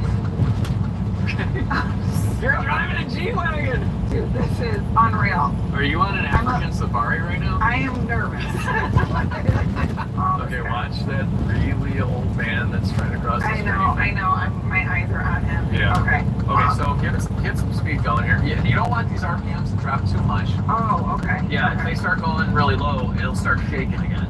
And then you just push the clutch in. You're in the wrong gear. You have to shift down. Do I just shift down right now? No, you're fine right now. You're fine right now. Oh, okay. So wow. Okay. So I think you could really cruise for a bit. Okay. Around these parts, yes. Okay, now you're coming up to a stop sign. Okay, so you're gonna push. Yeah, but you're gonna push the clutch in first. Start braking. Push the clutch in. Start hitting the brake pedal. You gotta brake. There's a stop sign. Okay. So with the clutch in, don't worry about the shifter yet. Once the clutch is pushed in, think about the shifter later. Concentrate on braking first. Alright, so now I just put it in first gear. Yeah. There you go. Okay, keep letting it out. And gas. Good. Okay. You got a nice thing out there. Cool. Now just start over. We don't need to travel down the road. Just hit the clutch in now. Clutch in and brake. Now remember, we're just gonna come to a complete stop right now. So we're gonna practice taking off and we're gonna practice coming up to like a stop sign. Okay. There you go. Oh, that was like a launch. Right? Okay, now practice shifting into 2 since we gotta turn around anyway. So clutch in, down to 2. Yeah, there you go. Now let the clutch out. Oh, I think you're in 4th. Yeah, you go to what do I do? Clutch in? Remember, clutch in saves you, basically. I think you're in 3rd now. That's fine. I'm in 3rd. How does it even happen? I feel like I'm in the same spot. I know they're very close. Alright, we can drive around a little bit. She's getting much better. We're gonna do a little launch here. Drive back to the shop. Yeah, check it. Neutral and everything. Alright. Alright guys, I'm driving this thing back. We have run out of time for today. We got 3 kids, so she's gotta get back to I try to learn in 30 minutes. Yeah, so I think next time we're gonna use the Trans Am or some kind of bigger V8 manual car. I think that'll be easier because they have more torque outlet and this thing just doesn't have that much power. So it's actually harder to take off. So she did good. She launched this thing like 5 times and as the ship down. A 35-year-old G-Wagon wasn't the best. Yeah, that's what. But yeah, stay tuned guys for another video of me trying to teach my wife. Alright guys, we have this thing running beautifully and surprisingly we have it stopping pretty well. So that's my showing you how it stops. The shift's amazing. 4-wheel drive works. Everything's great. We're gonna hop on the highway right now and kind of see how that goes. And then we're bringing it back. We're bringing it back where we got it from because like I said, this is my vehicle. It is a friend of mine and we will be selling it. I don't know, it might even be sold by the time this last video comes out. I'll list it down below in the description box if you want. But here we go. We're on the highway. We're in 4th gear. That's it. Wow. This thing is for how many gears it is. It's pretty much 3,000 right now. Gosh. Yeah.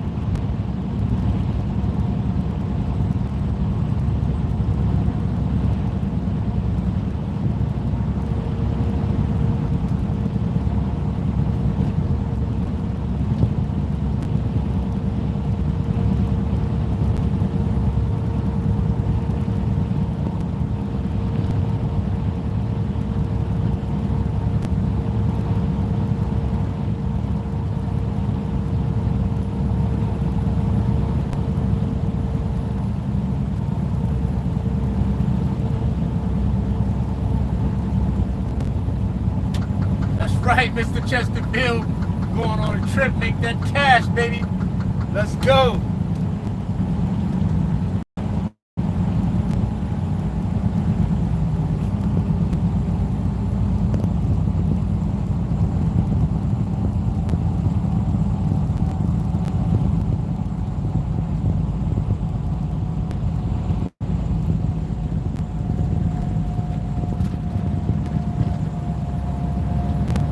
Statewide pothole repair, reduce speed through work zones.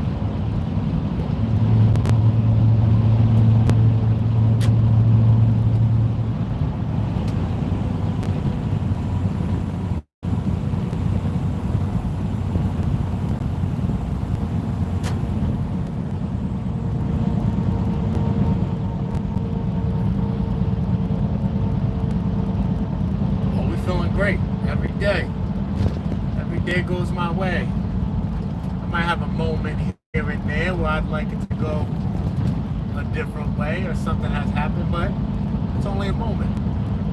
The whole day.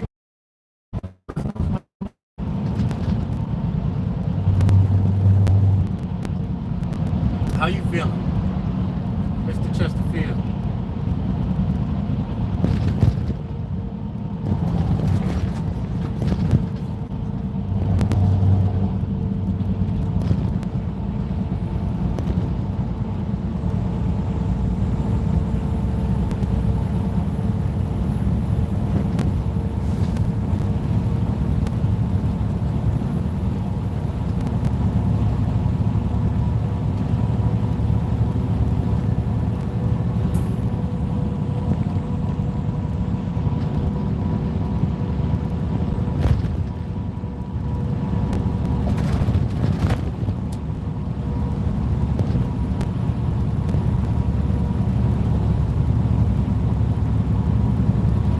That's what I'm talking about. That's right. Good every day. You know, good. I mean, you're the only one that can make your world the way you want it. Only you. Nobody owes you nothing. The only person that owes you anything is you. You owe yourself. So go get what it is that you want. Only you gonna do it for you. You already got a firm grasp on things, Mr. Chesterfield. I ain't worried about you. You're gonna be alright. I see it already. I see it real, recognized real, and you look real familiar.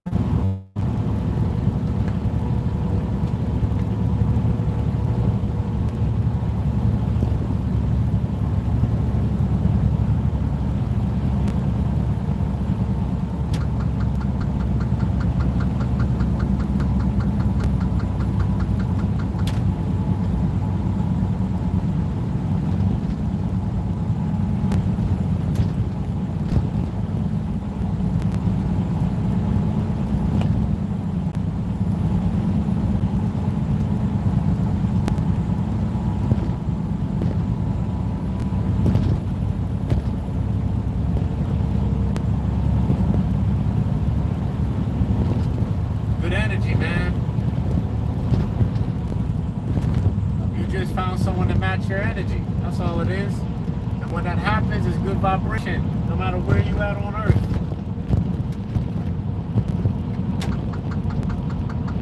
When you're around other people with good energy, it gives you energy. Gives you energy.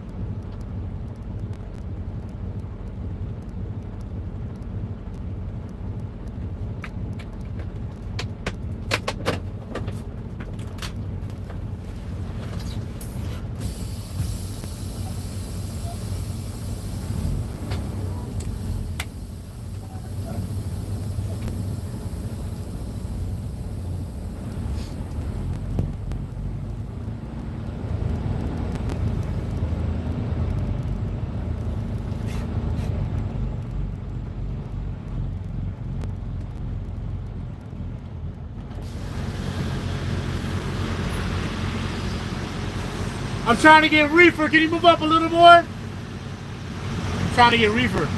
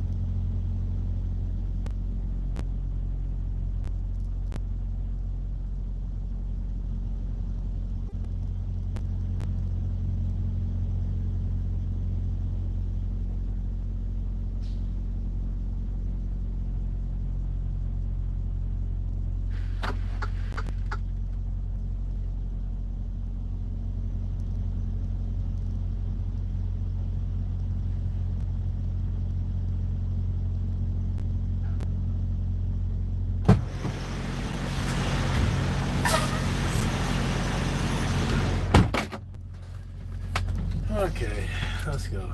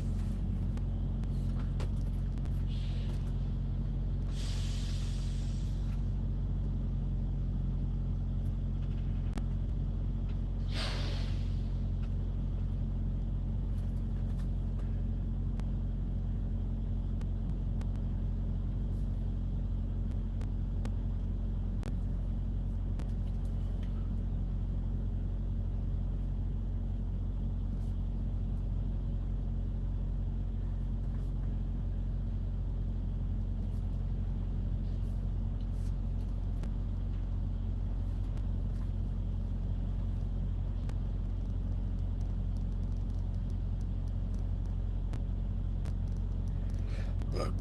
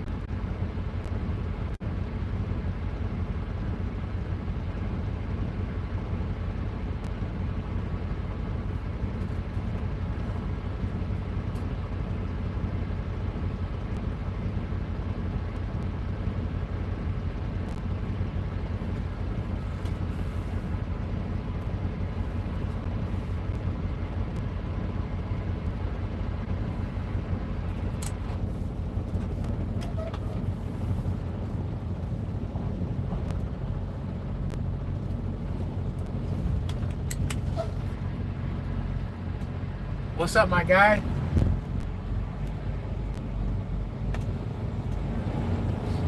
I am driving. You want to come with me tomorrow? All right, that's what we're going to do. I'm going to come get you tomorrow afternoon. You're just going to come with me. What you mean you want to take him? He's just coming with me. Where am I taking him? I'm taking him with me.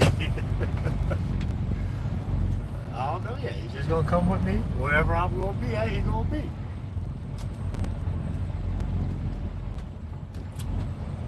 Yeah, he's going to stay over. And we'll make sure we'll come get you for Monday morning's no, not if he's gonna be with me. How you gonna go to church with you if he's gonna be with me?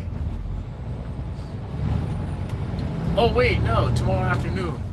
Yeah, he can go to church with you. He can go to church with you tomorrow afternoon. Yeah, after 12, probably like around 2, maybe 3. Yeah, tomorrow afternoon, depending on what time I get back.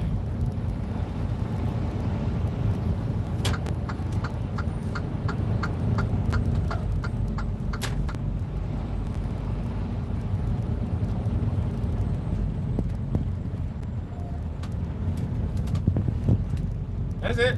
Just want you to know you're coming with me tomorrow, and then I'll bring you back Monday after we go to the doctor. You go to the doctor and all that other good stuff, right? All right, later. Brave and strong all day long. I am what I think about. You become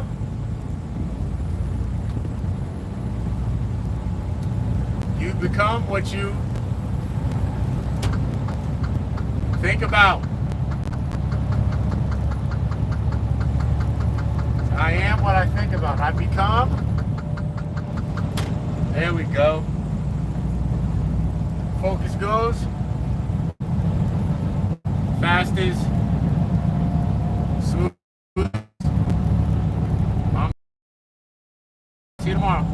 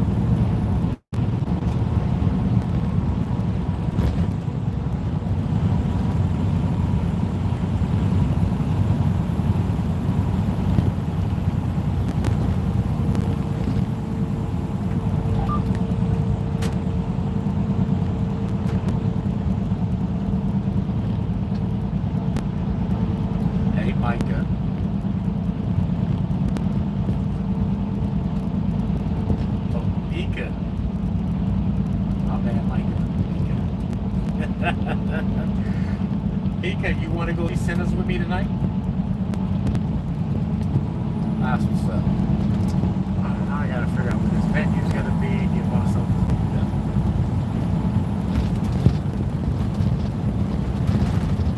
no. There has been no parking or anything, so what I'm gonna do is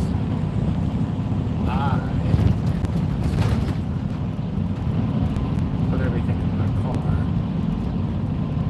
find the place for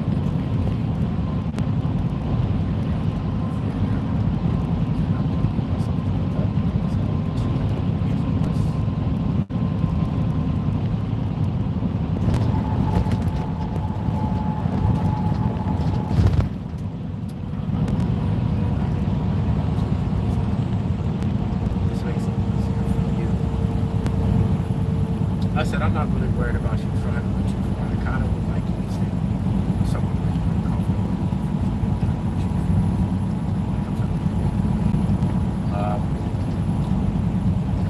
I will find a place near and I'll send you time and location.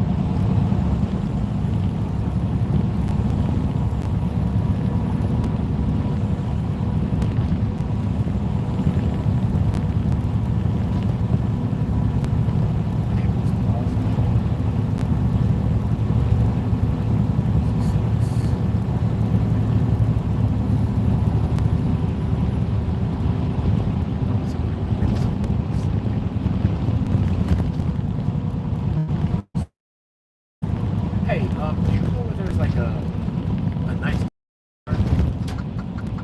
like movie theater that got food and drinks and all that good stuff? The big chairs.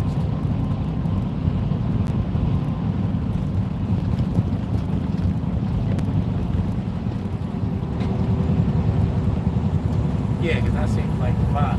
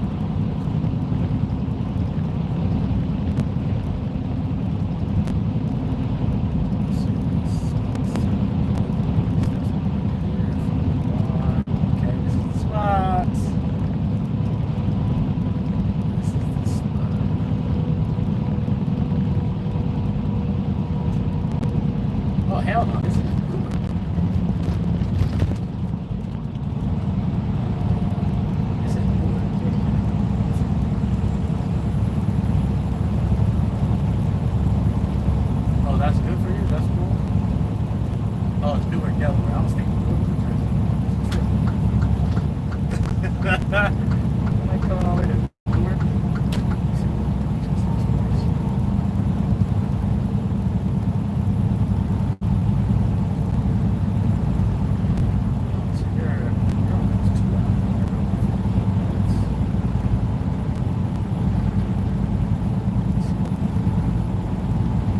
that's right. That's north of you. All right.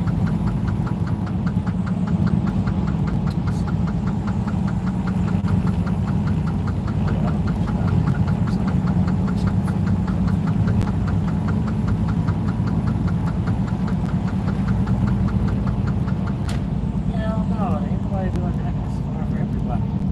That's the wrong direction for both of us.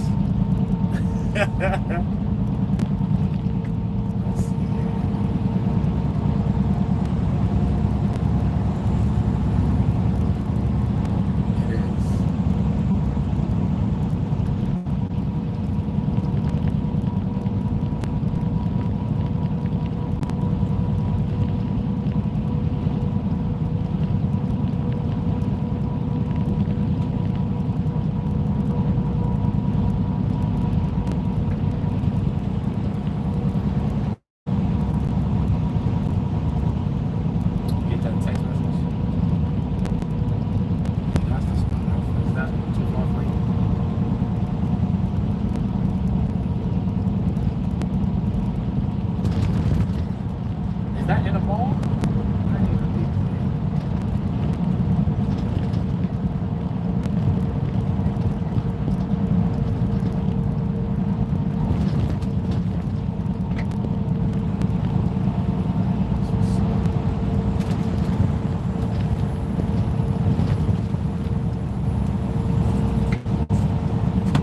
Yeah, because I didn't want to see this movie. They told me it was a vampire flick, and I love a good vampire flick.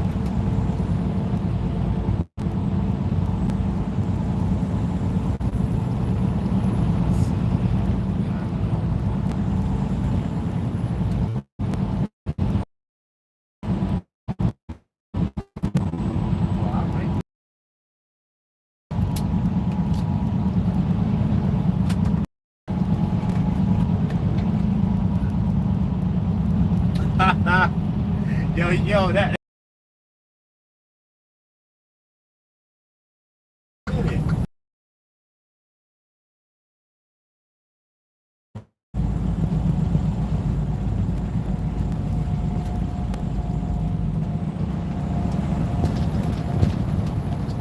I take my son to one of them just like that.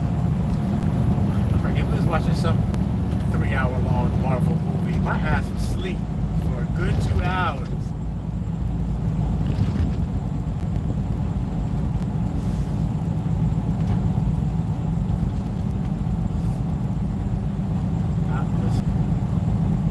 Yep, couldn't hang, too cold, got coffee, found a warm spot, and stayed in it. Oh man.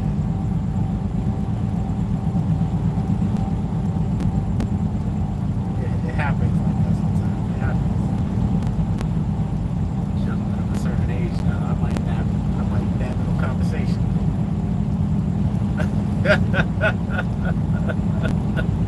But oh shit, my bad, baby. What you saying?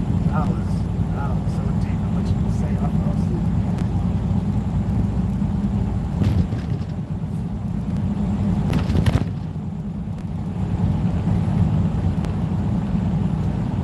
No, actually today was a light day. It was only an 8-hour day. So I'm used to a 11-hour day. Right to the